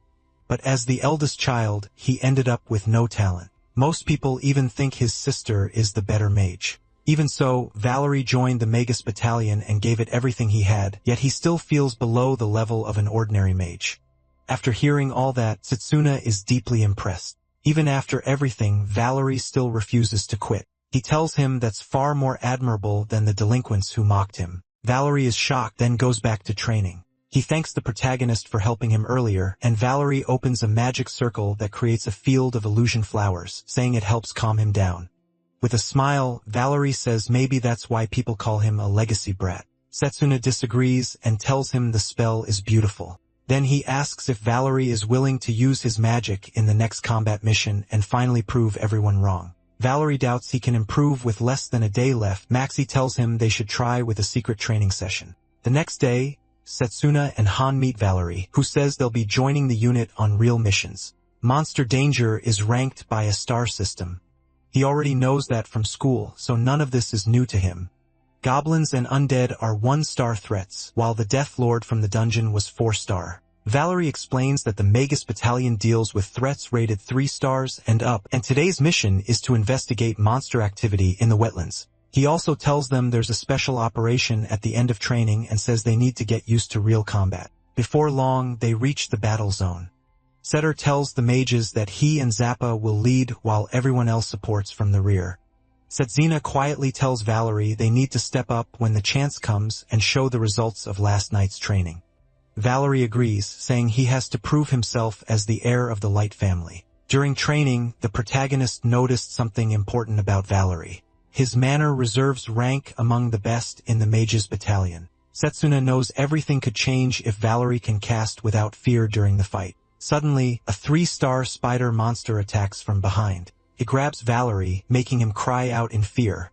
MC charges straight at it and slices off its tentacles to free Valerie. Once they're safe, Zappa blasts the monster away with a powerful flame spell, but even that strong attack fails to kill it. Cedric moves in to finish it, but Valerie stops him and asks to handle it himself. Zappa worries for Valerie and tells him not to force it since the monster is no joke. He also says Valerie's magic isn't suited for this and wants Cedric and himself to deal with it. Setsuna cuts in and says he and Valerie will take care of it. He reminds Zappa that people can grow, and Valerie is no different. Zappa gets angry that he has only been here a few days and is already acting like he knows everything. Setsuna, though, simply asks Valerie if he's sure he can win. Valerie answers with a confident smile. That only makes Zappa more annoyed. Valerie thanks Sets for giving him the chance and quickly activates his magic circle, forming an illusion of flowers. Zappa gets mad, not seeing how flowers could help. Setsuna tells him to relax. He's about to see the real trick. The night before, the protagonist had told Valerie that Phantom Garden could be used far better. According to him, it was the key to casting more than one spell at once. That made Valerie realize MC might be right, since the skill barely uses mana. Still, he wondered what exactly they could do with it. He explained that even illusion magic has value because it covers a wide area. Valerie is stunned when he realizes Setsuna wants him to hide another spell inside the illusion itself. Now, facing the tentacle monster, that's exactly what he does. Valerie spreads his illusion across the whole area, and then the tentacle monster bursts into flames, shocking everyone.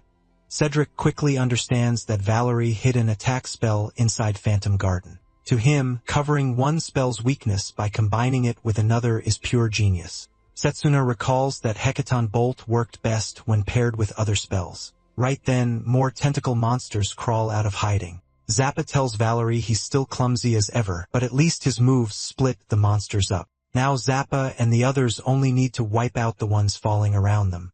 Zappa angrily fires off another strong flame attack, and the rest join in to finish the monsters. Cedric watches the fight, and while the other trainees do well, it's Susuna who really stands out to him. Close combat magic usually has clear limits, but the protagonist moves like those limits don't exist. Cedric has to admit that MC's battle sense is exceptional. He even notices a clever combo and realizes he created that technique himself. Cedric can't help feeling proud that this year's students sent to him are also impressive. Before long, they clear out most of the monsters and call the mission a success. Cedric walks over to Valerie, praises his work, and tells him to keep improving.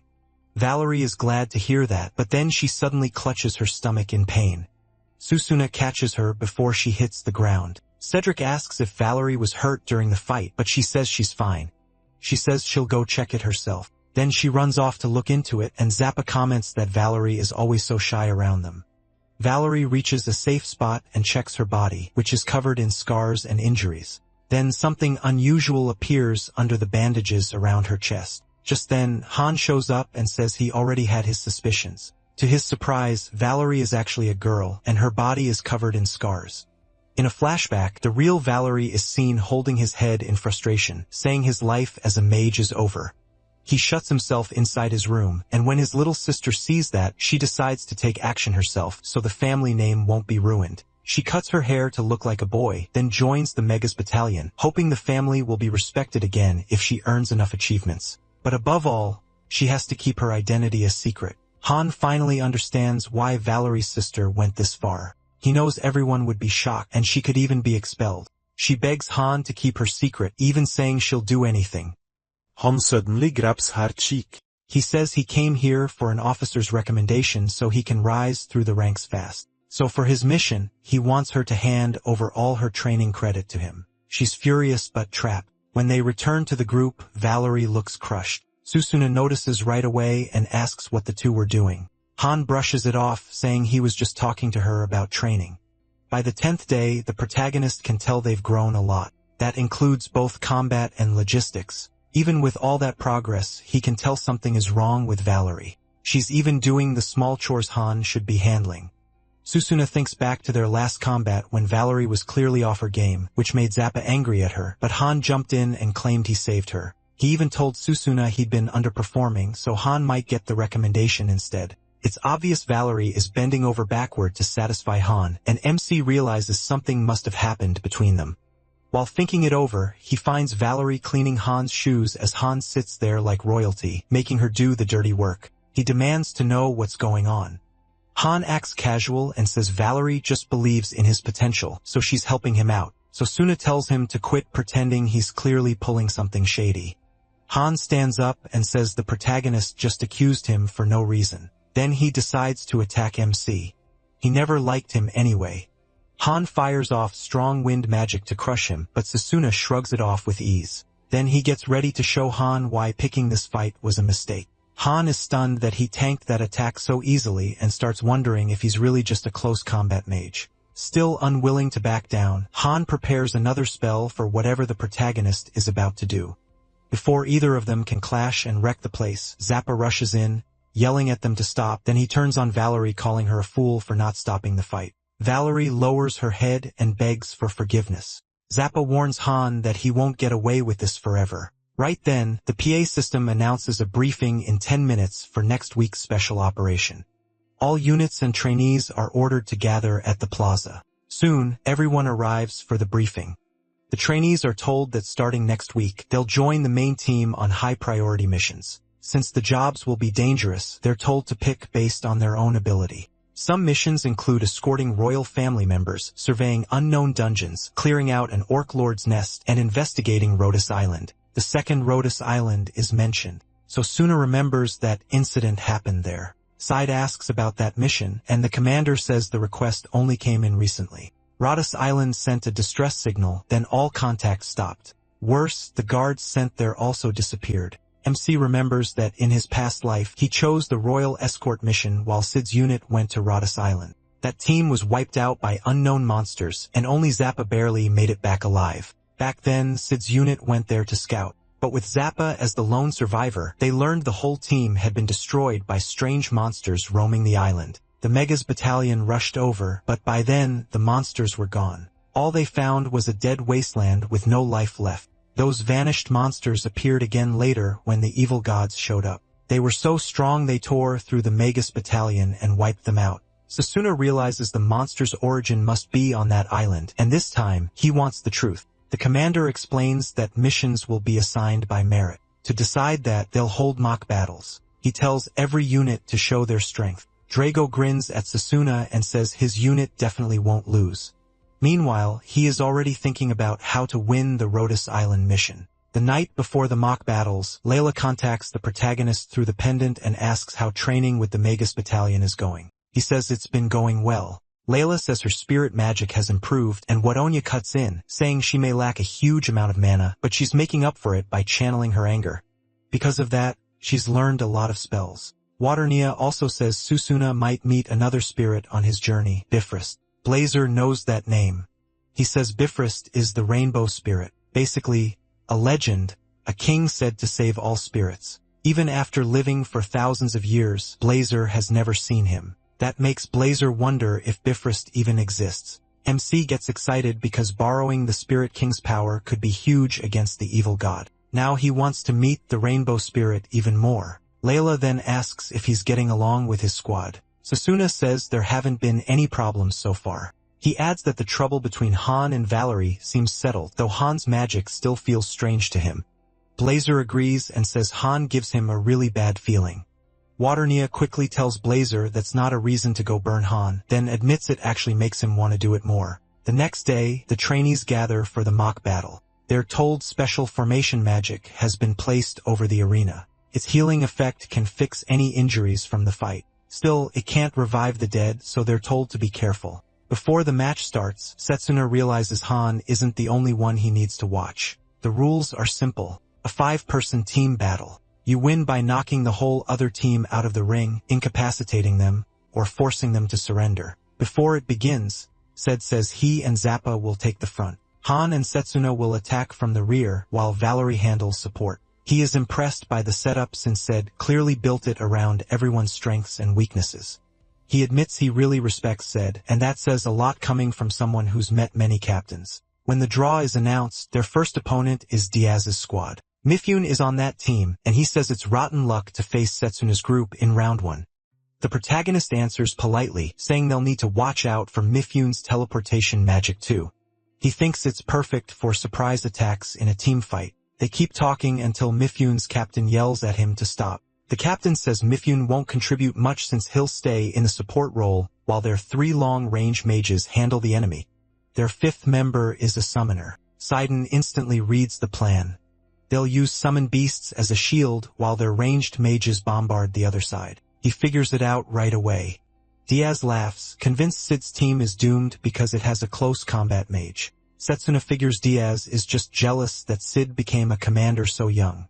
He admits Diaz's formation isn't bad, but sidelining Mifune just because he's a formation mage proves Diaz can't spot real talent. Diaz sneers at MC and tells him to get ready. Sid notices they're all focused on him, but Setsuna tells him that's fine. He plans to prove them wrong. He's going to crush the idea that only long-range mages matter on the battlefield. A moment later, the battle starts. Just as expected, Diaz's squad opens with long-range attacks while a summoned scorpion guards them. The protagonist rushes straight at their team, and Sid orders the others to intercept the incoming spells. While the ranged mages trade attacks, Setsuna reaches the summoned beast. He tries to cut through the scorpion but can't. He pulls back a little, and Diaz sees it and boasts that no rookie can break that scorpion. The shell is even tougher than a golem. Before long, Diaz's team starts getting frustrated because they still can't break Sid's formation, even with only 2 ranged mages opposing them. Diaz tells his team not to give up, sure that Zappa will run out of mana first. He's certain his squad will win, but then an attack suddenly comes flying at him. It's about to hit, but Mifune jumps in and uses his teleportation magic to pull Diaz out of danger. Diaz is shocked by that save, while Han is furious that Mifune ruined his plan. Mifune was able to track Han down by sensing his mana. Even after that, Diaz starts celebrating and claims victory is already his. Mifune knows better against this opponent. He's not dumb enough to think they've already won. Setsuna is still locked in a fight with the scorpion. While that goes on, Han studies his movements and the way he fights. Diaz keeps mocking him. Sure, a close combat mage can't do anything here. What they don't notice is that MC has been charging up Charged Bullet while using mana blades as a distraction. The second it's ready, he aims at the scorpion's head and slams it with a heavy strike that destroys the beast in one blow. That wipes out the defense Diaz was counting on and leaves him stunned. He can't believe a beast that tough was shattered by bare fists. With their guard gone, Diaz yells for everyone to regroup, but he's too late. Setsuna is already through their line and drops one long-range mage before the guy even knows what happened. As he handles the others, Han targets Diaz again, but this time, Diaz feels the attack coming. He fires back, trying to stop it, only for the shot to curve suddenly and slip past his defense. The blow lands so hard that it rips his clothes and sends him flying across the arena. When Mifune and the last teammate realize their captain is down, they raise their hands and give up. Then the arena's healing magic activates and starts treating Diaz, officially ending the match. The crowd starts paying real attention to Setsuna now.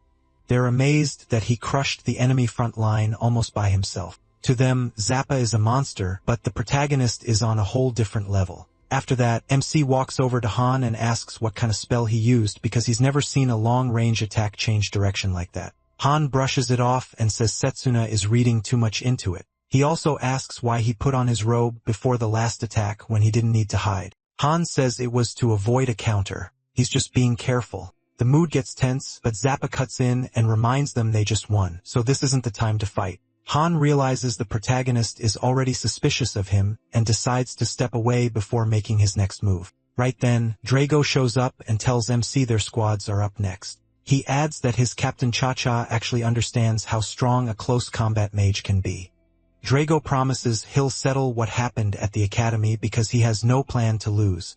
Since the next winner gets to choose a mission, Setsuna is set on winning and claiming the Rhodes Island mission. A moment later, Drago's team enters the arena, and he finally meets Captain Cha-Cha, who turns out to be a cute little girl. Just before the match starts, Cha-Cha arranges her formation with Drago at the center. Drago bares his chest and releases his family's secret technique, transforming into something like a Red Hulk. Even Setsuna gets wary when he feels the huge aura pouring off Drago.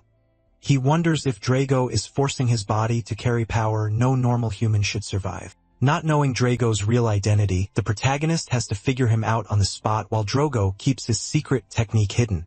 That only makes MC more excited for the fight, and then their clash begins. Drago rushes in and throws a punch at his head, but he dodges. Even so, the pressure from the swing alone bruises his skin. The protagonist realizes one clean hit from Drago could knock him out instantly, so he boosts his arms and legs, then grabs Drago like a pro wrestler, trying to slam him down, but to his shock, Drago doesn't budge. Smiling, he says those tricks won't work against his Hercules skill. The moment Setsuna feels himself being overpowered, he switches plans, slips behind Drago, and tries to cut him down. That fails too.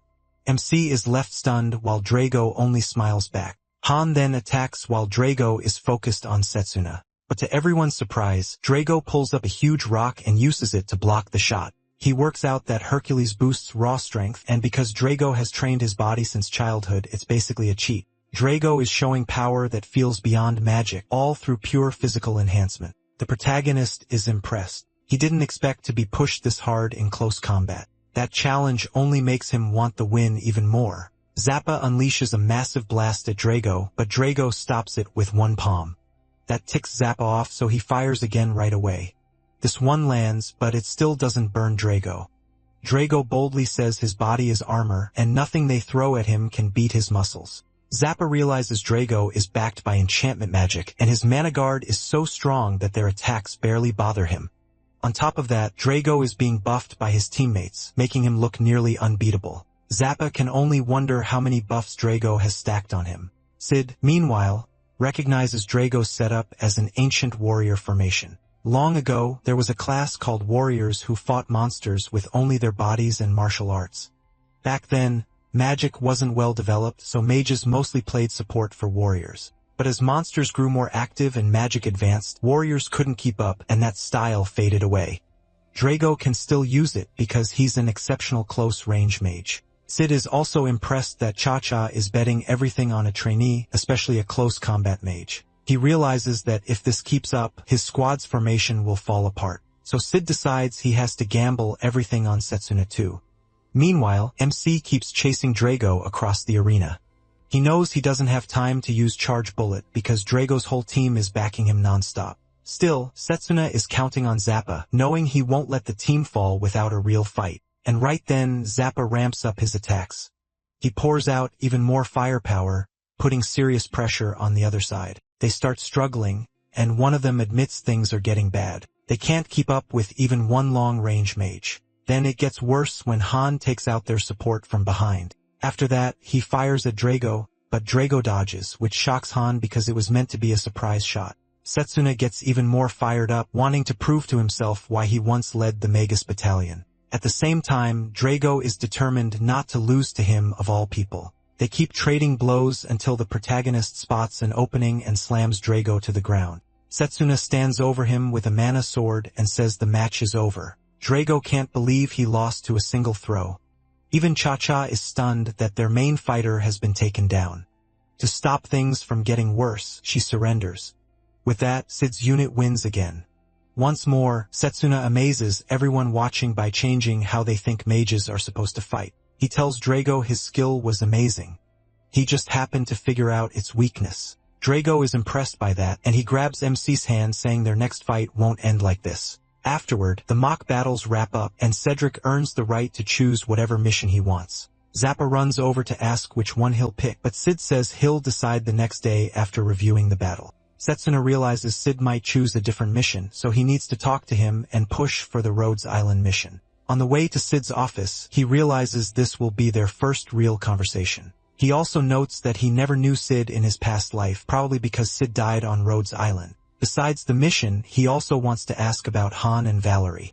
When Caecina enters the captain's office, he sees something shocking. There are 3 Sids inside, leaving him completely stunned and confused. At first, he thinks Sid might be a triplet, then drops the idea since he never heard that before. He even wonders if this is some kind of illusion. While he's still trying to make sense of it, Sid speaks up and says he'd offer a drink if they weren't all busy. The protagonist quickly tells him not to worry about that. Sid explains that fighting isn't his only job as battalion commander, and says another version of him would come in handy. The word clone catches Susuna's attention, and when he asks, Sid confirms it. This is a special magic called cloning magic. MC is stunned since he thought Sid only used long-range magic. Sid explains that his magic is called copy gear, which lets him use the spells of people who give him permission. So the cloning magic belongs to another teammate, just like the long-range magic he used in the mock battle. Setsuna is blown away because it's the first time he's seen magic that doesn't fit any known system. Setsuna says the spell is useful, but he can only store 3 kinds of magic and only for 1 day. His mana pool is small too, so copy gear has clear limits. Even so, he gets buried in work because his spell can branch into so many others. That is also why he keeps chugging energy drinks. He finally gets how rough Sid's job really is. Then Sid asks if he came because of the special mission. The protagonist says he wants the Rhodes Island assignment. Sid is caught off guard. He thought Setsuna would push for the royal escort job, especially since his scores are high enough to help him build ties with the royal family. Sid is partly right. In his past life, MC did choose the royal escort mission because back then, promotion came first. Now though, something else matters more. Just then, one of Sid's clones hands him a report on Setsuna. It says he picked the worst magic path, even though he had the chance to choose the ones everyone saw as the best. That leaves Sid conflicted. The protagonist's records and old goals do not match what he wants now, so Sitter presses for more, but the protagonist hesitates. Sitter tells him he does not need to be careful around him, and admits he wants to understand him better too. Thinking back on what the evil god did to him, Setsuna finally admits his reason is anger. He says someone is trying to take what belongs to him, and he wants to punch that person in the face. That is why he chose close combat magic. After hearing that, Sid asks if Setsuna thinks this enemy is connected to Rhodes Island. Sid admits Rhodes Island is wrapped in mystery, and unlike the other missions, nobody even knows how dangerous it is. Even so, he was already leaning towards sending his unit there before MC showed up. Hearing that, he smiles, feeling like things are finally going his way. Then Daniel and Iris burst into the room. Daniel asks Sid if he shared the heart-shaped chocolate cha-cha made for him. Sid says he did, since he did not want to enjoy good chocolate by himself. That is all Daniel and Iris need to confirm their boss is hopeless. Then they reveal Cha-Cha's team will escort them on the Rhodes Island investigation mission, and they ask why he thinks that is. Sid guesses Cha-Cha and her team just do not want them going alone. The two grab their heads in frustration. Sid really is hopeless. Tetsuna knows Iris and Daniel are talented, but in his past life they died before the main disaster, just like the headmaster. This time he plans to protect them. With that done, the protagonist bows and says he will take his leave. Sid stops him because he wants to talk about Zappa, but MC says he already knows Zappa has a softer side. Later, Zappa tears into Valerie for slacking off. Since they are heading into a mission with unknown danger, he angrily kicks her off the unit. Valerie is stunned. Then Zappa says if she still plans to follow them, he will break her bones so she cannot fight. At that moment, a frightening aura bursts from Valerie, and she seems like a completely different person. She rises with power pouring off her and tells Zappa she has a duty to her family and nothing will stop her. Still furious, she says she had lost confidence, but someone helped her get it back. Zappa is shocked that Valerie is ready to fight him seriously. So he accepts it and fires back with full force, planning to put her down for good. But before the attack can hit, Setsuna jumps in and smashes it apart. He tells Zappa to stand down and promises he will make sure they get results. He asks him to trust Valerie just this once because he can see how determined she is.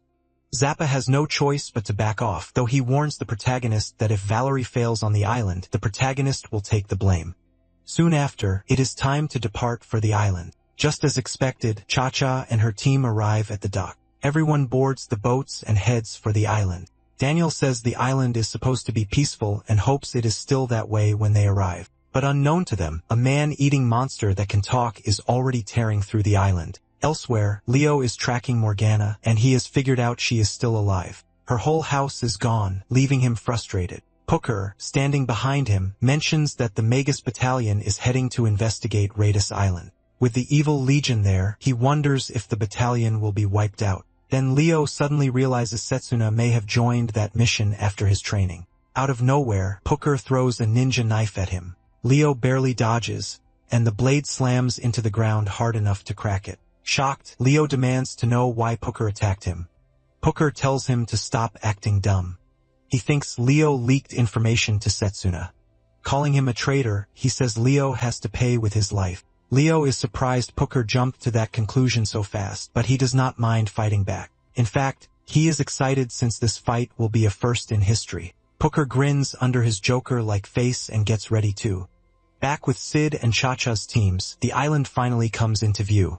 A little over an hour later, Sid notices large birds in the sky and says that is strange because birds like that do not live on the island. To him, that confirms something is wrong. The island normally has fewer than 500 residents, though its hot springs bring in lots of tourists. Sid adds that the volcano in the center has been quiet for a long time. Still, the whole place feels wrong. Sid reminds them of the mission, find survivors, protect them, and investigate what happened. If fighting breaks out, everyone needs to stay sharp. Setsuna remembers that in his past life, Sid's whole unit was wiped out, and even Zappa, the only survivor, came back with broken memories. All Zappa could recall was being attacked by monsters from nowhere. Since monsters like these appeared again when the evil god showed up, MC is sure the apostles are involved. Sid says missions are always harsh. That is why 30% of trainees quit every year. If things go bad, he wants them to put their own lives first. He also warns them not to chase officer recommendations if it means dying for them. Right away, Zappa turns to Valerie and tells her not to hold the team back. Then Daniel suddenly says he has a bad feeling. Setsuna quickly realizes the wind has stopped, and soon they notice the ship is not moving either. A giant sea serpent suddenly bursts from the water, revealing itself as a 3-star monster.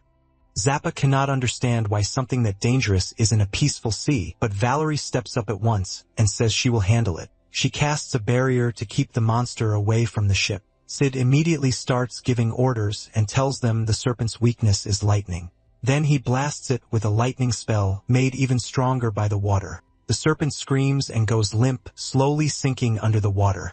But a second later, it rises again, and this time it slams the ship with a tentacle. Iris is stunned. A sea serpent should not have tentacles. Setsuna starts to understand what they are facing, but then another tentacle lashes onto the ship. Before it can wreck anything, he tears it apart with his bare hands. Then several monster heads rise from below, surrounding the ship.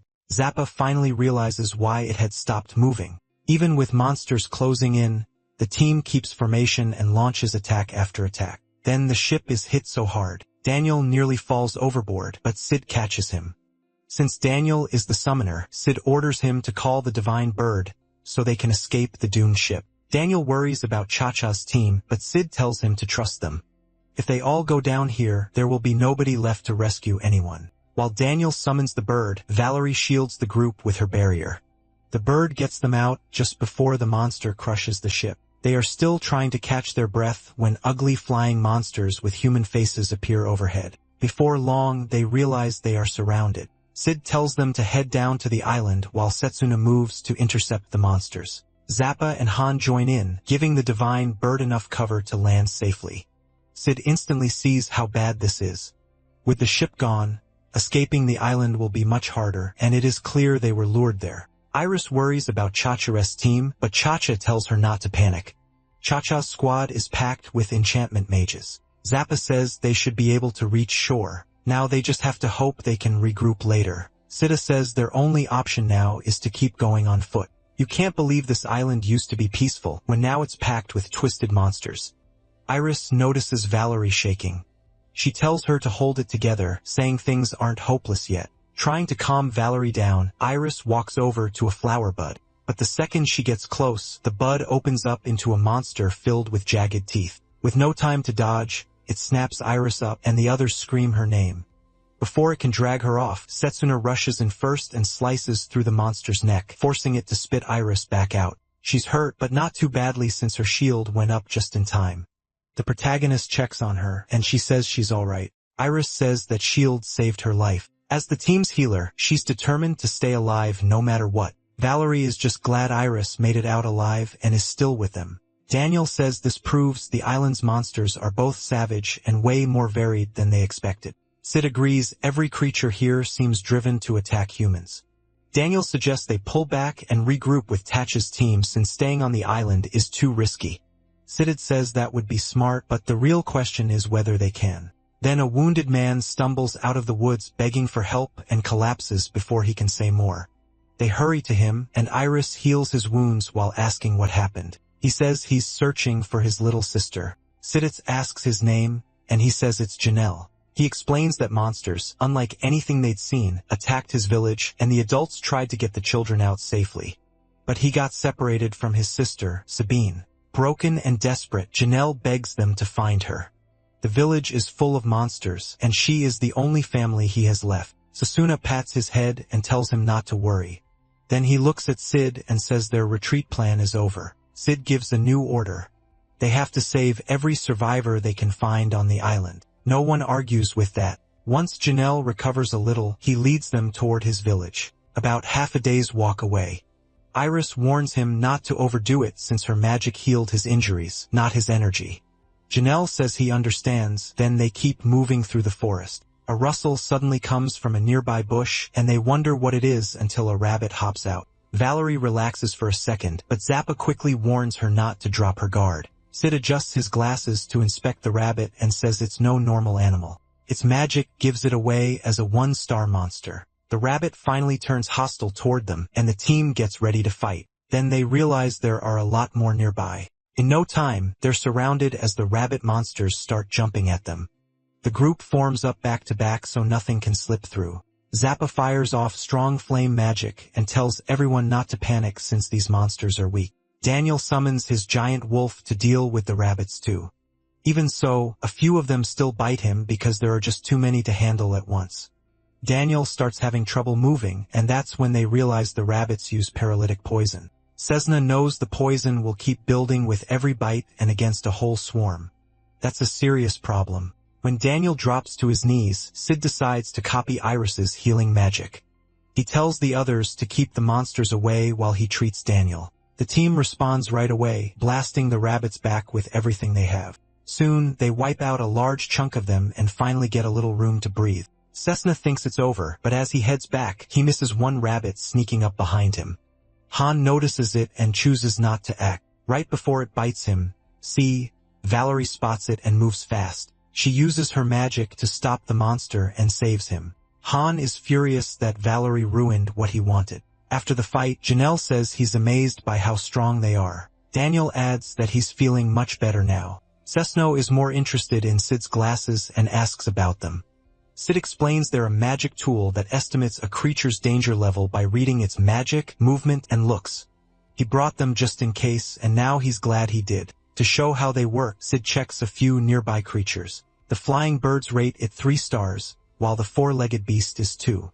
The flower monster that attacked Iris was only 1 star. Since Valerie is handling support, Sid gives her the spare pair. As night gets close, Sid says they'll make camp soon, and tells everyone to rest up for tomorrow's trip through the forest. Cesna taps Janelle on the shoulder and says he can stay close if he's scared. Janelle thanks him and sticks right by his side. While gathering firewood, Janelle tells the protagonist that Han gives him a bad feeling. MC tells the boy not to worry about Han.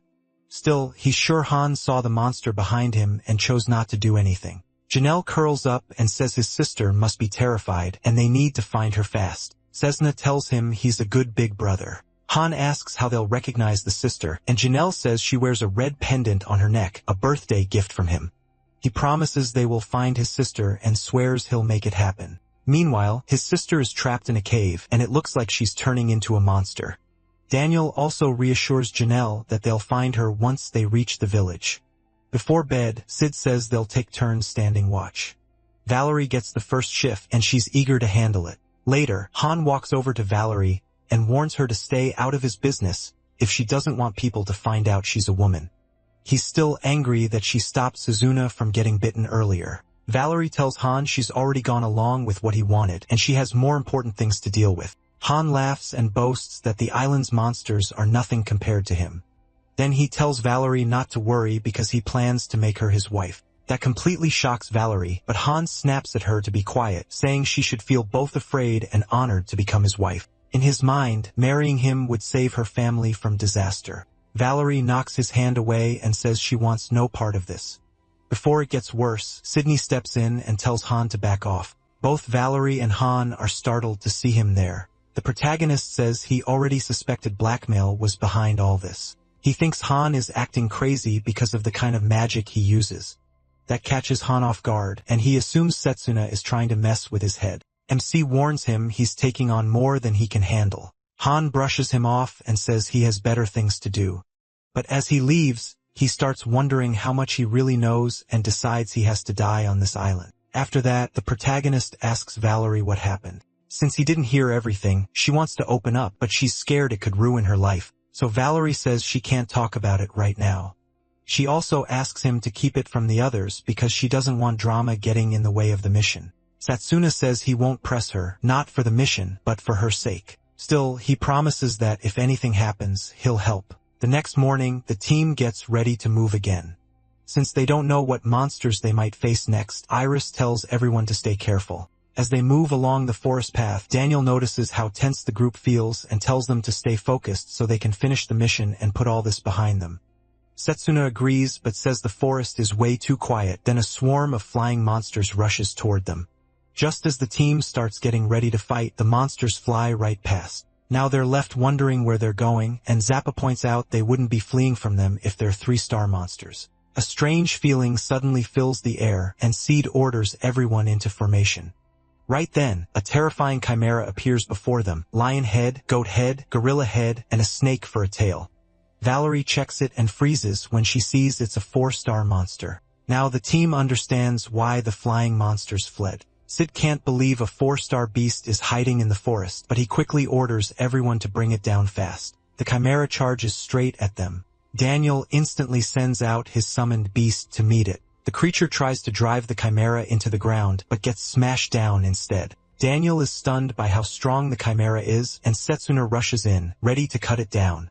But the monster suddenly turns and runs, leaving MC confused. Then an eerie pressure fills the air, and a massive foot comes down, crushing the chimera with ease. The whole team is frozen in fear and disbelief. Valerie nearly loses it when she scans the new monster's threat level and sees it's a 6-star danger beast towering over them. They've never seen anything like it, and it doesn't even seem natural. The moment Satsune sees it, he realizes this is the monster that destroyed the mage core in his past life. The beast grabs the chimera and eats it like it's nothing. Then it hurls the remains at the team, forcing everyone to scatter before they get crushed. Daniel isn't fast enough, and the chimera carcass slams into him, pinning him down. He screams as blood spills everywhere. Janelle turns, sees Daniel trapped, and cries out his name in horror.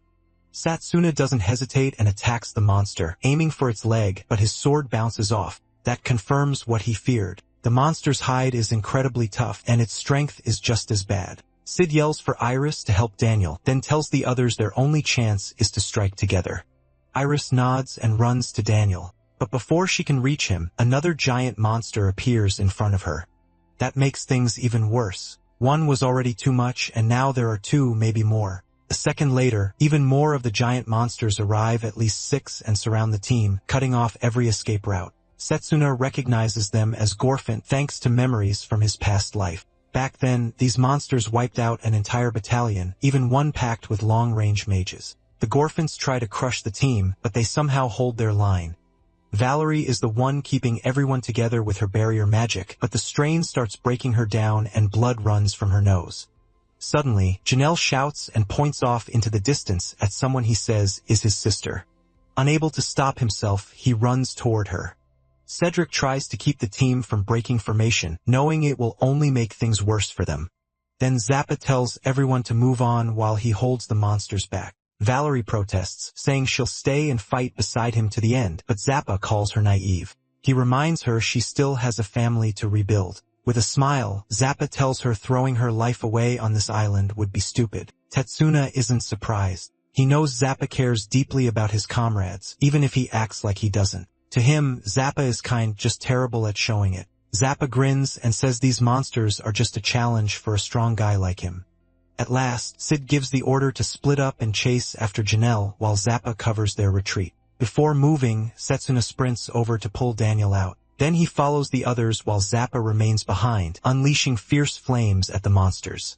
With no one left nearby to protect and his pride on the line, Zappa finally stops holding back. He releases blazing fire that scorches the Gorfins and slows them down. The team finally catches Janelle at a cliff, and when they ask where his sister went, he points toward the forest and says she disappeared in there. As they argue over it, the cliff suddenly gives way, sending all of them into the water below. They wonder if the collapse was caused by the battle's aftershock. Elsewhere, the man behind these monsters watches the team struggle on the island, curious to see how strong they really are by playing with them. Later, Setsuna washes ashore and realizes he's been separated from the others. He plans to regroup with his teammates, but chimeras surround him first. Somewhere else, Iris ends up trapped with Han. She says they need to work together, then suddenly notices Han has disappeared, leaving her alone with the monsters. Han just runs off without a second thought because he's sure he can survive on his own. Meanwhile, Valerie is being chased by monsters. Sid is fighting another group when he hears Valerie call out, and he demands to know where she is. Valerie hears the captain's voice coming from a cave, though it isn't really him, and she gets lured in without noticing. Just before reaching the cave, she realizes she's been tricked by a group of monsters copying the commander's voice. Cedric senses Valerie is in danger and turns toward her voice, but that moment of distraction costs him. A Gorfint appears behind him, and though he barely jumps away, the monster's blow still shatters the ground. Cedric tries to fight back, but gets slammed into a tree and left wide open. He admits the monster is insanely strong, making their plans and tricks useless. Cedric realizes only top mages like Zappa really stand a chance against a Gorfint. Even so, he's the commander of the Magus battalion, and he refuses to go down easily. With a snap of his fingers, he activates copy gear and pushes all his units into overdrive. Siddharth forces himself back to his feet, but the monster comes at him again right away. He mixes healing magic, formation magic, and a long-range spell and pours all his power into one attack to face the Gorfint. The spells fuse into a single move, lightning spear, and Siddharth hurls it at the Gorfint. Pierces through the monster and kills it, giving Sid a brief moment of pride, but that win comes at a cost. He won't be able to use magic for a while, and his luck gets even worse as two Gorfints appear behind him. One punches him, and without magic to protect himself, Sid is sent crashing to the ground. He's about to be torn apart when Setsuna rushes in and blocks the blow with his fist. The mana in that punch hurts the monster so badly, it grabs its arm. He had already saved Valerie before coming to help the commander. He quickly apologizes for being late. Blazer is already thrilled that it's time to have some fun with the Gorfins. Setsuna doesn't hold back, agreeing to go all out. His hair turns red and scorching flames rise from his body. He lunges at one of the monsters and rips its head off with a single punch. As he fights the Gorfins, the flying monsters appear and mock him, saying everything he does is worthless. Already furious that they hunt people by copying human voices, the protagonist cuts them down with his flaming sword. One Gorfin tries to grab him, but Setsuna slices off its arm. Then he rushes the Gorfin and cuts off its head. Before that, he tells the Gorfins they're about to feel the same despair he felt before his regression. Without mercy, he burns the Gorfin from head to toe. Setsuna turns the whole area into a graveyard for monsters and makes it clear they picked the wrong enemy. After that, MC checks Sid's pulse and lets out a relieved breath when he sees Sid isn't in real danger. He sets up a warm place and lays the two of them on warm rafts. Valerie wakes first, and Setsuna hurries over to ask if her injuries still hurt. Careful to hide who she really is, Valerie tells him not to worry because she can manage on her own. Soon after, Sid wakes up too. He thanks him for saving him, then asks how he beat the Gorfins. Setsuna hesitates, so Sid lets it go, understanding he doesn't want to talk. Sid says they need to regroup with the others, and he's still talking when a bloodied Zappa arrives with Han behind him. The others are stunned, and Valerie can hardly believe Zappa survived those monsters. Zappa just smiles and says they were only a warm-up. Han claims they used an invisibility cloak to avoid monsters on the way, then lies that they lost track of Iris. Sid notes that Iris's whereabouts are unknown, and says they need to find a way to regroup with Chacha's team. Han then says he spotted a village nearby. Sid realizes it must be Jonal's village, and since there might be survivors there, Han suggests he and Setsuna go. Valerie says it's too dangerous, so she offers to come too. Han leads them to a cliff and says the village is past the forest. The protagonist is surprised there's really a village out there. While MC is distracted, Han gets ready to strike from behind. Valerie notices and rushes in. She throws herself between them and takes the hit for Setsuna. Han snaps at her, furious that she ruined his setup. Valerie says she won't betray the person who helped her, but Han's attack rips her shirt, exposing that she's actually a woman. She quickly apologizes for hiding it, explaining that she failed the Magic Academy and had to stand in for her brother. He doesn't get mad. To him, everyone has secrets. He promises to keep her safe and says Han won't lay another hand on her. With that, Setsuna draws his mana sword. Han instantly uses his cloak and vanishes.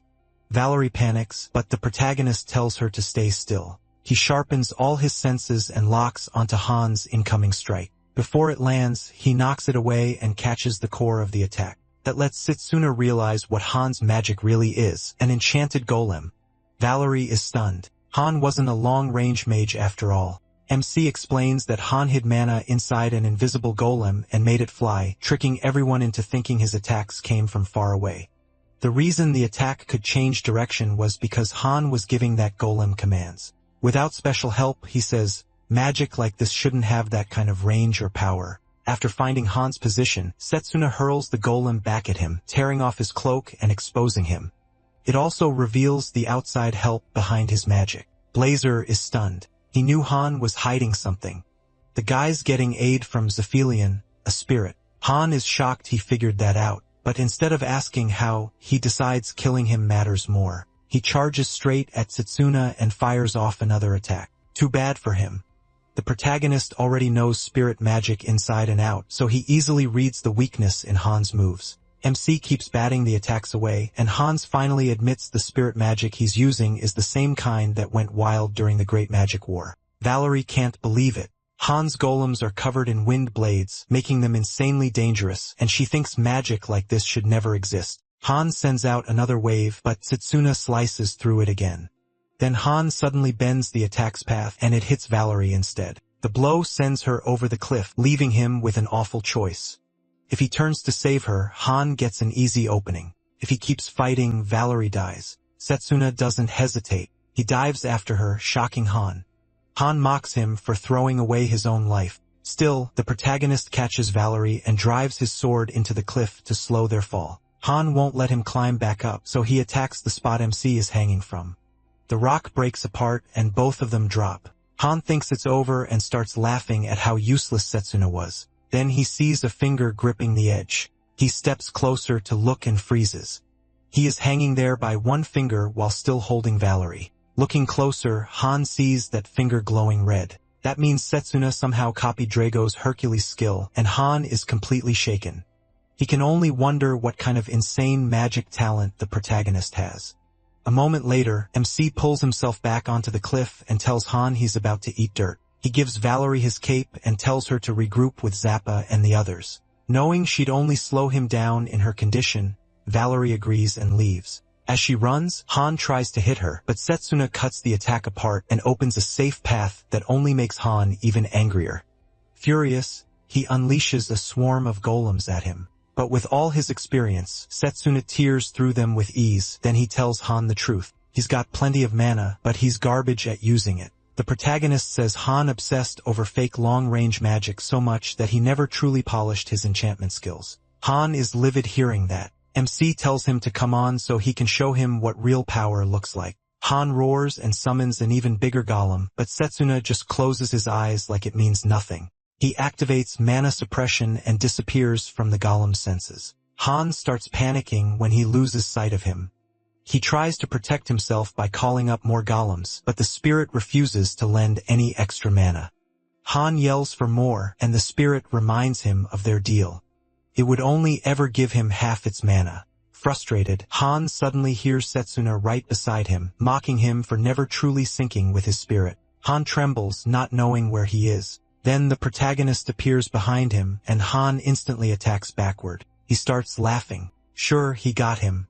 But when he turns around, Setsuna is standing there covered in flames, staring him down. He reminds Han that he said he'd show him how to really use his spirit's power. Now he finally does. MC rushes in and drives a punch into Han's chest. Fire erupts through Han's body and blasts him across the area. Setsuna says Han never deserved a place in Sid's squad. Honestly, not even in the Mage Corps. Han crawls across the ground while the flames keep burning him. Knowing he's beaten, he drags himself off the cliff and drops into the water below.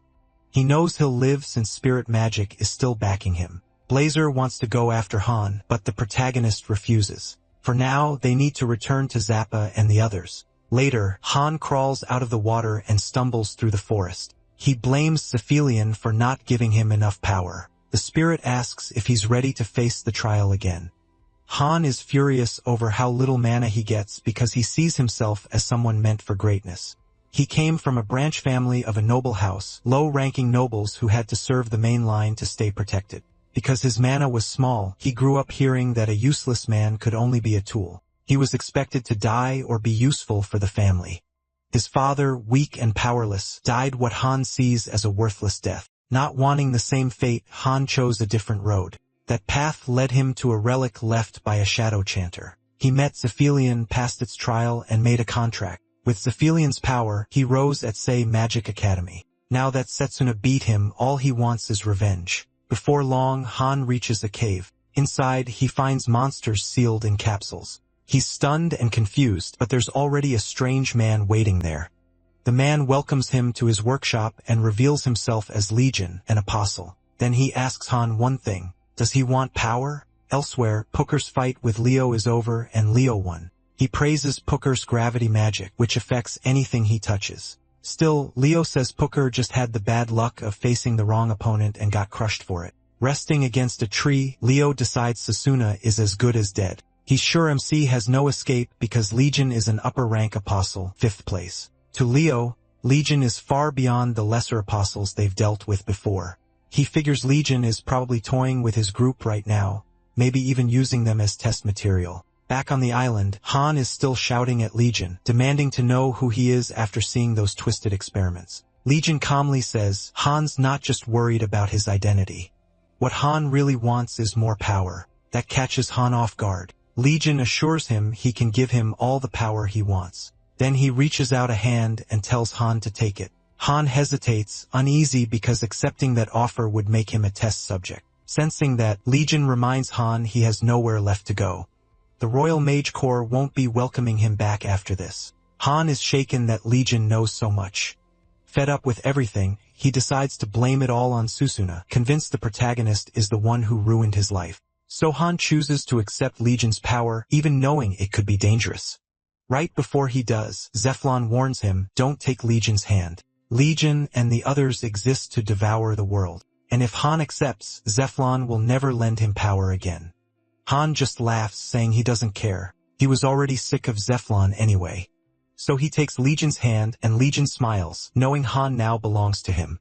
Meanwhile, Sid and the squad reach the town and think there may still be survivors if they search carefully. Sid suggests splitting into 2 groups to look around. Susuna and Valerie link up, and he says they should find Saekia's squad. Valerie agrees and adds that meeting Janelle and his sister would help too. Then Valerie suddenly slips. MC catches her at once and reminds her they're a team.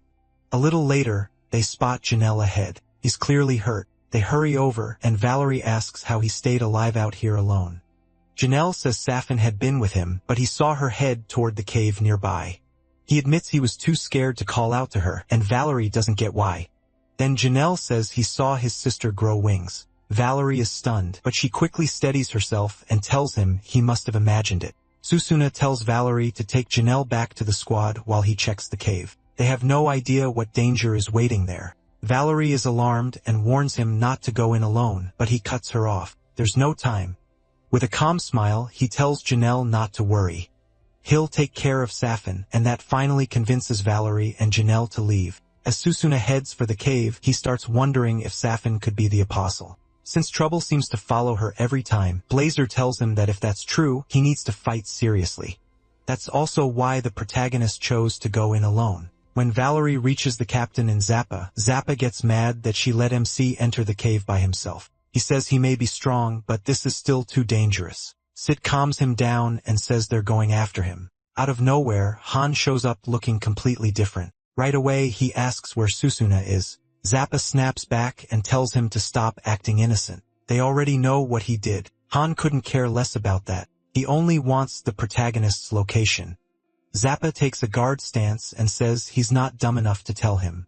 Since they won't talk, Han decides to crush Zappa and the others first. Eager to show off his new power, he promises they'll regret standing against him. To prove it, he breaks the crystal tied to his old power and fires long-range flames that nearly burn the whole group alive. They barely dodge, and Zappa can't understand it. Han was supposed to specialize in enchantment magic. Valerie is just as shocked because no one should have 2 magic attributes. Han laughs and says maybe normal mages can't do this, but someone like him can. Seeing the team start to panic, Sid tells them to stay together and remember they still outnumber Han. Han hears that and decides to show them even more. 2 extra arms suddenly grow from his back, and the whole team freezes in shock. Han mocks them, saying he has more than 2 attributes, so their so-called advantage means nothing now.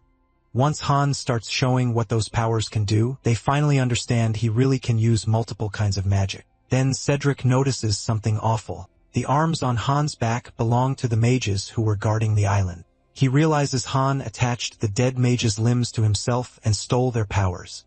Valerie is horrified and disgusted that Han crossed a line like this. Han just sneers at their faces and proudly says this power came from Legion, then keeps attacking. After seeing enough, Sid warns the team that normal magic won't beat Han. He asks Zappa if he has anything that can turn this around. Zappa says he'll try to break through Han's shield with everything he's got. He immediately begins stacking spells to make his fire magic far more deadly, and Valerie is amazed by what she's seeing. Each stack boosts attribute magic even more. It's hard to control, but with Zappa's huge mana pool, Sid thinks he can pull off the combined incantation. Han notices Zappa preparing something dangerous and moves to crush it before it can be unleashed. To make matters worse, he grows a 5th arm to shut Zappa's plan down. Just when things seem hopeless, Drago jumps in and blocks Han's attack with his own body. Then Cha-Cha arrives too, and Sid's group looks relieved beyond words. She says her team found Iris and Daniel, and both are being treated somewhere safe. Valerie is glad to see backup, but Cha-Cha is confused about what happened to Han. Sid says he'll explain later. For now, they just need to buy time so Zappa can finish his spell. Cha-Cha admits that won't be easy because Han is basically a monster now. Drago doesn't care. If his body can shield the team, that's enough for him. Han laughs and tells them there's still not enough to beat him while Zappa keeps building his trump card, but the laugh dies fast. Zappa finishes much sooner than Han expected. Zappa tells him that shock makes sense. Han was never truly part of the team, so he doesn't know what they're capable of. Han watches in fear as Zappa completes his 3-element combo spell, a Poionic Ray. Still, Han refuses to quit and sprouts even more arms to even the odds. With them, he unleashes a storm of attacks that throws the team into chaos and makes Zappa miss. Zappa crashes down, and Han mocks him, telling him to witness the power of a mage who can use every branch of magic. Han boasts that he's gone beyond human limits and will never lose again. He says he's nothing like his father. He'll use this power to turn everyone who looked down on him into tools. Cedric quietly admits they're in real trouble because beating Han won't be easy with all those extra arms. Then Valerie points out something she noticed while supporting from the back. After hearing her out, Ced agrees it's worth trying. They put the plan in motion, and Valerie slams her staff down to cast Hecaton Bolt. Han laughs at the attempt and refuses to sit still while they try to finish him. He charges straight at Valerie, but Drago throws himself in front of the hit again. Han screams at him to stay out of it, and Drago fires back that he has no plan to stand aside. Furious, Han increases the force of his attack and pushes Drago past his limit until he collapses. But Drago bought enough time for Valerie to finish the spell. Han realizes that too, so he stays ready. Because of that, he dodges Valerie's surprise strike. He laughs again. Sure, they never had a chance, but Cedric cuts in and reminds him what Valerie's magic does. That's when Han realizes the attack he dodged was only a fake copy. Before he can react, the real blast hits and burns him. Han drops to his knees, unable to understand how he lost to people he thought were beneath him. Valerie walks up and tells him his real weakness was being alone. She had explained to Ced that no matter how many arms Han has, he still only has one brain. So if they attacked in several ways at once, they'd split his focus and open a path for the real hit. And even then, Valerie's spell still isn't the end. The rest of the team gets ready to finish Han. That's when he speaks up in despair, saying he doesn't want to die as a tool like his father did. Valerie tells him there was probably a reason he became this way, but that still doesn't excuse treating others like tools. She says he should have spoken out about what was wrong instead of choosing this path. The moment Valerie finishes, Zappa lands the final strike, burning away the last of Han's strength that also severs his connection to Zap's power inside him, and the earring drops off. Zappa walks over and picks up the earring. Before Han blacks out, Zappa hears him bitterly admit he couldn't use spirit magic properly the way Setsuna can. That leaves Zappa stunned. MC really formed a bond with a spirit. Meanwhile, he has already entered the cave where he finally finds Seafine. He tries to talk to her calmly, but she rushes him like a wild beast. Seafine swings at him, yet he dodges with ease without even taking his hands out of his pockets, and she falls to the ground. At that point, Setsuna realizes she's far too weak to be the apostle. He also notices he can't feel any killing intent from her, so the protagonist tells Seafine he didn't come to hurt her. He only wants to save the people on the island. Hearing that, Seafine settles down a little and asks MC if he really means it. Setsuna gently pats her head and tells her everything will be okay. Tearing up, Seafine explains that monsters suddenly appeared on the island and started taking the villagers away. After that, the captives were taken somewhere else, and their bodies began turning into hideous creatures. Zafin only escaped because the monsters looked away for a moment. He can tell how crushed she is, so he tries to calm her down. He says her brother is waiting and worried about her, but Zafin reveals the awful truth. Her brother is dead. She says he died right in front of her while trying to help her escape. That leaves Setsuna stunned, but it also helps him understand what's really happening on the island. He tells Zafin to stay hidden in the cave until he returns. Then the protagonist quickly stands and heads out, sure that his friends are in danger. Outside, Sid and the others are still recovering from their brutal fight with Han. Sid tells Cha-Cha to check on Drago, who passed out after pushing himself too far. The group starts helping each other when Jonal suddenly begins clapping and everyone freezes in confusion, wondering what's going on. Jonal starts rambling about how impressive they are for beating Han, even though each of them was far weaker alone. He says humans are amazing, and Valerie walks up to him thinking he's just lost in his own thoughts. But Sid sees the truth and yells for Valerie to get away from Jonel. Before she can react, Legion reveals himself through Jonel's body and stabs Valerie in the side. She cries out, and the rest rush over to see what happened. Sid keeps his cool and asks if he's the Legion he heard about. Legion confirms it. He says this island is his lab, where he creates monsters. Zappa is horrified by that, then demands to know what Legion meant about his missing sister. Legion says he was telling the truth. Safin is important to his experiment. Even after being turned into a monster, she kept her humanity, and losing her would be a real waste. Zappa snaps and hurls insults at Legion. Legion doesn't care. Instead, he shows that Junel's body is still suffering inside him. Even in that state, Junel is still worried about his sister. Legion calmly explains that his power, life fusion, lets him merge with and consume all kinds of life forms.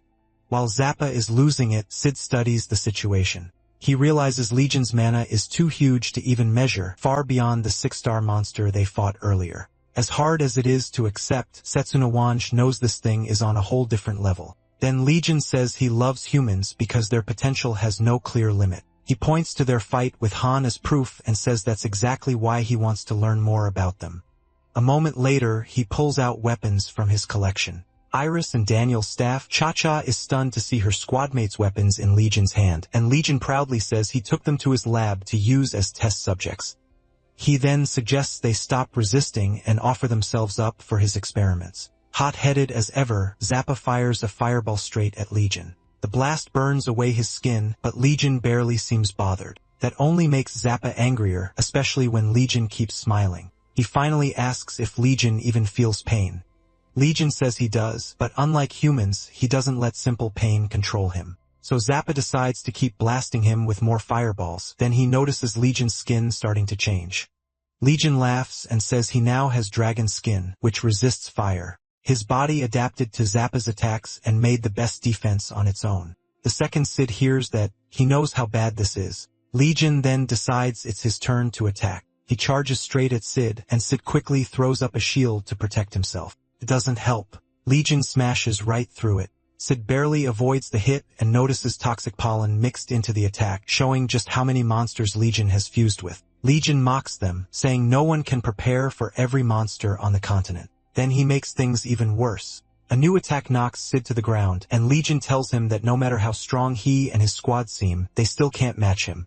Seeing Sid down and helpless, Cha-Cha runs to help, but Legion catches her before she reaches him.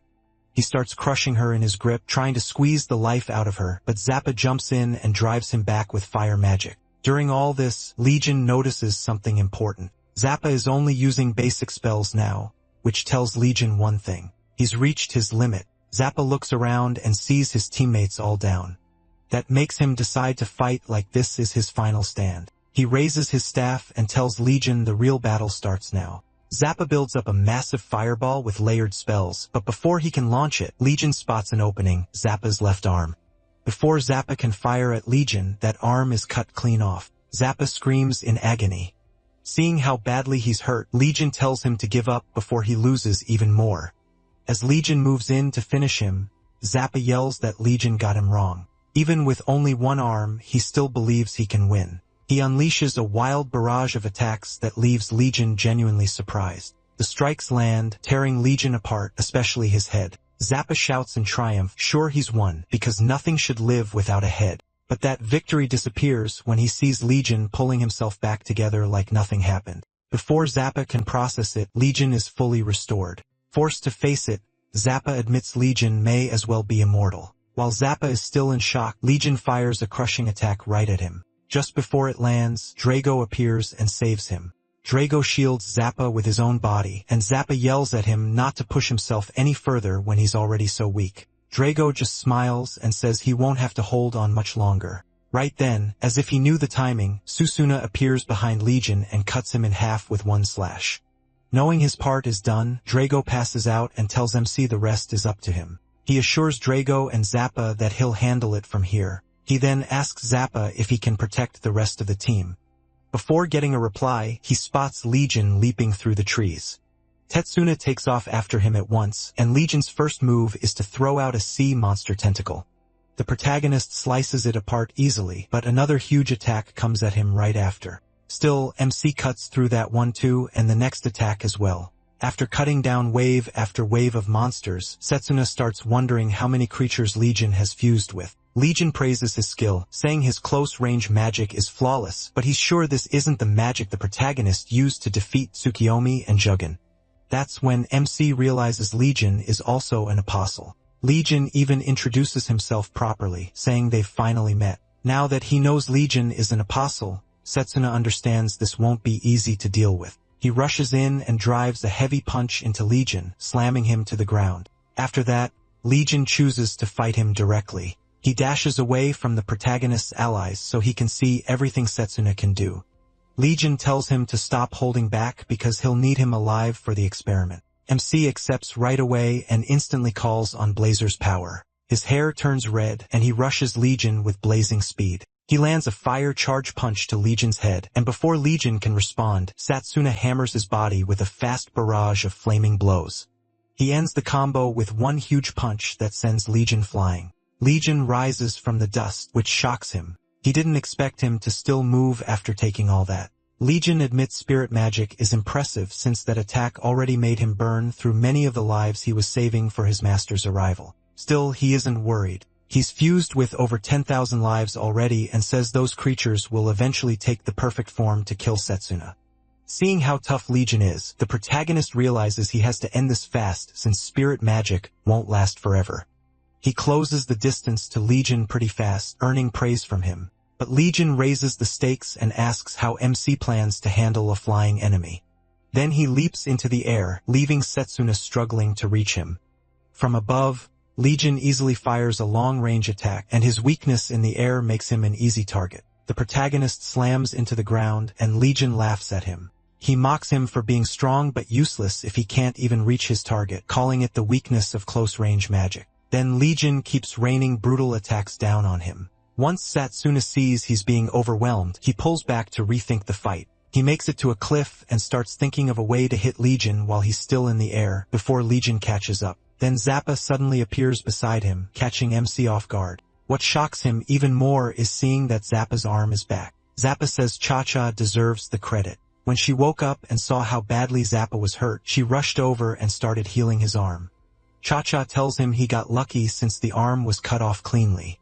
Zappa is amazed by how precise her healing magic is. It is his first time seeing her use advanced healing magic. Cha-Cha was able to finish the treatment because Sid gave her the rest of his mana. After Zappa's arm is restored, Sid tells everyone they have to stop Legion since he captured the villagers and some of their allies.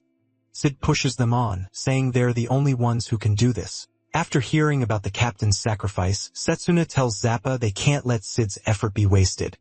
Zappa agrees, but first he has something to ask. He stuns him by asking how he's been handling Legion while using spirit magic. The protagonist freezes at that question, but once he realizes he's been exposed, he knows he has to answer honestly. Zappa reminds him that he's one of the royal mages, and it's his duty to stand for justice.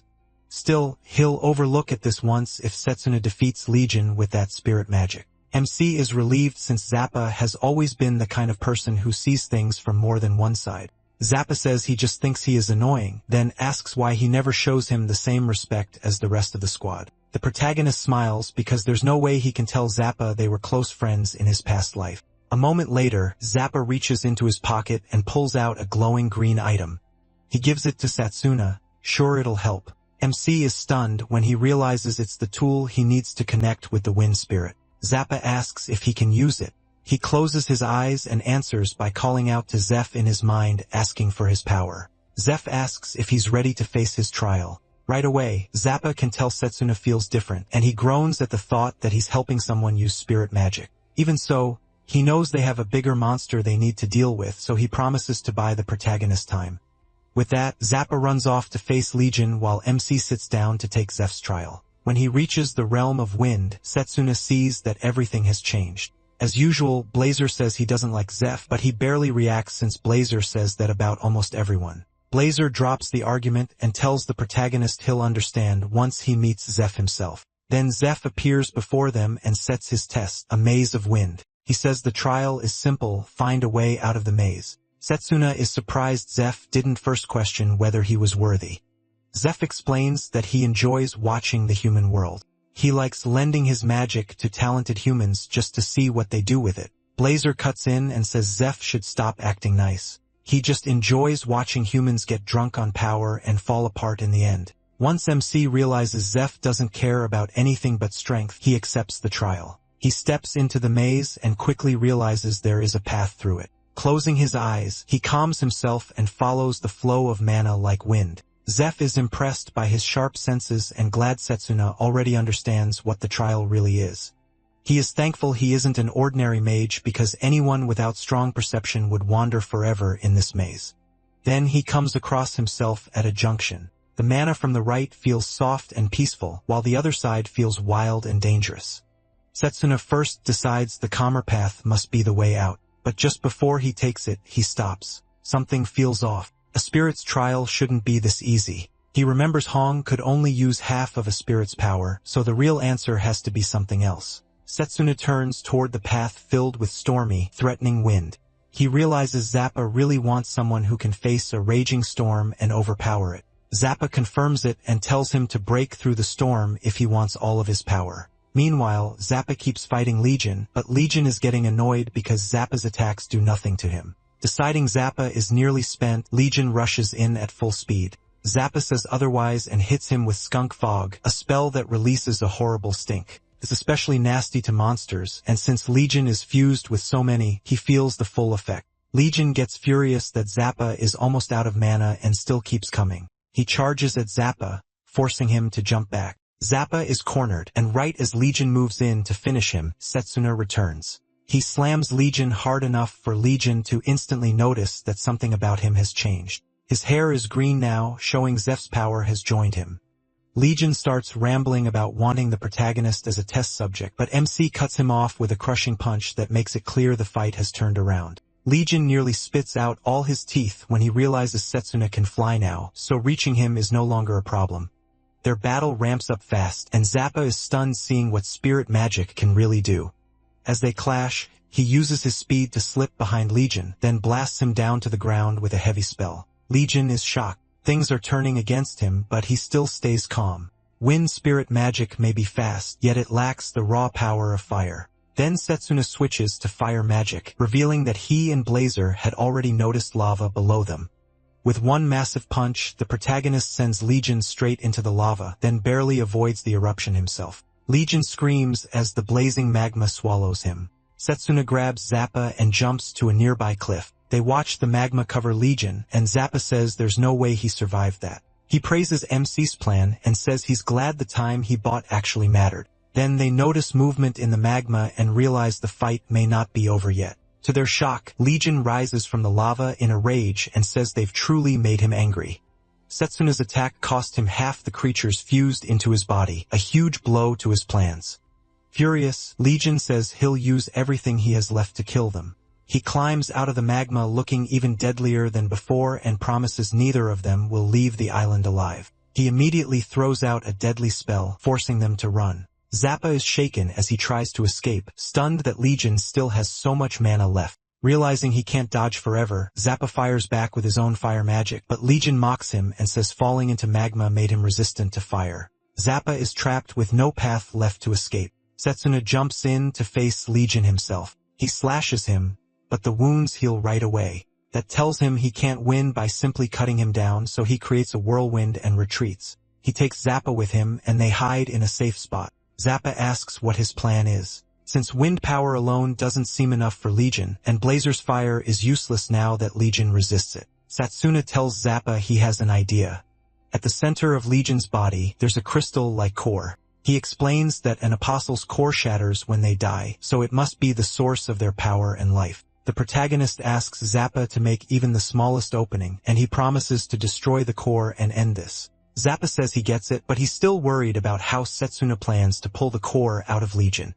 MC says he's sure he can do it. It's a gamble, but if it works, he has a move that can finish Legion in one hit. Zappa smiles, sensing his confidence, and says he'll create that opening even if it costs him his life. Those words and the way Zappa lifts his hand instantly bring back a memory for him. In the past, he asked Zappa to help him make an opening against Vidrak, and Zappa answered with those same words. He couldn't save the world back then, but this time, Setsuna believes he can. Now that they agree, the plan begins. Legion is still furious when Zappa steps out and draws his focus. Legion gets ready to unleash everything on him, but Zappa suddenly yells that he wants to make a deal. As Legion pauses to hear him out, Zappa suddenly drops his staff and raises one hand. That alone shocks Legion, then Zappa stuns him even more by claiming he surrenders. He begs to be spared and says he'll help with the experiments. Legion doesn't buy it for a second. He knows Zappa is stalling because a man like him would never give up that easily. Zappa takes a breath, then bursts out laughing. He admits Legion saw through him, then mocks him, saying all that research and all those experiments were still a total failure. Legion is clearly thrown off by that. Zappa reminds him they already wiped out all his garbage monsters. On top of that, Safin is safe with them now. Then he calls Legion pathetic, cornered, desperate, and finished. With a grin, Zappa drives it home. Everything Legion worked for ended in failure. The words get under Legion's skin, but he can tell Zappa is trying to set something up. Then Zappa suddenly fires a lightning attack. Legion endures it by using his horns like lightning rods. After that, Zappa finally drops to his knees. Legion decides he's at his limit and asks if this whole act was just to buy time for Sasuna since he's nowhere in sight. Even with no sign of the protagonist, Zappa starts preparing one more hidden spell to stall him. But Legion shuts him down at once, saying the plan is worthless because he can already see the spell Zappa is secretly making for him. That catches Zappa off guard. Legion keeps sneering, saying humans are nothing but test subjects meant to be crushed. Right before he can finish Zappa off, a magic blast slams into him from the side.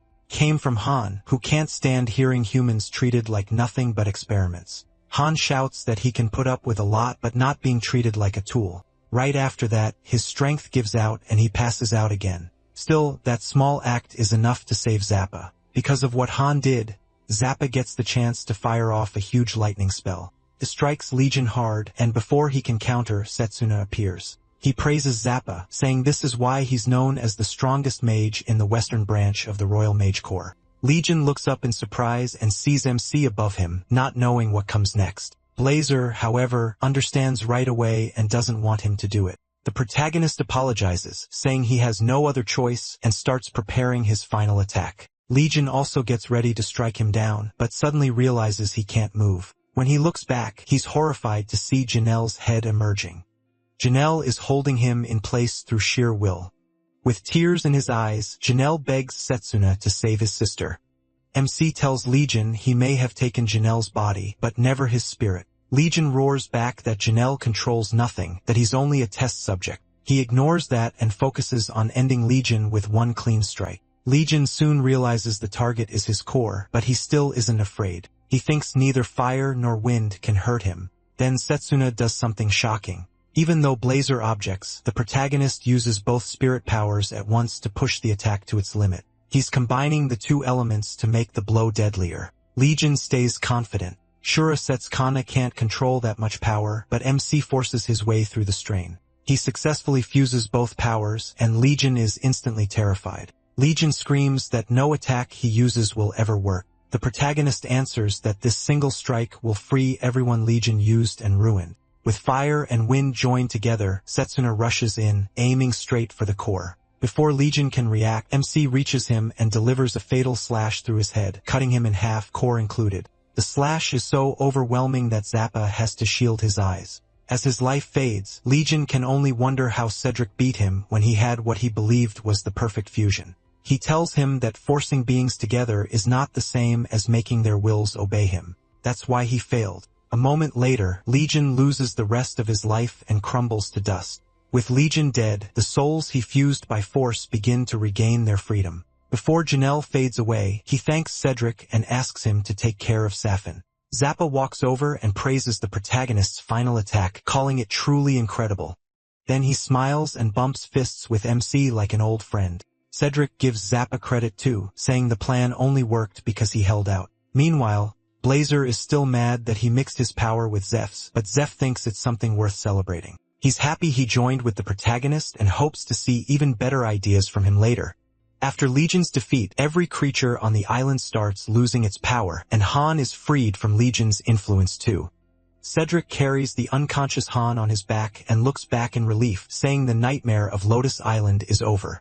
After the fight, the giant Gorfin's creatures that once led to the Royal Mage Corps' destruction are finally gone.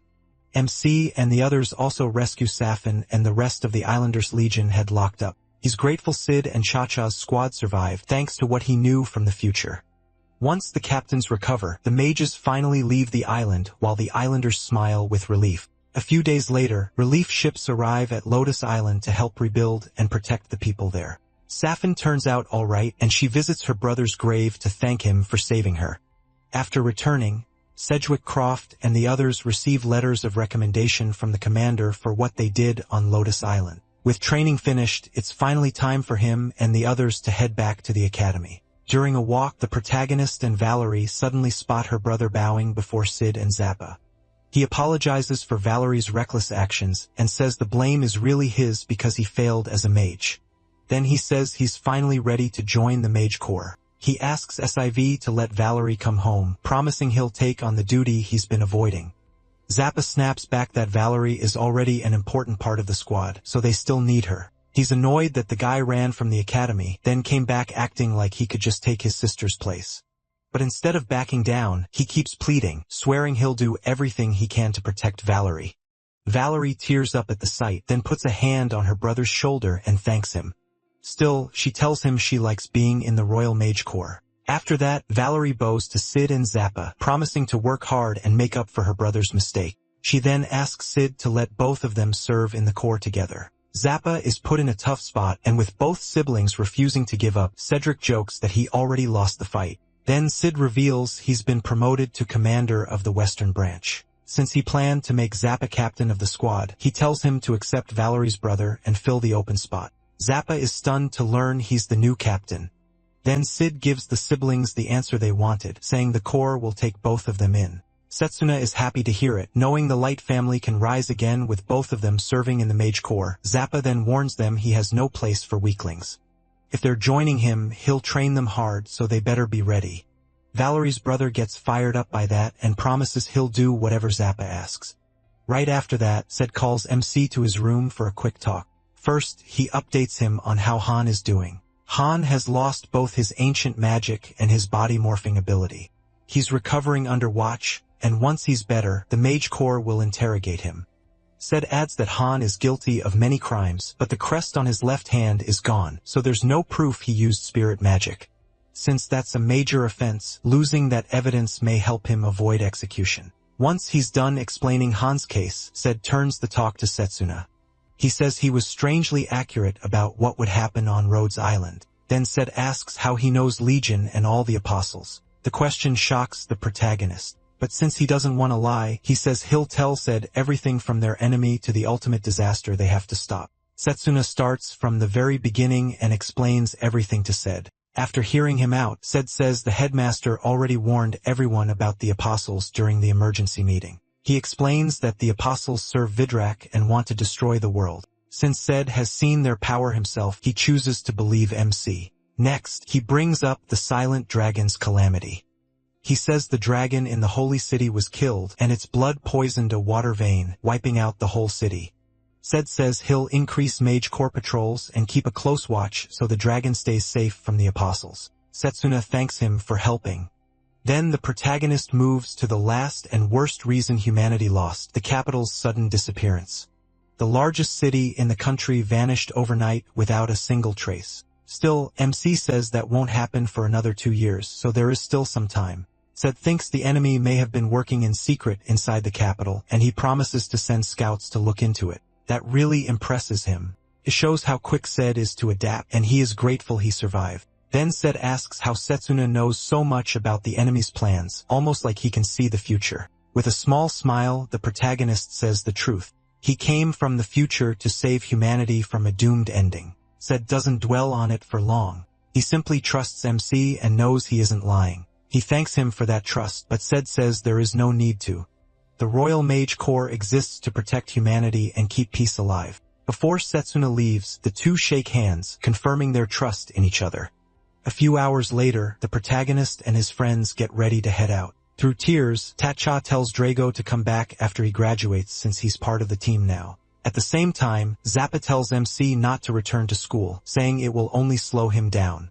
He pushes harder, telling Setsuna to drop out and join the Royal Mage Corps so the two of them can become the strongest team there. He says he'll think about it after he graduates. Then Valerie comes over to thank him and reveals that Valerie is not her real name. Apparently, Valerie is her brother's name, while her real name is Vanessa. After saying farewell to everyone, Setsuna and the others leave the Mage Corps and head back to the academy. Later, Leo hears that the protagonist defeated Legion, and the news shocks him. That makes Leo believe MC is the prodigy meant to bring him the greatest gift. It also seems Leo has his own secret plan, and now he has two corps on his side. Soon after, Setsuna returns to the academy, where Layla quickly runs up to greet him. She tells him the headmaster is back at the academy and wants to meet with them.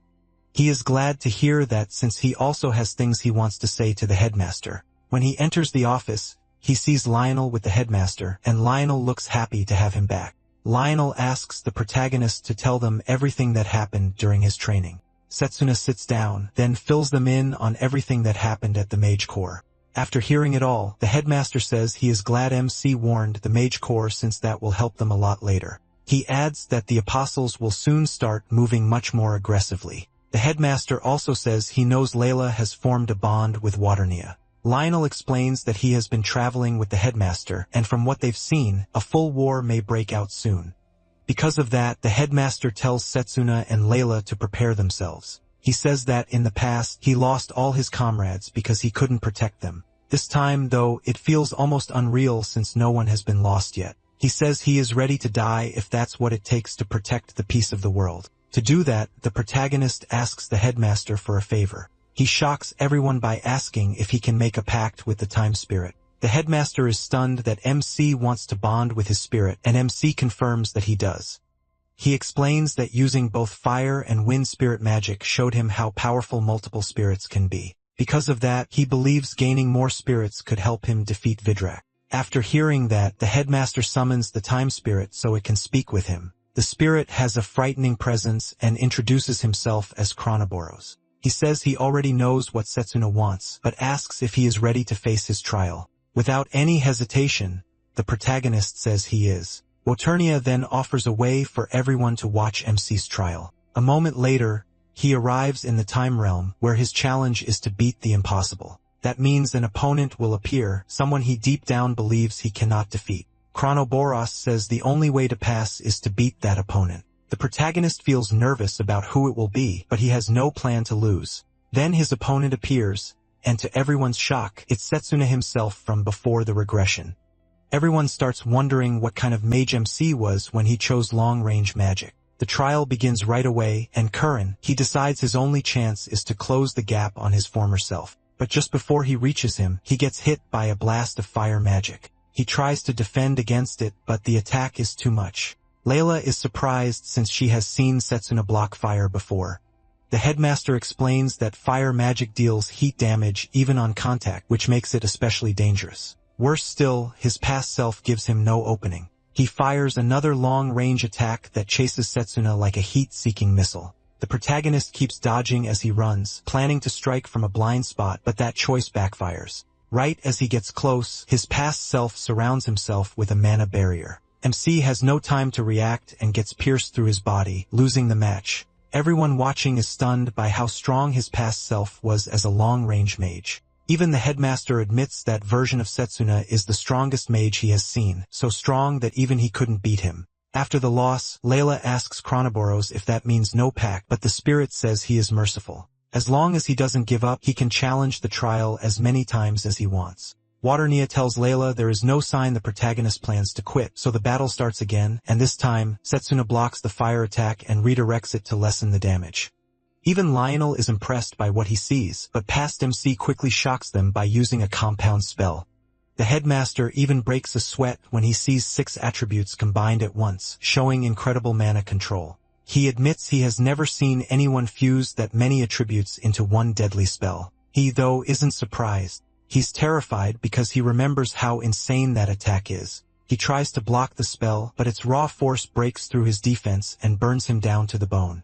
Layla starts panicking, saying Setsuna before the regression is unbelievably strong. What scares her even more is that despite being that strong, the evil gods still beat him. The headmaster explains that Vidrak's magic decomposition beats every attribute except close combat magic. Since close combat magic doesn't need a chant, Lionel is disturbed by the gap between long-range and close combat magic, a wall that seems impossible to cross. Chronoboros then tells him time moves differently inside the trial. What they're seeing is basically the past, because Setsuna has been fighting himself again and again.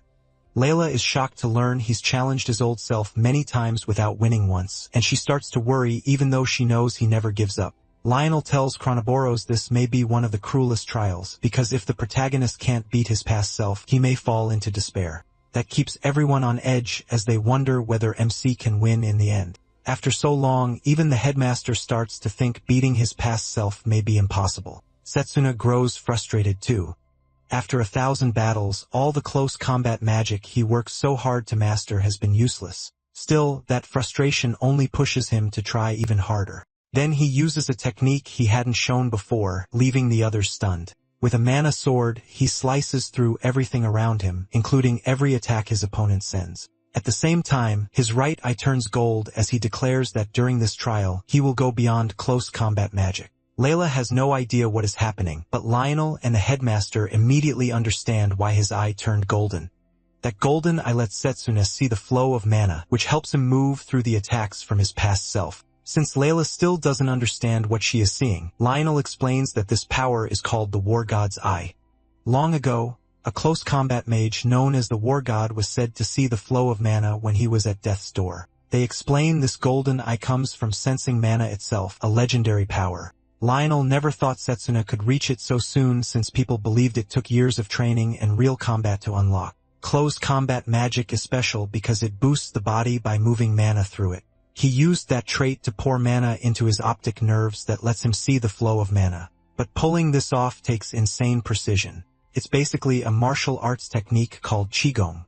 Even Chronoboros is impressed. Setsuna used this timeless trial to grow stronger. Lionel says most close combat mages focus on muscles and martial arts first. By the time they try to perfect mana control, their best years are already gone. The protagonist avoided that because he mastered mana control in his past life and brought his mind, technique, and body together. Lionel tells everyone, MC has become the ultimate close combat mage, and he proves it by weaving through his opponent's attacks. Close combat magic may not reach far, but inside its range, it can fully control mana and slice through spells to force a way to the enemy. Setsuna calls this the perfect form of close combat magic. With it, he finally breaks through to his former self. But just as he closes in, his past self fires the 6-attribute attack again. That has everyone on edge. Sure, Setsuna is about to lose one more time, but now he can read the mana flow and strikes the attack at its weakest point, shattering it. Everyone is stunned as he opens a path straight to his opponent. Once his past self sees the protagonist has reached him, he finally gives up. Smiling, Setsuna tells his former self he'll use this new power to beat the evil god. The people watching finally breathe again when they see MC has won. The headmaster is amazed that he beat his past self. The version seen is the strongest. Layla tears up with joy after seeing him clear the trial. Chronoboros then speaks to Setsuna and confirms he passed. When the protagonist returns to the real world, Layla points out that he now has 3 spirits with him. Layla adds that the war gods should let MC truly battle the apostles. He agrees, but reminds them the real target is Vidrak, who stands above the apostles. To beat him, he says he'll need contracts with even more spirits. The headmaster cuts in and says he knows the perfect place. It's the Valley of Spirits, the elves' hidden village and home of spirit magic. Layla is shocked because she had no idea such a place existed. The headmaster says that's because it's top secret and unreachable by normal methods. Still, he assures them he has a secret way in. Then someone knocks, and an attendant brings in an injured priest. The sight stuns everyone. The wounded man says he's from the Holy Church and carries a letter for Setsuna. Layla is surprised to hear Robert sent it, and her attention snaps to it at once. They open the letter and learn it's about the Great Saintess, the highest-ranking priest in the church. Robert warns that the protagonist needs to know this before it's too late. Setsuna and Layla panic as they read on, and notice the letter is stained with blood, making them fear something happened to Robert while sending it. After delivering it, the attendant says he'll take the priest to the infirmary. Layla then brings up what's been bothering her. MC has never once talked about saving the Great Saintess. Setsuna admits she's the one person he can't save, then explains why. In the flashback, the Saintess is praying when a priest named Gustav comes to speak with her. Annoyed, she asks why he interrupted, saying her duty is to pray until the Creator appears. Her endless tears show how deeply devoted she is. Hidden nearby, Robert is already watching because she suspected something was wrong. Gustav praises the Saintess and says there's someone he wants her to meet. A small rift opens in front of them and Senecia steps out. Robert panics when Senecia introduces himself as the second apostle. The Saintess says she's heard of him and asks if his power came from the evil god he serves. He confirms it. His authority is Dimension Rend, a power that tears space itself and opens paths to other places and dimensions. Before he can go on, Holy Knights rush in and demand to know who he is. Roberta is shocked. They moved without her order, even though she told them to stay ready. Thinking Satania came to harm the Saintess, the Knights charge him. He wipes them out with a single wave of his hand. Roberta is terrified as he rips through space and drags the Knights into it. The Saintess is furious that Satanica killed the Knights and that Gustav is working with the Apostles. Gustav drops the act and reveals he is an apostle too, showing his real form. His authority is thousand-faced illusions, which lets him take any shape he wants. The Saintess tells them they're foolish for revealing the names of their powers in front of her, and she shows them why. She pulls out her tome and writes the names of their abilities inside. Once the names are written, she says their powers are now under her control, then tells Satania to try Dimension Rend on her. He agrees and says he'll test it by taking her arm. Satania reaches out and attacks, but the power does nothing to her. She reveals that the Tome of Sealed Truth is a miracle granted by the Creator God. Its scripture describes the world itself, and by rewriting those descriptions, she can change the world's laws. Just as she's about to act, Satania starts clapping, impressed by her power. Then he says she needs to meet his master. A much larger rift opens behind him, and Vidric appears in the darkness beyond. The instant the Saintess sees Vidric, she trembles and loses herself before his presence. She believes Vidric is the Creator God, which leaves Robert totally confused as she watches from hiding. The Saintess kneels and says he was the one who told them to protect the world. She asks why he's trying to destroy it, thinking he must be disappointed in it. But Vidric says she's wrong. He says humanity has grown well and beautifully decorated his garden, but now that's enough. He's ready to purify humans before they become pests. Vidric says he was the one who ordered the Saintess to keep the world pure, then reveals the truth. The Tome of Sealed Truth is an authority he granted her. That means the Saintess, Mary, and is actually the first apostle. Robert is stunned and can hardly believe what she's hearing. Mary is shocked at first, but she accepts it almost immediately.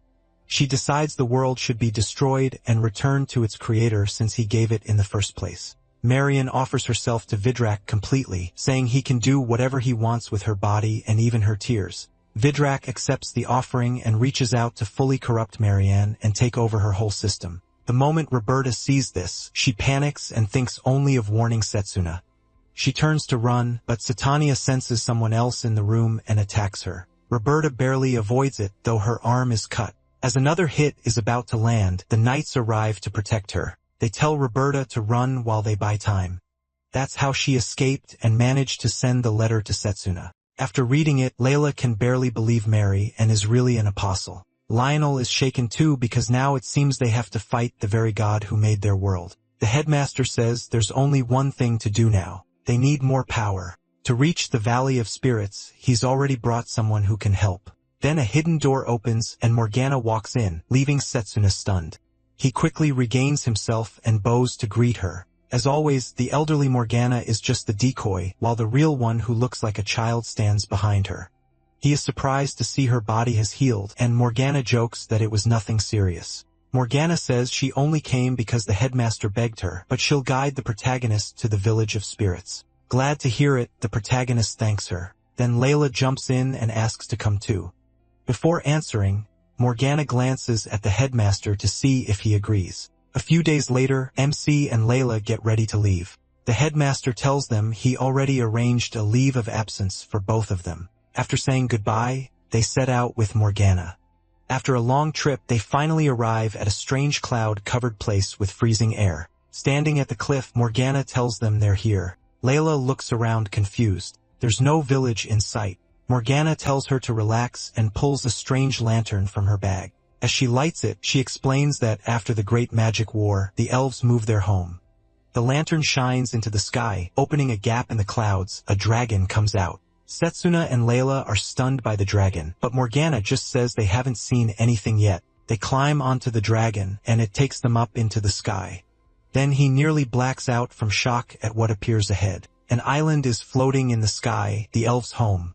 Morgana tells him this is the Valley of Spirits. No human has set foot there since the Great War, so she smugly reminds Satsuna he should be thankful. Soon, they land on the island. Layla asks how it can stay afloat. Morgana proudly says it works because of one of her inventions. Suddenly, arrows rain down on them. Satsuna quickly uses God's eye and catches them. After knocking the arrows away, he yells for the attackers to show themselves. A group of elven warriors steps out and demands to know why humans came to their land. Morgana steps in at once, saying the humans are her guests, and she's here to see Queen lose. As soon as they recognize Morgana, the warriors bow. They quickly ask her to forgive their disrespect. Once things settle down, Morgana tells Layla and Satsuna that Luz is an old friend and should at least hear them out. A little later, they reach the palace and meet Luz. Morgana greets her casually and tells the two not to worry about formalities. Luz immediately cuts in and says they absolutely should be formal. Luz groans, already sure Morgana only brings trouble, then tells her to explain anyway.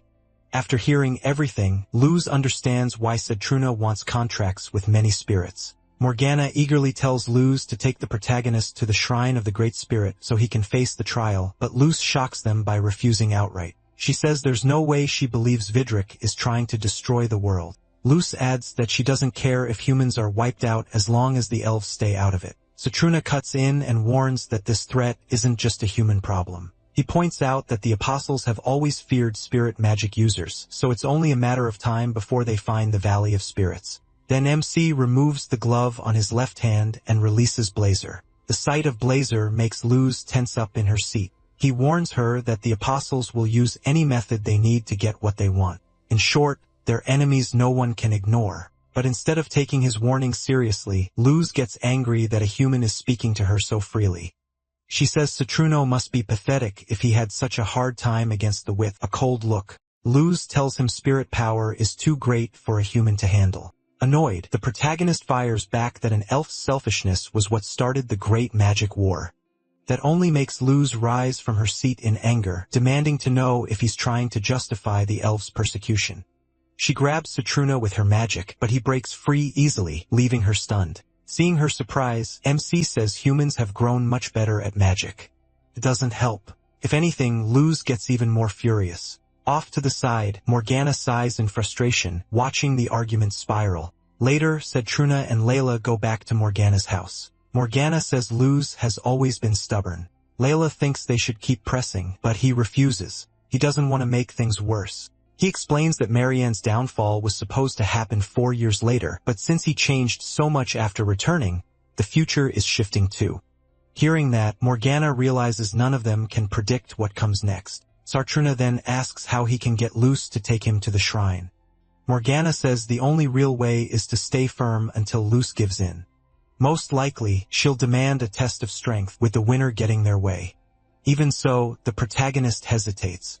If he wins by force, both sides may only hate each other more. While they keep talking, Layla gets up and steps outside for some air. Paternia asks where she's going, and Layla says that after seeing the Chronoboros trial, she finally understands Satruna has been fighting non-stop. He kept pushing on even after the world was destroyed. Even if this fight can be avoided, she wants him to have at least a little peace first. Then Layla notices a familiar fruit and starts picking it, saying her family used it at their inn. Now that she found some, she wants to bake sweets for Satruna. She's still at it when some islanders show up and demand to know why she's picking the fruit. The next day, MC goes back to the palace, worried because Layla never came back yesterday. When Lucy walks in, she immediately tells him to leave the island. Satruna refuses, saying the fate of humanity rests on him. Then he bows and respectfully asks for permission to take the Great Spirit's trial. At that point, Lucy realizes he won't leave, so she decides to give him one chance. Her condition is simple. They fight. If he wins, she'll guide him to the shrine. If he loses, he leaves at once. He doesn't like it, but Setsuna knows this is his only path forward. Lucia goes on saying humans and elves can never live together. She's only allowing this because of Morgana, then orders the protagonist to follow her. But as they leave the palace, MC spots Layla happily hanging out with the locals. Even Lucia is confused, and an elven chef excitedly explains what's going on as he and Layla ask the children whose sweets taste better. The kids choose the chef's treat. Layla isn't upset at all. She expected that much from an elf with over 300 years of experience, but the chef gives Layla praise too. Admiring how cleverly she brought out the fruit sweetness, Layla finally sees Setsuna and happily calls out to him. Still shocked, he asks what she's doing. Layla explains that the chef found her yesterday while she was trying to make sweets. Since then, the two of them have been locked in a friendly rivalry. That rivalry ended in a cooking contest. Layla walks up to Lucia and offers her a sweet. Right then, the kids call Layla back to eat with them.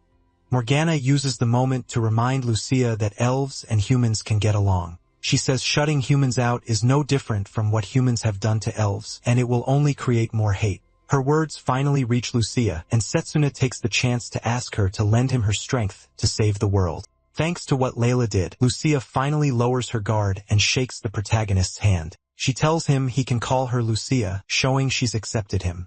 Lucia promises to take him to the shrine, and Setsuna thanks her. Afterward, MC thanks Layla for the help and says bringing her along was the right choice. Layla starts blushing when she sees him smile. That alone makes her happy. Waternia tells Layla to confess, but she refuses, saying it would only burden him right now.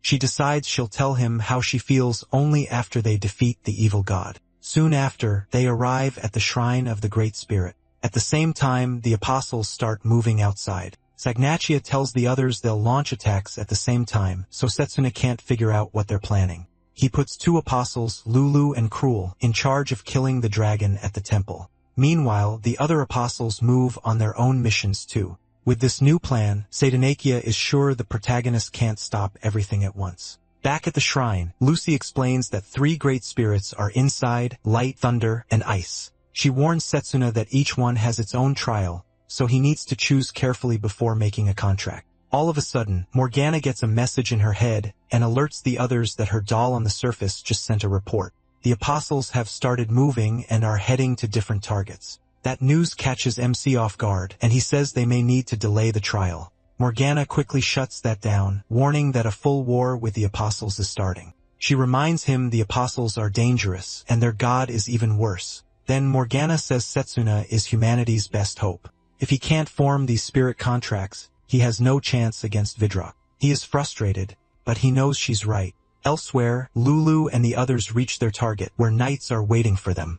Then the soldiers suddenly start coughing up blood. Without even moving, Lulu wipes them out. His power can kill anyone who meets his eyes. At the same time, Karel is getting something ready for his friends when a dimensional rift opens at the school and monsters pour in. Leading the raid are Dantalion, the third apostle, and Gigantes, the seventh. Together, they unleash monsters across the academy, sending the students into a panic. One student trips while running and the monsters close in. He succumbs from death when the headmaster arrives with his dragon, which burns the monsters and saves him. The other teachers are there too, and with the staff ready to fight, the apostles won't have an easy time. Meanwhile, Satanikia is sure their operations are going smoothly. Once this part is done, he plans to attack the mage army. By wiping out humanity's fighters, he hopes to make the rest easy. Then Satanikia and his force reach the Elven Island. The Elven warriors confront them first and fire a volley of arrows to push them back, but Satanakia blocks the attack with ease and strikes back to wipe them out. Before he can, Morgana and the Queen step in. With a fierce warning, Lucia declares that the apostles will go no farther. The second Sanhaja notices Morgana and Layla there. He realizes Setsuna must be on the island too. To him, that makes this perfect. He can finish every objective at once, including killing the protagonist, their biggest problem. Layla panics when Sanhaja talks about destroying the capital. Morgana is alarmed too since he clearly knows their secret. Santecha taunts them and asks where Setsuna is, but Lucia answers that he's occupied right now. She adds that she's more than enough to fight him. With the battle about to explode, Layla asks Waternia for the power she needs to face them. The moment Marion sees Layla using spirit magic, she snaps and calls her a disgusting creature. Since Waternia can only back one person at a time, Morgana tells her to stay with Layla. A brutal clash begins between both sides, and Morgana fires a deadly attack with her magic tools that nearly slices Marianne in two.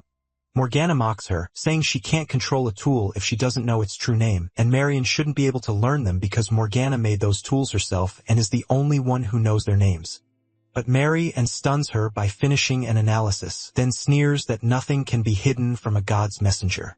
Using that analysis, she figures out the names of Morgana's weapons and instantly shatters them, forcing Morgana back. Even so, Morgana doesn't flinch. She still has plenty of tools left. Still, beneath that tough front, she's worried. Marian's power feels overwhelming, and Morgana starts wondering if she can stop her until Susuna arrives. At the same time, Layla swears she'll risk her life if it helps. Lucia turns to face Satania, ready to show him the strength of the Elven Queen. She launches a long-range attack, but instead of hitting him directly, the attack sinks into the ground. Satania thinks she missed, but then he realizes too late. The vines grab him and lock him in place. Luzu rushes in, trying to stab him with her staff, but Satnusha breaks free with little trouble and counters at once. Luzu barely avoids the strike, but her leg is badly hurt. To keep fighting, she wraps the wound with her own vines, making Satnusha admit she's impressive, especially with that huge mana supply. Then he says something crucial, and it shakes Lucia completely. He figured out the crown on her head is what keeps the island floating. Morgana is rattled too because that's exactly what they wanted to hide. Satikia openly declares his goal, take the crown and control the whole island. Then he'll move it over the capital and drop it to wipe the city out. Lucia can hardly believe how twisted he is, but Saint Neisha only mocks her, asking how much longer she can fight with that injured leg. Lucia realizes she's losing the advantage. Worse, Morgana and Layla are tied up with Marianne, so no one can back her up. Just before she's overwhelmed, the elven warriors rush in to shield her. But even with them, the group starts getting crushed, and they begin to think this is the end.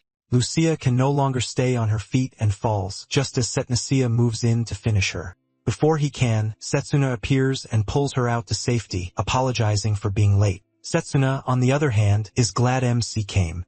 He's their top target, but he shows no fear and tells him to test that resolve. An apostle tries to rush Setsuna from behind, but the protagonist drops him with a single punch.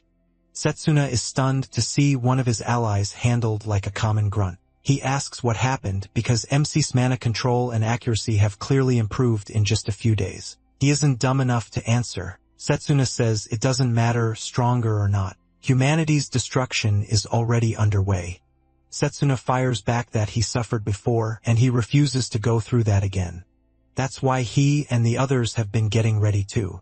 He promises Setsuna that this plan will not succeed, but Setsuna challenges him to prove it. Setsuna charges straight at him, and Setsuna attacks to meet him. Then the protagonist uses the magic of the Spirit of Time, letting him dodge every attack Setnacha had waiting for him. Setnacha is shocked and thinks it's foresight. He makes an even deadlier space trap to catch MC, but MC's close-range magic is the real threat. He closes the distance in an instant, smashing the dimension in front of him. Satneka stares in disbelief at his broken attack, and Satneka tells him fists are enough to beat him. He also says he's not showing everything yet, especially with Marian watching.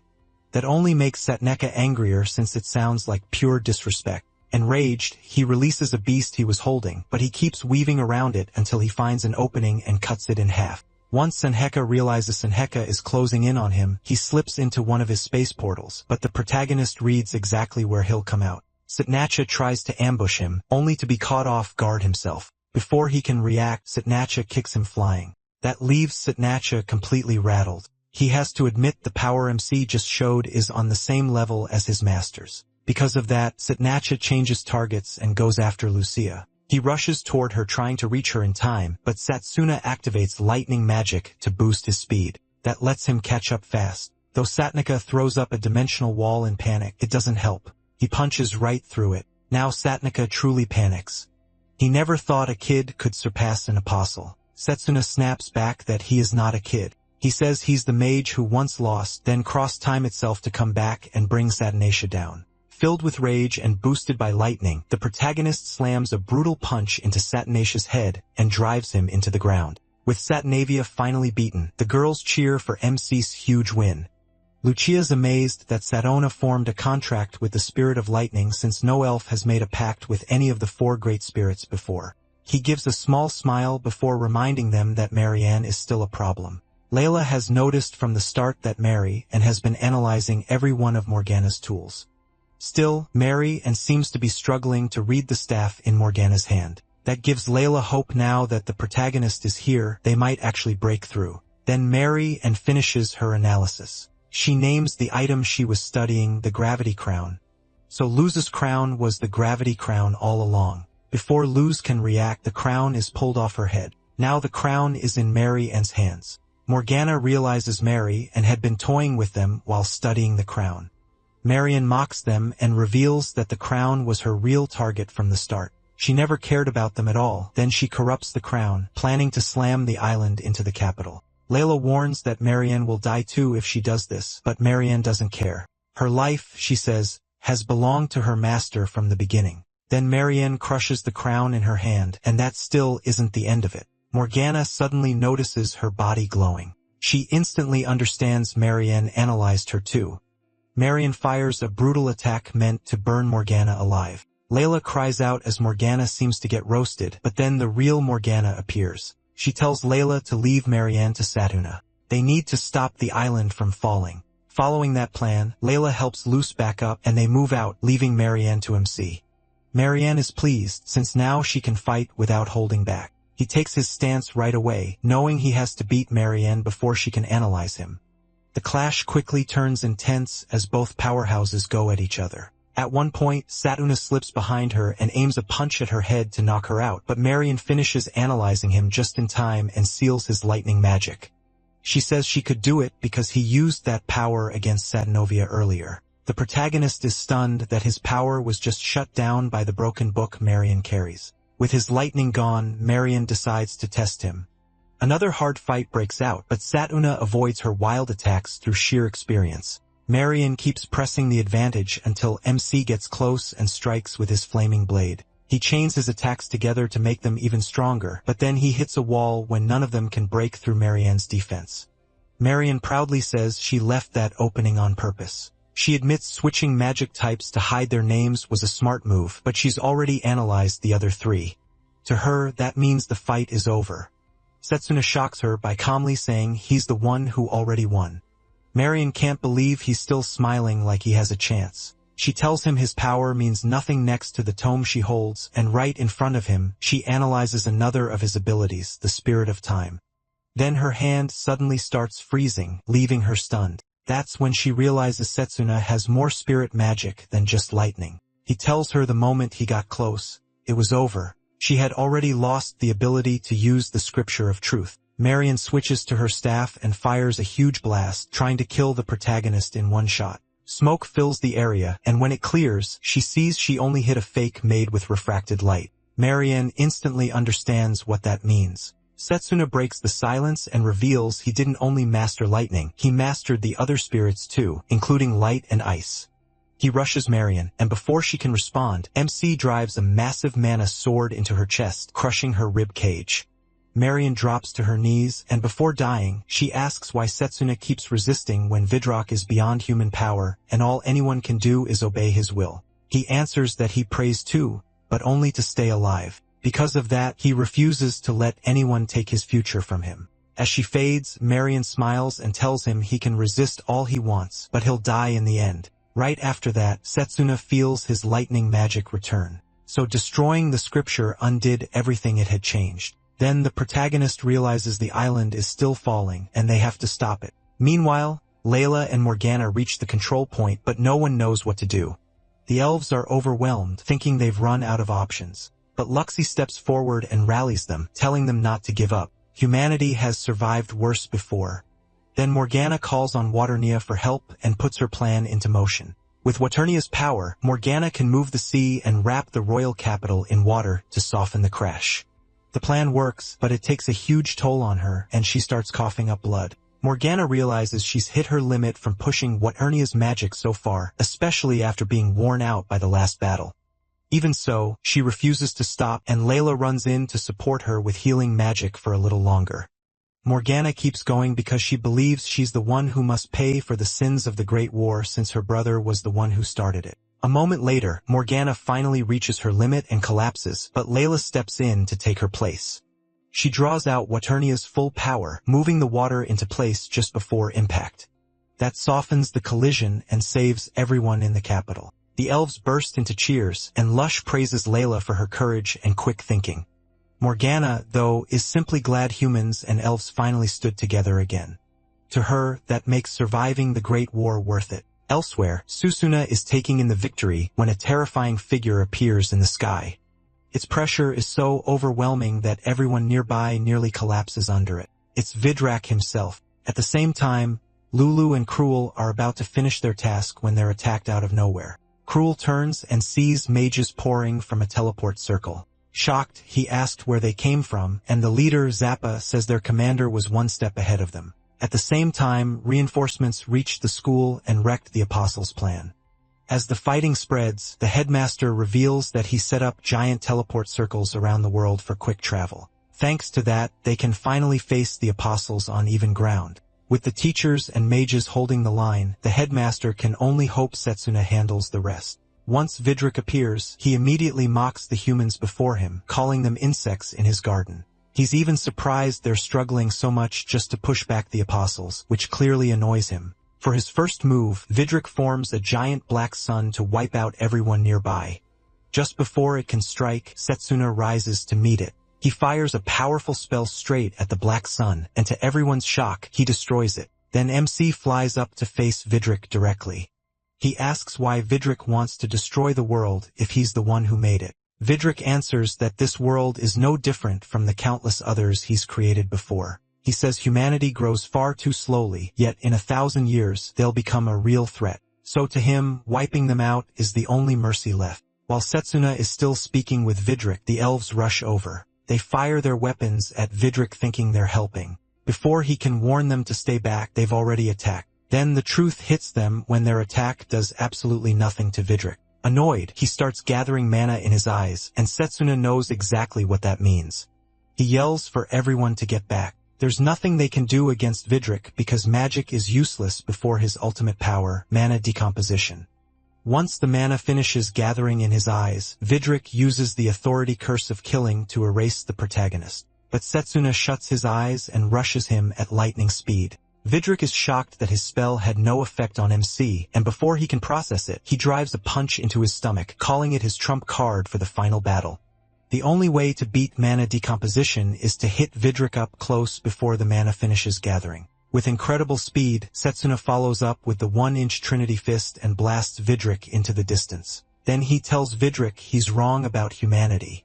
Humans can defy fate and reach a new future if only Vidrak would believe in them. But instead of listening, Vidrak dismisses him as a bug making noise. Seeing Vidrak won't change, Setsuna gives up on talking and accepts that he's an evil god. Then Gustav, also known as Balam and Satanaki, appear.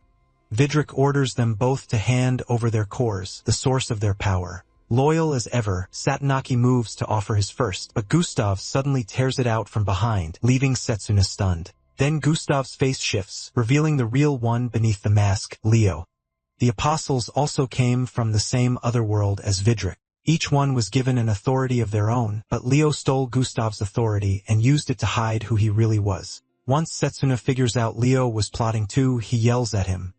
Leo reveals that he and the other Apostles came from a world Vidrak destroyed long ago.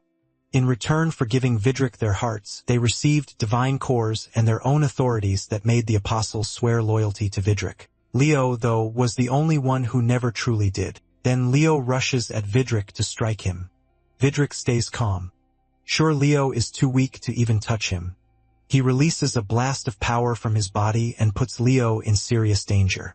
Vidrak explains that the divine cores were once parts of himself, but they were taken after a higher being swallowed them. Hearing that, Leo bursts out laughing and says he's been waiting for this exact moment. He rips open his shirt and reveals the shocking truth. For cores are embedded in his body, which is why he's so confident. Leo even thanks Setsuna for wrecking Vidrak's plans, since that kept him from recovering a single divine core. Meanwhile, Leo has gathered 4 of them himself. Because of that, the gap between him and Vidrak has become much smaller. Furious, Vidrak fires another wave of magic at him. Leo tanks the whole thing, and he tells Vidrak that he may be absolute, but he's become old, stale, and boring. Vidrak is clearly irritated, yet Leo keeps pushing him, saying nobody needs a dull god who only knows how to crush things. Right after that, Leo releases a huge burst of energy that overwhelms Vidrak. Vidrak can only stare in disbelief as Leo absorbs him and defeats him completely. When everything clears, Leo steps out of the smoke like the winner. The elves cheer because they think the evil god is finally gone, but Setsuna stays alert. Leo brags about winning, while the protagonist is uneasy that Vidrak went down so easily. Leo answers that Vidrak was strong but painfully boring. He says Vidrak just destroys any world he stops liking, a childish need for control. To Leo, having fun matters more than avoiding boredom. Then he goes further, explaining how he'd make the world far more entertaining. Setsuna doesn't get what he means, so Leo decides to show him. He releases a crushing energy that seizes the elves and starts draining their lives. Even Luxie and Layla get caught in Leo's power. Leo casually says it would be even more fun to spread a deadly disease and watch humanity scream in terror. That makes Susuna snap, and he draws his mana blade. He attacks Leo, but Leo easily endures the intense flames. MC shouts, demanding to know what he's doing. Leo calmly says a god's power is his now, and he plans to enjoy destroying humanity. Disappointed, Susuna asks why he can't accept a peaceful world. Leo says peace is boring. Still, he offers to spare this world if he agrees to become his ally. The protagonist isn't buying it. He knows Leo would eventually kill everyone just to see him despair. Leo laughs and admits MC is right. After that, Leo transforms into his ultimate form by merging with the Vidrak inside him, creating something even uglier than Vidrak was. The pressure pouring from Leo makes Setsuna realize he's now beyond Vidrak's original power, thanks to 4 divine cores and a god's strength. Even so, he gets ready for a brutal fight. He's not letting Leo off the hook. Enjoying his new strength, Leo starts testing what he can do. He uses Tsukiyomi's authority, the power to raise the dead. Every corpse nearby rises at once, but Setsuna cuts them down without much trouble. Leo is impressed that the protagonist is beyond normal foes, so he raises the difficulty. He tries using the truth scripture, but decides it's too annoying to deal with right now and saves it for later. Next, he switches to Satania's power, but Setsuna still gets through it with the god's eye. He avoids the rifts while slicing through the zombies too. As MC deals with Leo's non-stop tricks, Layla and Lucia are still pinned down by Leo's crushing aura. Since his god's eye is causing problems, Leo answers with one of his own. He activates the cursed eye of death, but Setsuna avoids it with lightning speed. Then the protagonist suddenly splits into several copies, shocking Leo. Leo tries to figure out which one is real, but he chooses the wrong target. By the time he realizes he chased an illusion, Setsuna is already in close. MC fires off the deadly 1-inch fist at Leo, but Leo blocks it like it's nothing. He answers with a punch of his own, saying he's done testing powers. Now he just wants an old-school fist fight with him, and the blow sends Setsuna backward. The protagonist is stunned that one punch shook him so badly, and he realizes Leo is mixing the Divine Core's power with his own. That's when MC confirms Leo has surpassed Vidrak. Meanwhile, the people watching from below can only see 2 streaks of light clashing in the sky. Setsuna and Leo keep trading heavy blows. And from the huge amount of mana spilling out, Luxie tells the others and Layla they simply can't interfere. Layla refuses to accept that she can do nothing and starts desperately thinking of a way to help. As the battle goes on, Leo admits Setsuna is still incredibly skilled, but he wants more since he knows he has contracts beyond the spirits he's shown so far. The protagonist charges at him and tells him to shut up, but Leo wins the exchange and blasts him away.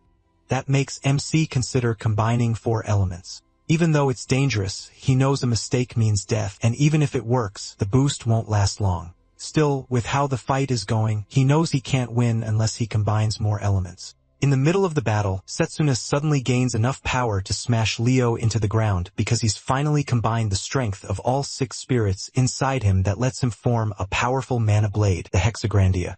He swings straight for Leo's head, but Leo dodges at the last second, only losing a few limbs. When Leo sees how strong that power is, he laughs like a madman and says he loves it. Setsuna isn't here to play.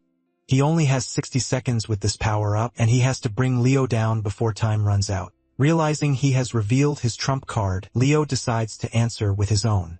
He unleashes a massive surge of energy and regrows his missing limbs. Then Leo creates 3 black suns at once and throws them at Setsuna. Using the god's eye, the protagonist weaves through them and cuts them apart. Then he rushes straight at Leo, and Leo instantly understands that if this attack lands, it's going to hurt badly. He shoots up into the sky, but MC follows with the power of wind. Leo mocks him, impressed by his effort but reminding him that he can't keep this up for long. Setsuna pushes the power into overdrive even though it'll burn through his time even faster. He doesn't care as long as it lets him beat Leo.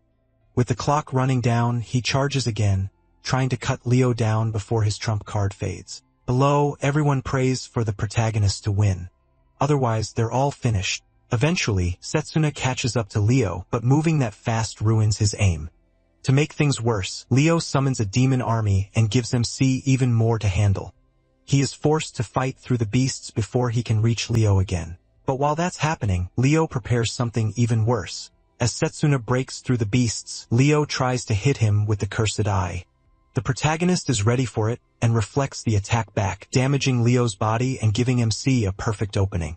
Realizing he's targeted, Leo pulls a dirty trick. He changes his face into Layla's, hoping Setsuna will hesitate, but he ignores it and attacks anyway. He lands a solid blow to Leo's head and sends him crashing down. Even with all that power, the protagonist still can't cut cleanly through him. Leo managed to stop the strike before it reached his chest. He yanks the sword free and kicks MC away, mocking him for not hesitating even after seeing Layla's face. Then Leo brings out his own trump card, a spell called Magic Devouring World. He summons a giant sword that grows bigger the more mana it takes in. By now, Setsuna has only 10 seconds left, and Leo forces him completely onto the defensive. With just 4 seconds remaining, he risks everything to reach Leo and land one last blow that might finish him. The plan works exactly as Setsuna imagined, and he reaches Leo at the very last moment. His strike lands, and smoke explodes across the battlefield. The battle drains every last bit of the protagonist's mana. But when the smoke fades, MC is stunned to see Leo still on his feet. After all that, he can't believe Leo is still standing. Leo praises his strength, saying few could fight a god's power like that. For a moment, he even thought Setsuna's last hit had beaten him. But now that his energy and mana are gone, Leo mocks him and tells him to scream louder. He blasts the protagonist with more energy. Yet even now, the protagonist refuses to quit. He charges in with nothing but his fist and slams it into Leo's head. This time, Leo isn't worried at all and easily catches his arm. Then he answers with a punch to Setsuna's chest, sending him flying. Even so, Leo admires how MC keeps going with no mana and almost no strength left. He answers that he got this far because giving up was never an option. As long as he can still make a fist, he says he won't stop. Seeing that resolve, Leo decides to finish him himself. He forms a huge energy blast and throws it straight at Setsuna. It lands and erupts in a massive explosion. When the blast clears, the protagonist is nowhere to be seen. Leo smiles, sure that he has finally won.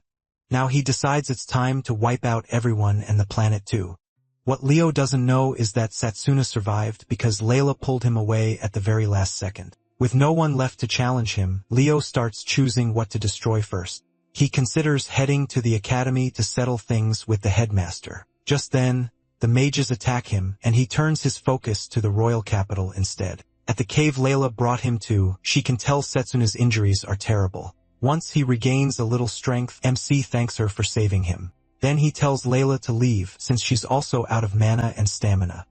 Layla just smiles and says the same is true for him. She opens his hand and places something in it, saying it's for him. It's the brooch that Setsuna helped Layla win back from the upperclassmen earlier in the story. Before rescuing him, Layla had everyone pour healing magic into the brooch since it can store mana. She tells him to use it and heal. He hesitates because she's hurt too, but Layla reminds him he's been risking his life from the very beginning. So now she's willing to risk hers too because Setsuna is the only one who can beat Leo. To reassure him, Woturnia appears and explains that Layla avoided a fatal injury thanks to her power. Woturnia adds that watching the protagonist fight without caring for his own life moved her. MC suddenly realizes he may have passed Woturnia's test. She confirms it might be possible for him to form a contract with her, but warns that it could cost him his life. He's already at his limit with 6 spirits inside him. Setsuna says he doesn't care if it gives him a chance to defeat Leo. Woturnia then asks Layla if she's willing to lend him her power. Layla smiles and says yes. Still, she makes the protagonist promise that no matter what, he'll come back alive. He's fought long enough, she says, and deserves to live in a peaceful world. Setsuna smiles and tells her that if he had never met Layla, he would have kept fighting alone. He's truly glad they met in the second loop. That's why he says he's going to protect this world. After that, MC heads out with Woturnia riding on his back. Leo is just about to begin his destruction when Setsuna appears again. Leo is shocked that he's alive and back. In a rage, he attacks him, but the strike does nothing, leaving Leo stunned. Then he notices something has changed about the protagonist. He has united all 7 elements.